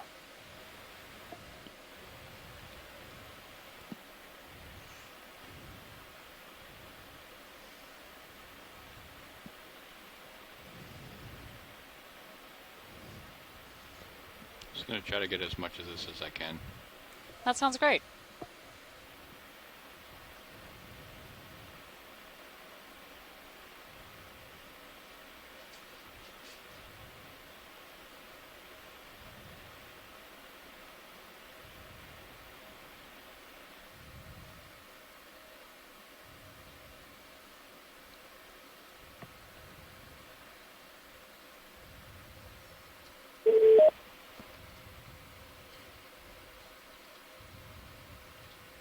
Hello?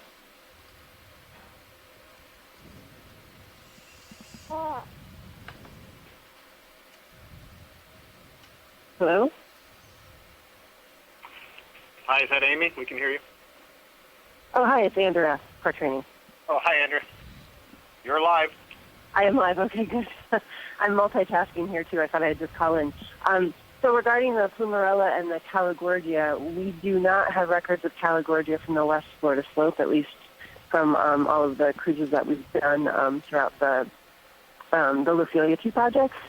And to my knowledge, we don't have a record of Caligorgia from the area, but Plumarella definitely occurs there. And so if we can get a zoom of that after you're done collecting, that would be great. Will they're on do. that bottom lock, so I'm just going to have to drift a little bit here, Bobby. Copy. You look good.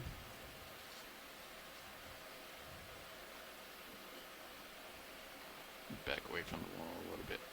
All right, when you're ready. Extending drawer. Shirley, are those Afrocalistes sponges, is that Beatrix, or is this a different species? Yeah. Yeah, in fact, I was just typing something into the chat room for you, Chuck, yes.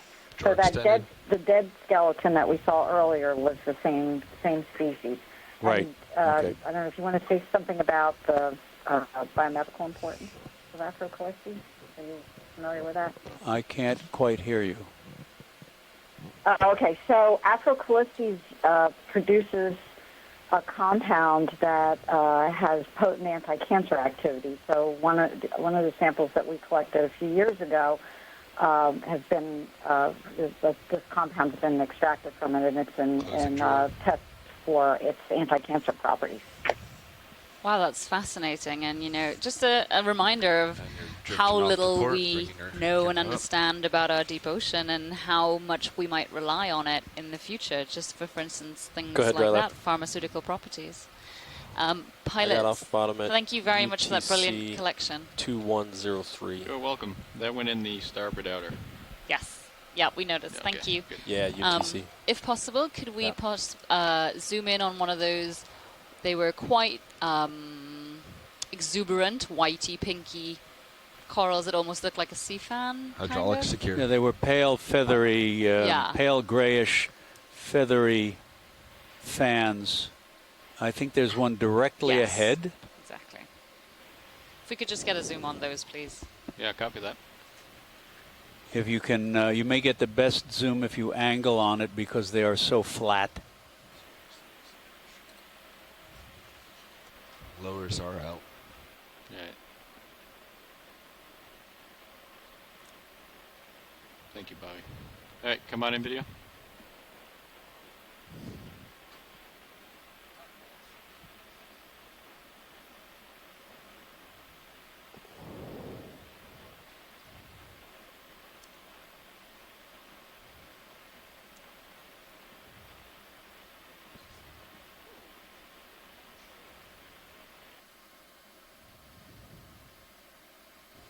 So here we're getting two really good views. One of these potential predatory sponges, Shirley, and then another of this coral, which is kind of confounding us.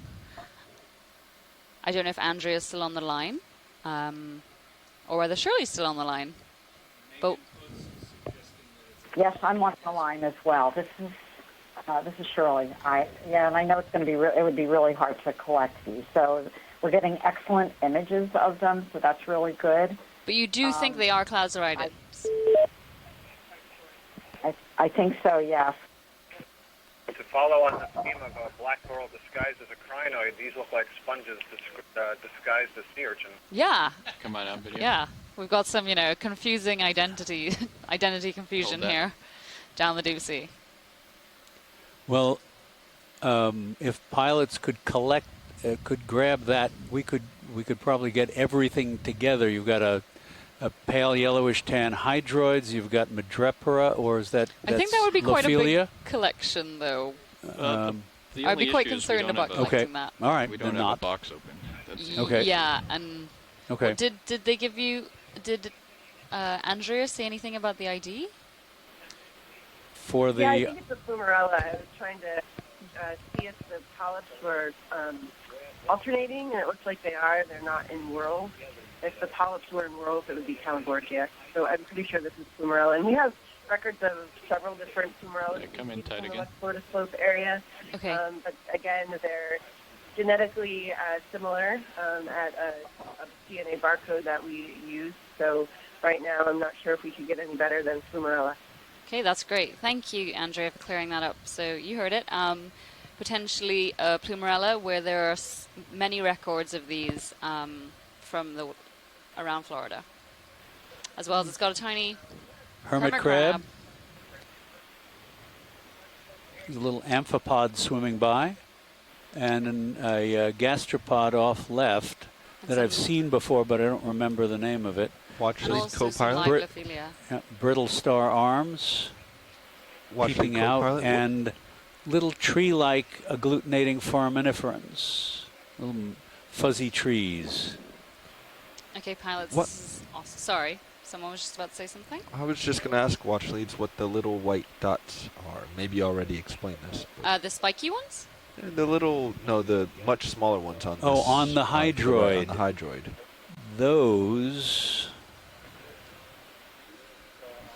That's interesting. I can't.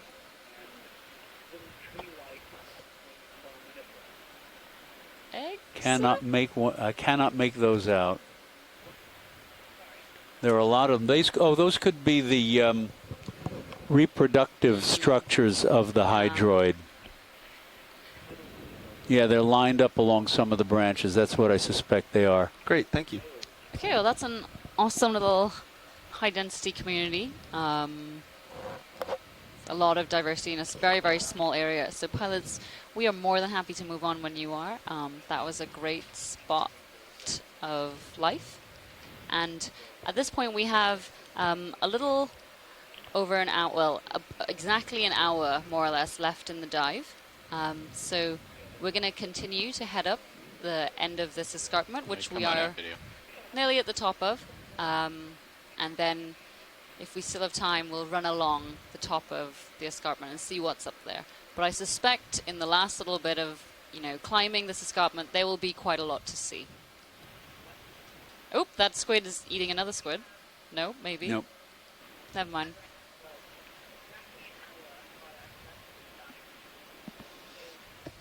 Hey, Chuck, this is John Reed. We had a student here. He worked up at the Smithsonian, Carlos Mora, who looked at most of the hydroids that we've collected in the Southeast Atlantic in deep water. So he might be able to figure out what that hydroid was. Okay. That, my guess, it's if I remember correctly, because I shared an office when I was doing my master's thesis, was next door to a graduate student named Marianne Bogle, who did her master's thesis on some of the hydroids collected by the University of Miami back in the 1960s and early 70s, and I want to say Plumarella, but I'm not certain. Okay. Boy, we're getting denser stuff here. There's a nice little fault crack.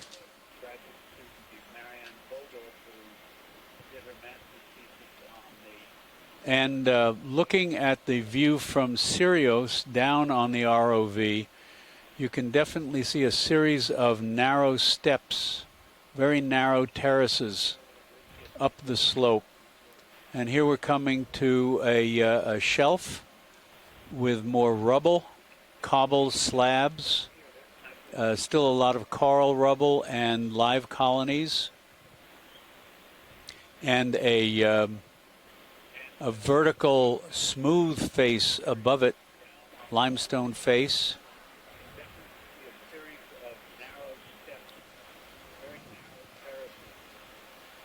So this little terrace has got both phosphoritic, that's the blackened slabs of limestone, white bioeroded slabs of limestone, a lot of dead coral rubble, scattered live colonies. And this, John, looks like your solidified clay. Can you zoom on that fish? Fish, where's the fish?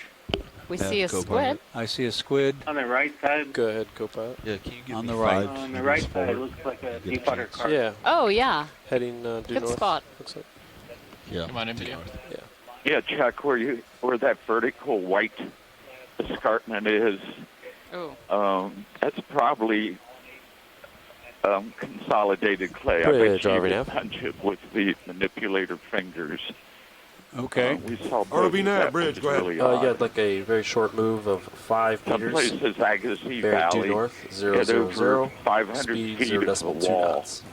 That was just copy clay, short move, consolidated clay. That's really Now interesting. there's a good Bearing shot of it. 000 at Dead coral 0.2 rubble. knots. Yes. Good copy. I'll get right back with you. What That is looks like it's in situ. Ophelia or Madrepora. Yep.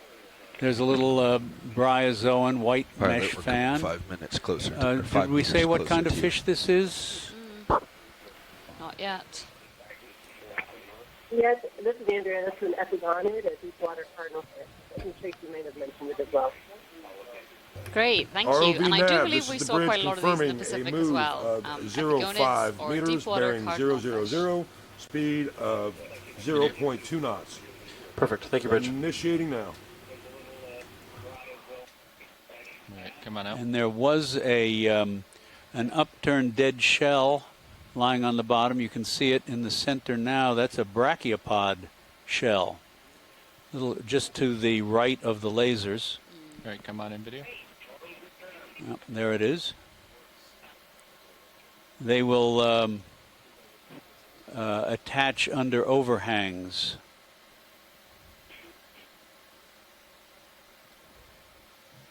Thank you. All right, come on out.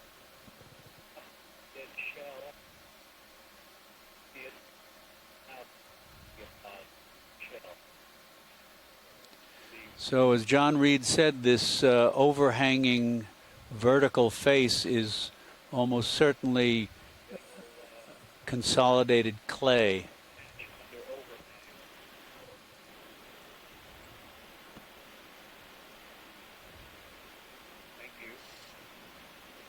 There's a very interesting discontinuity there between that and the underlying substrate.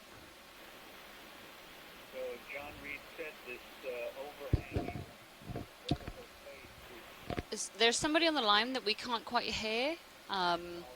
We can just hear some muffled speaking, but if you could try and adjust your microphone, or if it's an error, mute your microphone, please. Yeah, I think it's somebody has their microphone open and doesn't realize they're not muted.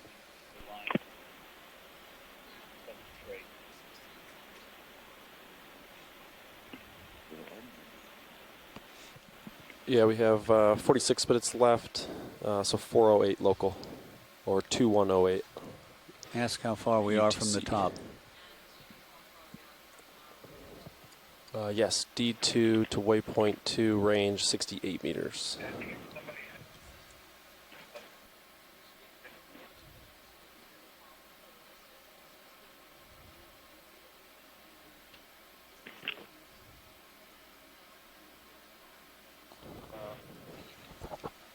There's a great view off to the starboard of how steep this escarpment has become, and it looks like, if we can zoom in on just the substrate here to see whether that is consolidated coral rubble or bioeroded limestone.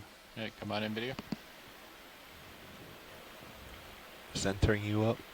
And that looks like really bioeroded limestone and coral rubble as well.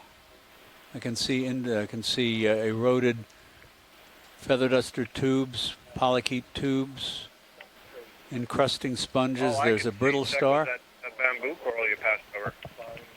Yeah, there was a small bamboo coral.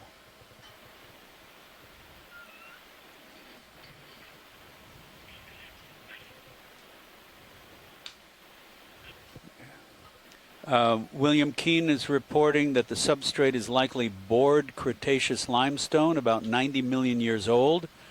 The borings are likely very old, perhaps even Cretaceous in age, because no large boring organisms live at these water depths.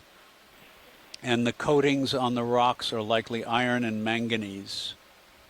There's a lovely encrusting sponge, small squat lobster.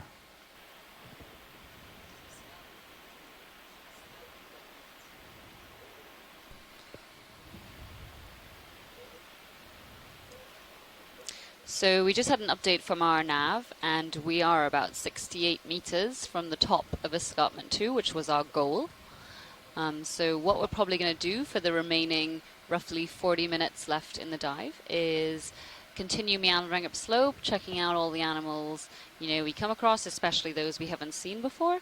And then when we get to the top of the escarpment, we'll likely run along the top of the escarpment if we still have time left.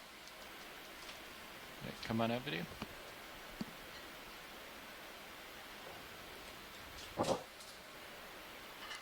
Hey, Chuck and David, some live. Is that Lopelia? Nav, let's get another. Yep, do you want to have a look at it? at 355. Oh, no, I was just pointing it out. That, yeah, that actually, pilot and video, if we can zoom in just below that big orange colony. Bridge, that's above, the one above the laser, just at the top of the screen, because there are a bunch of white bumps yeah, there. Like another short move and of 5 that may meters. be that carnivorous sponge growing on 355 degrees. Speed 0.2 knots. in place dead coral that might be collectible. Great. Come on in, video. About 20 centimeters, yeah, directly ahead there. Yep, right above you. And a little bit further up. Yeah, right in there. Oh, and a beautiful And a slit snail, I think. I wasn't. I can't remember what that type of gastropod is. That's a slit snail, I think. I'm not 100% certain. But any chance, what does that look, that cluster of white spiny knobs look like in terms of grabbing some of it? Yeah, come out. 225 is great. Southwest. Okay, great. Thanks, Bridge. I'm just concerned that we might grab all of that coral. Yeah, that's... Or maybe just below the right-hand laser, there's less live coral. Yeah, just and some of those little white knobs. I mean, we could take a shot at it. Sure. Do you know which bio box you'd want to put this in? It honestly shouldn't matter. Everything is so different that I don't think we'll have trouble distinguishing. All right, I can give it a shot. I'm not 100% sure I'll be able All to right, we'll get give it a shot. We have the time. And if we get one of those hydroid feathers, that's a bonus. All right, we full wide video?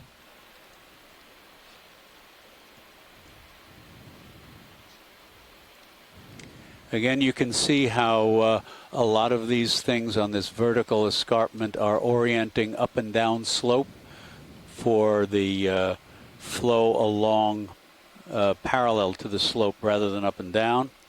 And then at upper right, we have 1, 2, 3, 4 little red colonies of the Anthomas, the soft coral.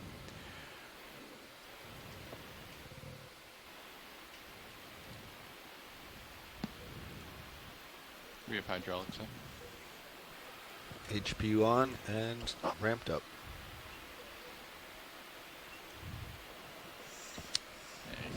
So if we do collect this, this will be the last biology collection for this dive. This will be number 5. And Can we zoom in a little bit on main Zeus? It's kind of, yeah, that's the kind of maximum we should do. All of the collections we've just a little bit sampled so far today have either been new records or new species, potentially. And we've actually had a bumper area. This has been a bumper area for predatory sponges, interestingly. 3 of our collections now. No.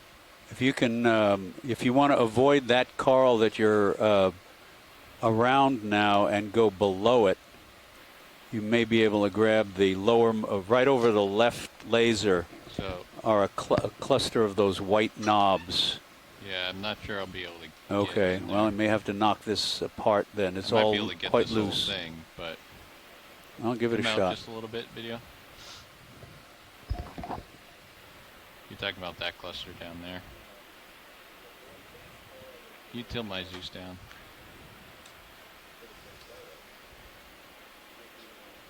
Zoom in a little bit.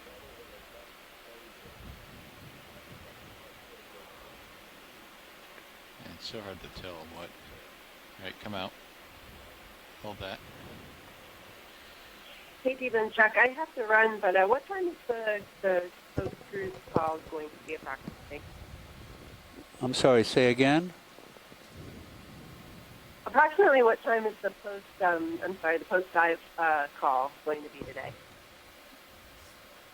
So we're going to be coming off bottom around 4:08 Eastern time. So that's in roughly 40 minutes. And we're probably going to have the dive call about 5 minutes after that, just to give us enough time to have a quick sip of water and then reconvene. So it'll probably be around sort of 4:10, between 4:10 and 4:15, basically, around there. But more or less 5 minutes after the ROV has left bottom. Yeah, come back up. Okay, great. Thank you. I'm going to try to call into that and enjoy the rest of the dive. Thank you. I want the new rotator.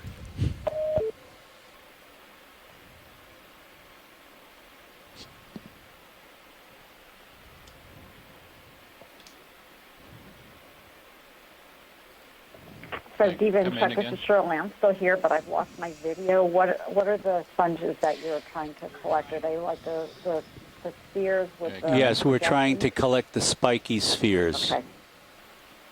Yeah, there's a vertical cluster of some, I believe it's Lophelia. Definitely Lophelia. And Gorgonians and hydroids, and it's all loosely connected, and we're trying to avoid knocking over too much of the coral while we collect the sponges. And so that's what the claw is out now, and I should probably shut up while they attempt to collect.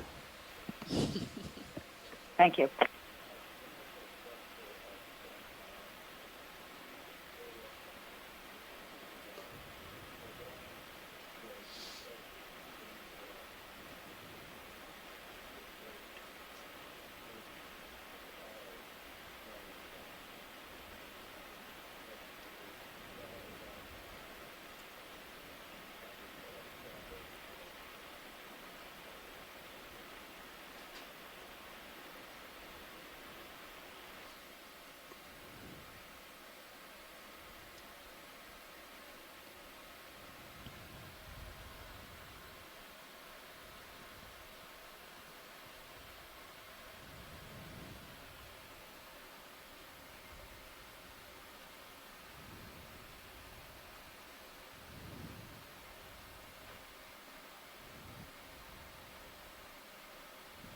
So brittle.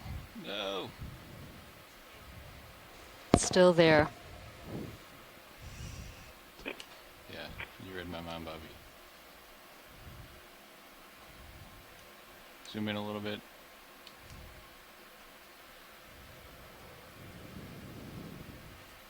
All right, hold that.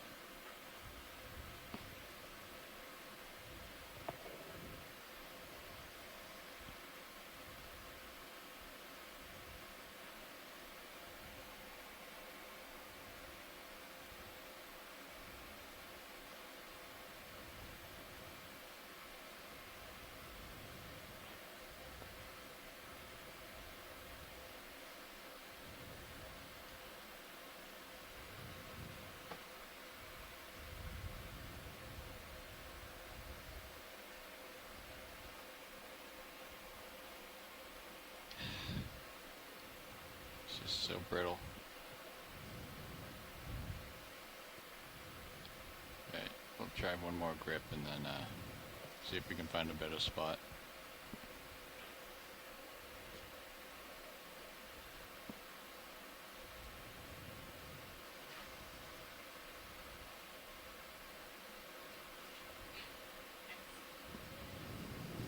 All right, come out wide.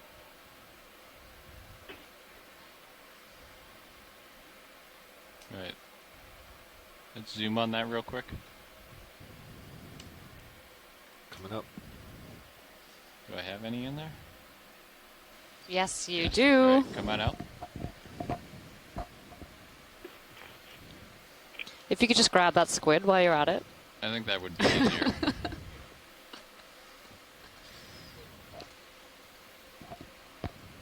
Are we full wide?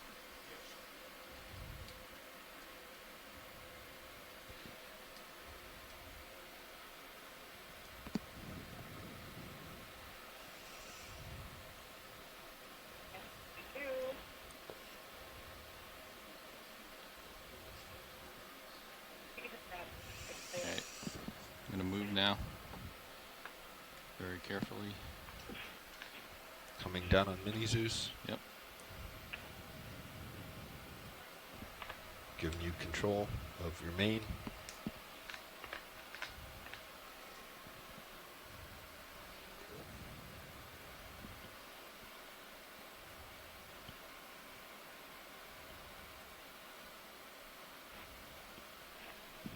Standing by on drawer.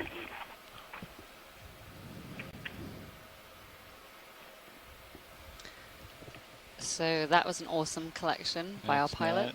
It's not in there yet. You know, we're... Go ahead, Bobby. Extending drawer. We know you got skills.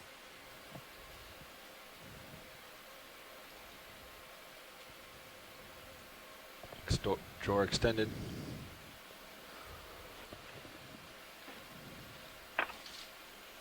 Right, close it up. Closing. Port inner. So that was another amazing collection by our pilots. And that was actually a bumper collection because not only did we get the predatory sponges, which we wanted to, we also got some corals and some other stuff. So Chuck and I are going to have a busy evening in the lab today. So I think that should be it for samples in general today. We've gotten quite a lot, 5 samples, and a lot of those are actually multiple samples. So for the rest of the dive, we're just going to continue upslope, you know, getting some zooms here and there of colonies of sponges, and also not colonies of sponges, sponges and colonies of coral, and seeing what else we can see as we're journeying up this escarpment. Let's just do a snap, zoom right here video. It's another. So here we've got another one of these Heterocarpus shrimp, as well as some Anthomassus coral and some other sponges, which are becoming quite brightly colored. Right, come on up. There's also some ophiuroid arms sticking out of the crevices, and some more of that Plumarella, and what I think is Lophelia, though there's been some debate in the chat room about that.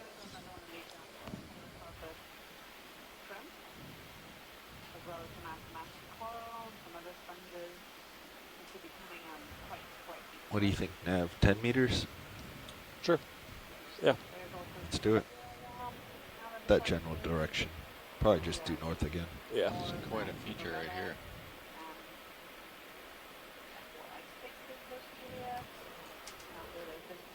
Bridge ROV nav. Go ahead, RV nav. Yeah, we'd like a short move 10 meters, so 10 meters, due north, 000, speed 0.2 knots. Okay, that's 10 meters, bearing 000, speed 0.2. Good copy. Oh, this is magnificent. These overhanging shelves with lots of Lophelia and just an abundant diversity of life. If we could do some snap zooms at points when you all feel comfortable, pilots, that would be great. Just let me know what you want to look at. Well, for example, that below center left, that big cluster with the white knobs and the pink corals. Right, come on. Almost just left of the lasers. Yeah. That's magnificent right there. Hold that.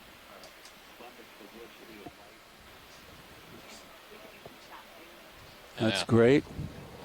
These would have been a little easier to grab. Sorry, Josh. I appreciate the challenge. Yeah, just open the bio box and let it fall in. We can almost just open the box, Bobby's saying, and just knock it in. Right. Oh, yeah. And they're huge clusters. Hydroids, stony corals, sponges, soft coral. There's the red Anthomastus soft coral.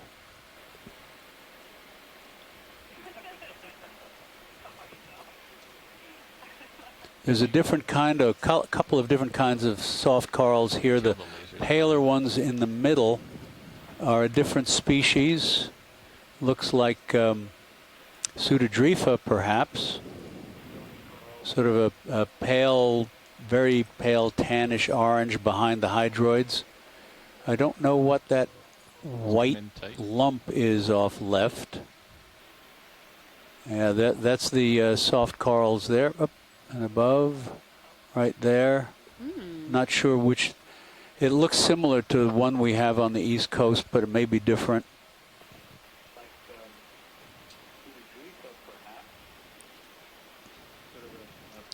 That's great, guys. So if we could zoom out and continue getting some of those wonderful community shots as we go uphill. That would be really great.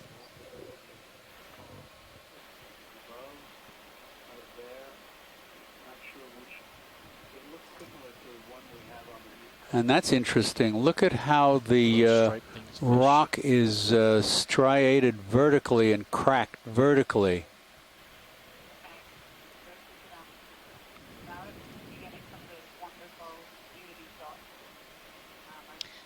Please remember to mute your mics when you are not speaking. We are getting quite a bit of background noise.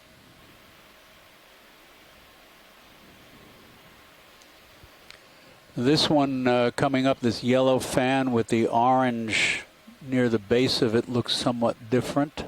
Can we get a quick zoom, please? The fan is probably Paramuracea, but I can't tell what that bright orange near the base is yet. It could be a zoanth, colonial anemone, a zoanthid. Yes, I think that's what it is. What do you say? Yep, that's what it is. I agree with that. There's a dead Gorgonian branch there, lying off to the left. Really cheek by jowl here. Everybody competing for a little space.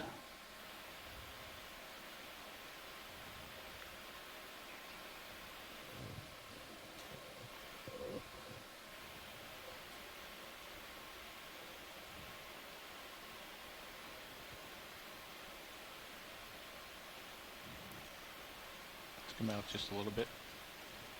Move complete, pilots. Sirius should be in position.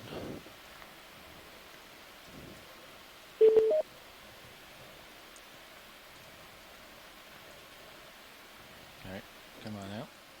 And there are solitary cup corals as well there, pale orange.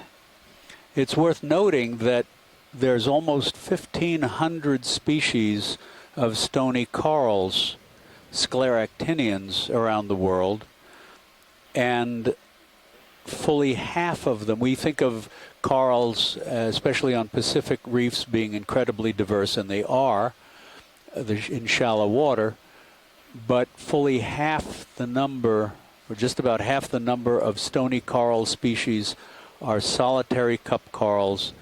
The majority live in the deep sea. Some of them can even sit on the sediment free as opposed to attached to the sea floor. And they don't have, of course, since it's dark, they don't have symbiotic algae. So pilots, if you see any of the bright pink Anthomastus coral, if we could try and get a zoom on one of those, please. There's one in the center lower quadrat of the screen. Now off to the left. Up to the left. The pink mushroom corals? Yes, pink exactly. Yeah, the bright pink ones. Where do you see one, Roland? Hi guys, the crab you just had was a true crab, probably a genus called Rokinia. Oh, I missed that one. And who's this? Voice we haven't heard so far, I don't Mary think. Say again?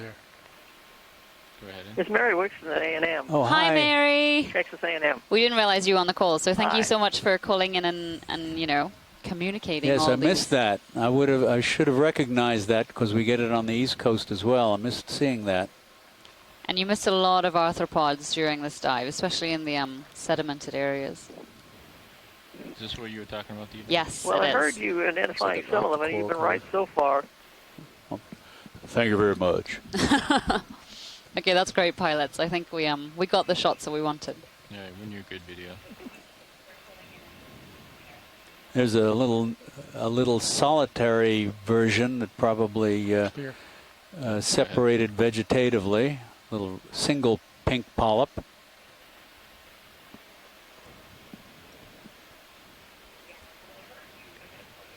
Full wide. Thank you. So Tina says that that mushroom coral is Pseudanthomastus. Pseudanthomastus, sorry. And thanks, Tina, for giving us that ID. They changed the genus on us again?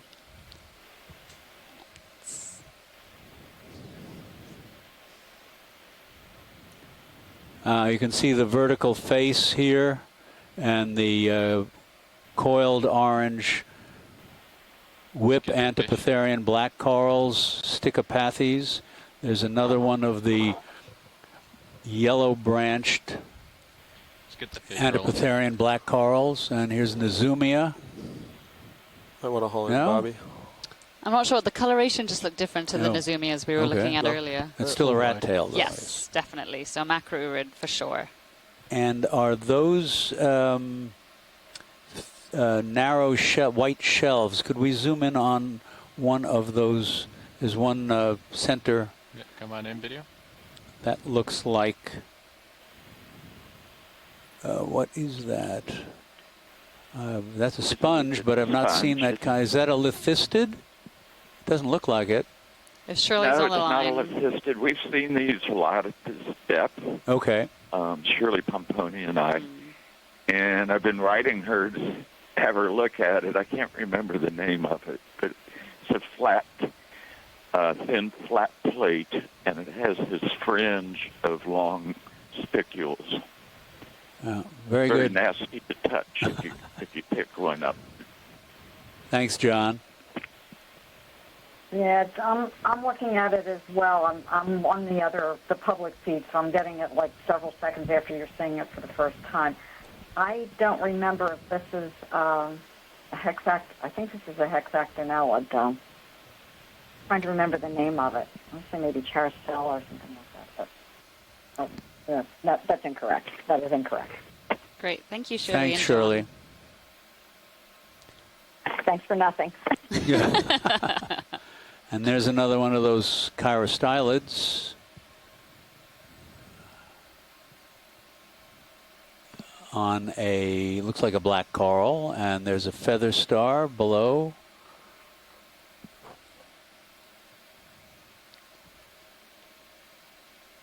Could we take a quick look at that feather star bottom center? Absolutely. If we're not. As well as when we finish the Chrysogorgid just above the Stichopathes, please. Roger. Come on in, video. See if this is the same thing as we've seen before. And it looks to be, yes, it's an atelocrinid. We've got two genera locally, but you can tell this family because of the filamentous tip to the arms, and the base of the arms is missing its side branches or pinnules, and the hooks that it holds onto the sea floor with are called cirri. The way to those chirostylid lobsters is the way the pincers go out at weird angles to the body instead of straight ahead. You can always tell it's the family Chirostylidae, but which one is a big mystery. Thanks, Mary.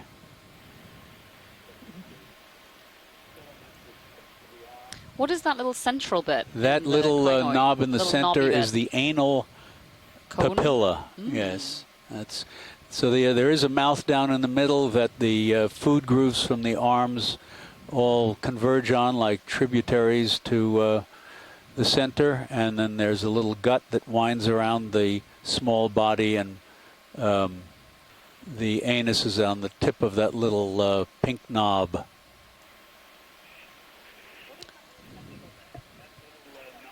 There looked like there were a lot of solitary coral polyp skeletons in this. Can we just get a quick zoom on the very dense Chrysogorgid next to the Stichopathes? It's that bushy-looking one. Yeah, it's very pale. Go ahead in on the Chrysogorgid. Yep.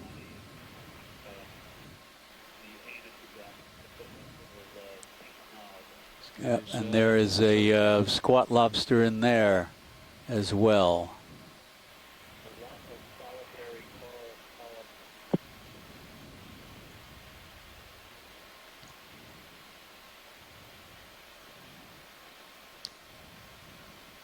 So perhaps in the genus Chrysogorgia.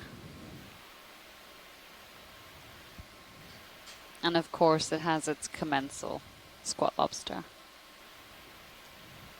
That's great. Thank you, guys. Yeah, go ahead. Get a two-shot with the whip. So if we could keep moving upslope, please. Let's come on out. We have about 20 minutes, a little less than 20 minutes left in this dive.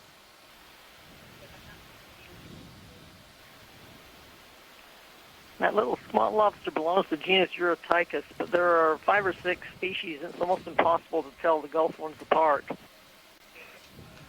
Great. Thanks, Mary. Thank you, Mary.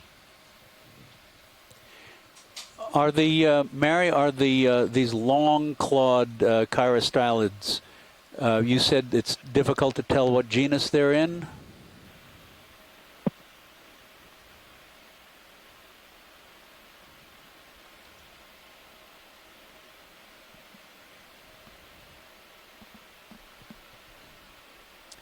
And Tina told us it's Chrysogorgia, that bushy Chrysogorgiid. Snap right here, Roland.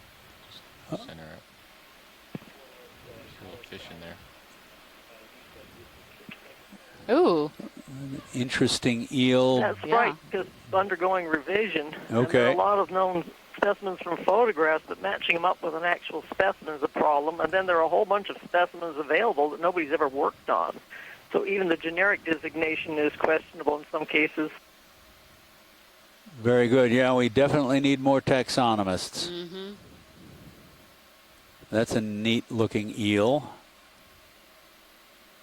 It looks very comfortable. Feather duster worms. Deadlophilia.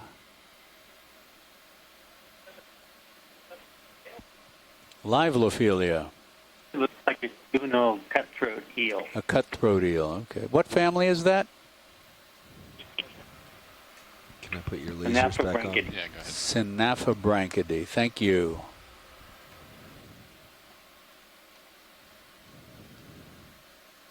Ooh, a lot of, This is Kevin Rademacher. I think it's a Diathoma anguillari. We catch it sometimes out in on our deep water trawls. Could you repeat that name for us, please? Its common name is a short belly eel, Dysoma, Dysomma. 15 minutes. Anguillari. Thanks very much. So Eric is confirming that these are Lophilia communities. We definitely did see some Madrepora very early on the escarpments, which were white and had the really characteristic zigzag branching. But these ones we're seeing around here are most certainly Lophilia. And off in the distance there is another one of those clay walls. Octopus center screen. What? Roland, eagle eyes over there. On the lasers? Left of lasers. Left. Oh yeah, coming down the I don't see him. Upper left corner. Oh, yes. There he is.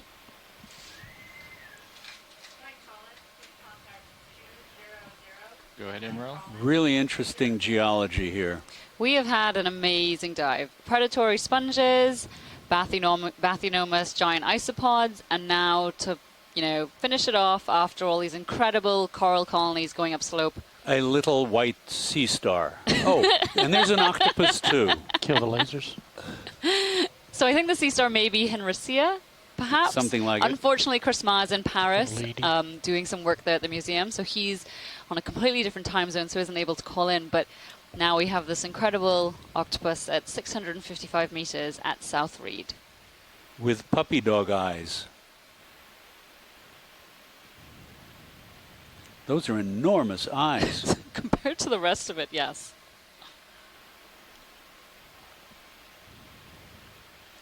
And Tina has just pointed out that it is Friday in Japan. It's always Friday. No, it's not always Friday somewhere, but it's Friday somewhere in the world today. And so this is a perfect example of a great video or a great shot for Octopus Friday. And Eric Cordes says this is a walking octopus. This is a nature paper.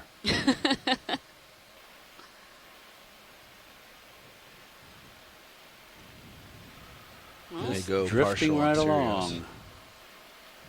Holding on there. He's like a daredevil octopus. These shelves are really extraordinary. What the circumstances under which these were originally laid down must be really interesting. I assume they were all originally shallow water, but I don't know.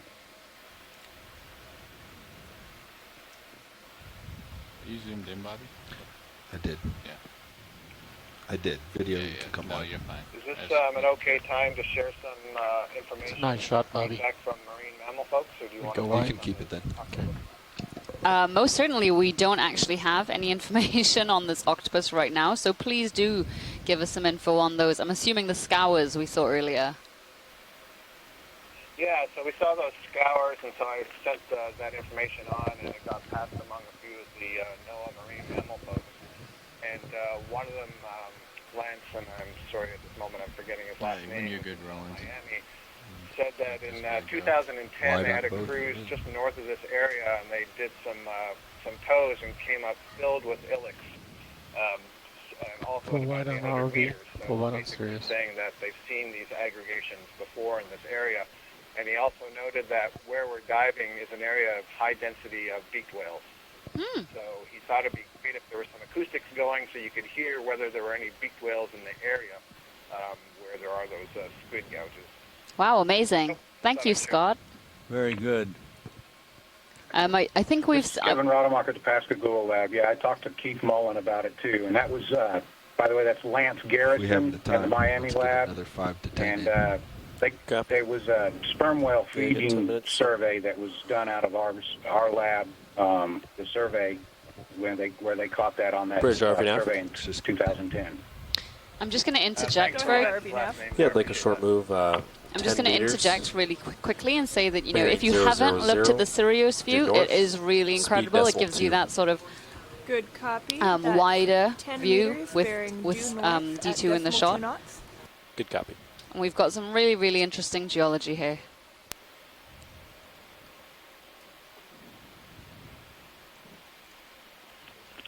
Another thing about these ilex schools, we've made a number of dives in these deep water sinkholes in Portales Terrace, and quite often we've come across the pretty large schools of the squid, and usually when that happened, we got attacked by swordfish, which is interesting.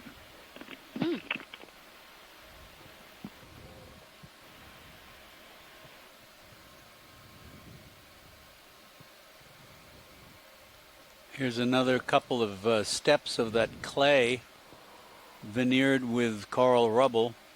And some live coral as and well. some live coral. I think there's a fish dead ahead. Come on in, video.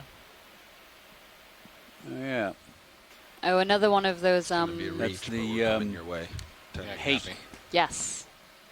Oh, with a bitten up tail. He's been chewed on. A lot of the Stichopathes coiled whips. A feather star? There's a feather star off right.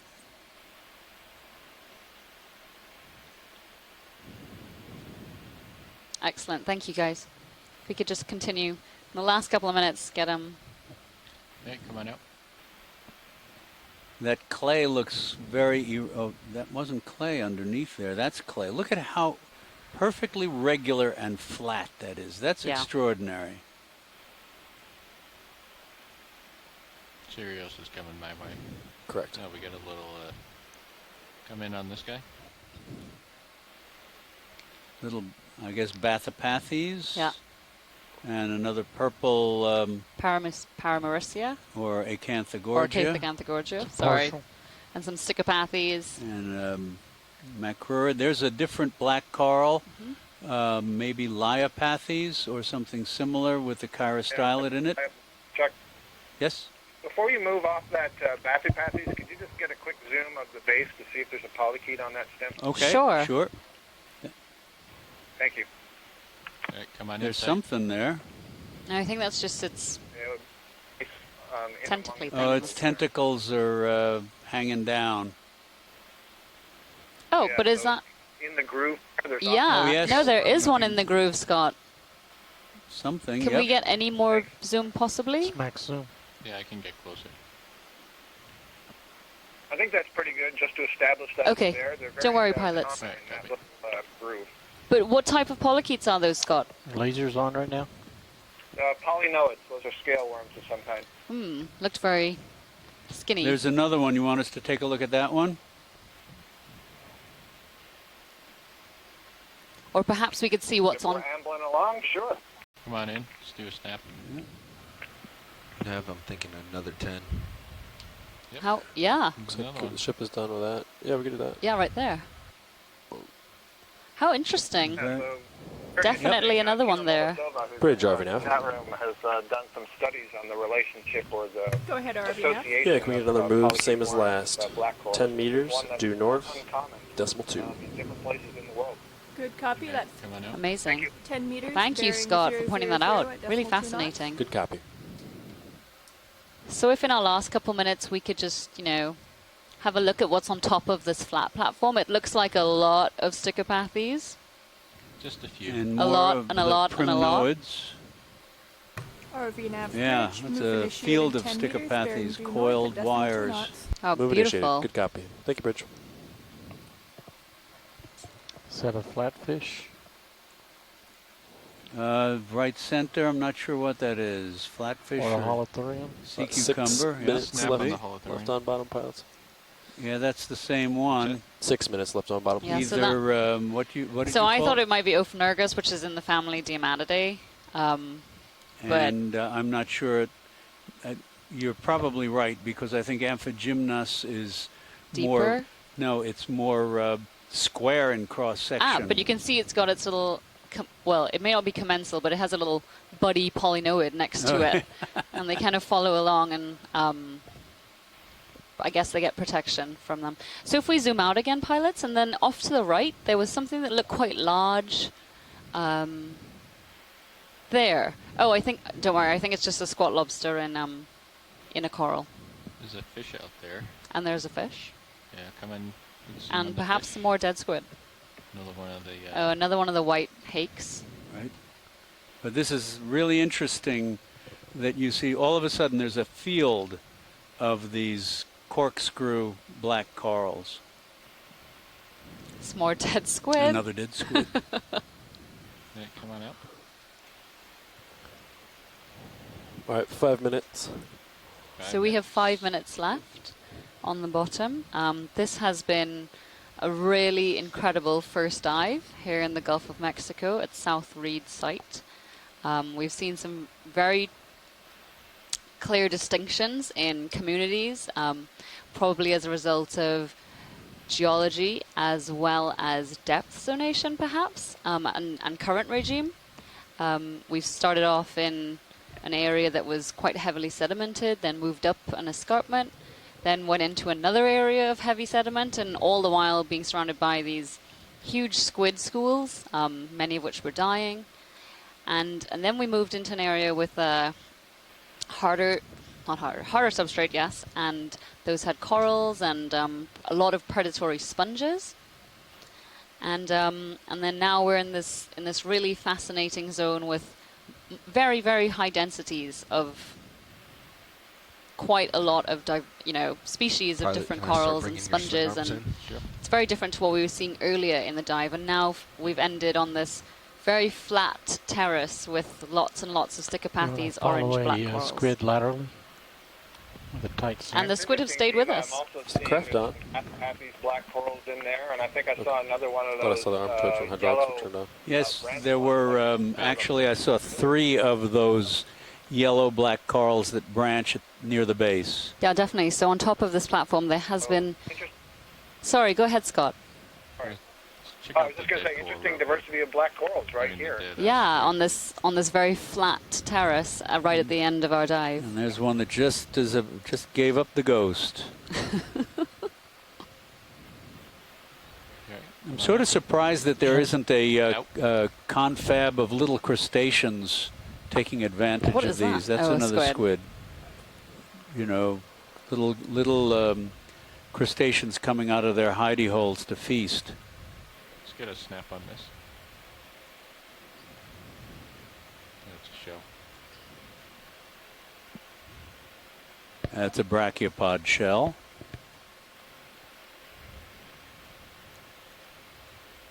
All right, coming up. And again, in the Sirius view, you can see how really flat this terrain is. Sorry, Scott, what were you saying? Yeah, No problem, Diva. I was just going to say, to follow up on what Chuck was saying, that it's interesting that none of the black corals here, these orange coils, appear to have any associates on them. And that probably speaks to material, chemical defense in the polyp tissue. Very interesting. Just come in right here. Oh, another of the pink species of cup coral. I think we saw 2 different species of cup coral throughout the dive, a pinky one and an orange one.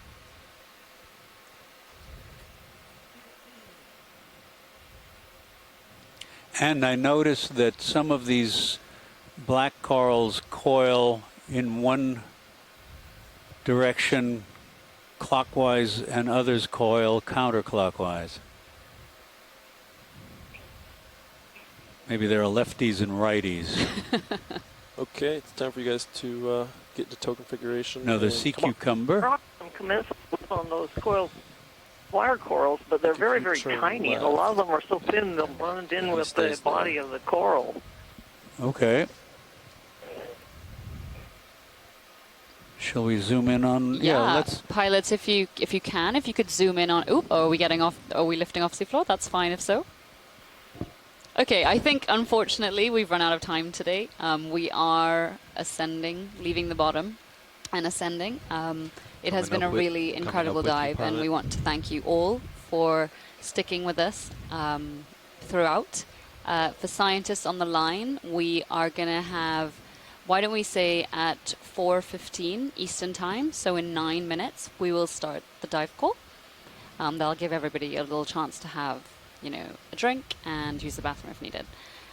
So again, thank you to everyone who participated in the dive today, who viewed the dive today.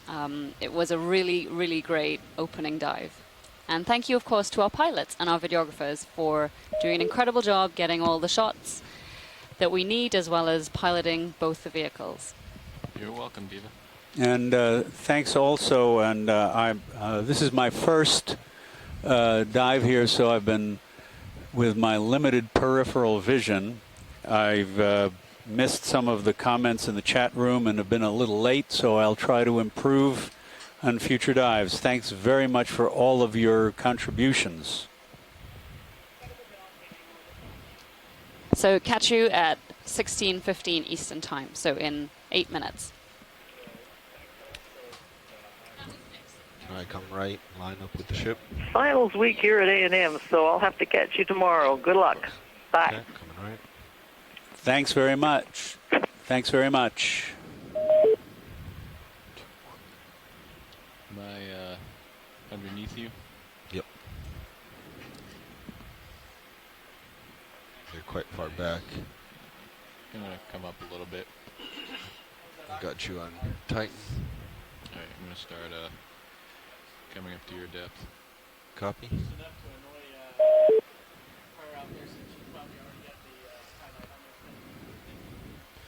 Bridge RV nav. Oh yeah, I see you in my aft cam. Go ahead, RV-Nav. Yeah, just letting you know we are safely off bottom and starting our ascent. Roger that. Off bottom eye. Thank you. Thanks. Oh, that's loud.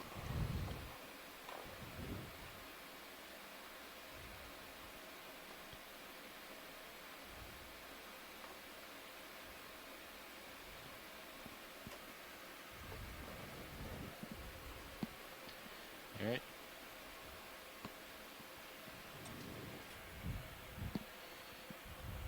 Give a little push out. 30%. All right.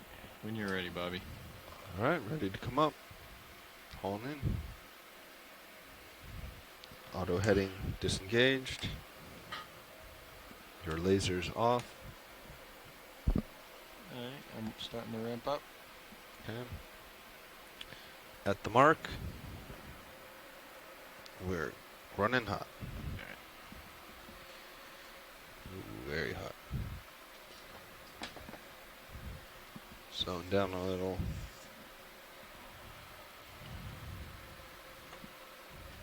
Plan is to go half knot over ground and have Dan transition that into half a knot through the water at the aft station. Okay. He's right here, but at 50 meters. Yeah.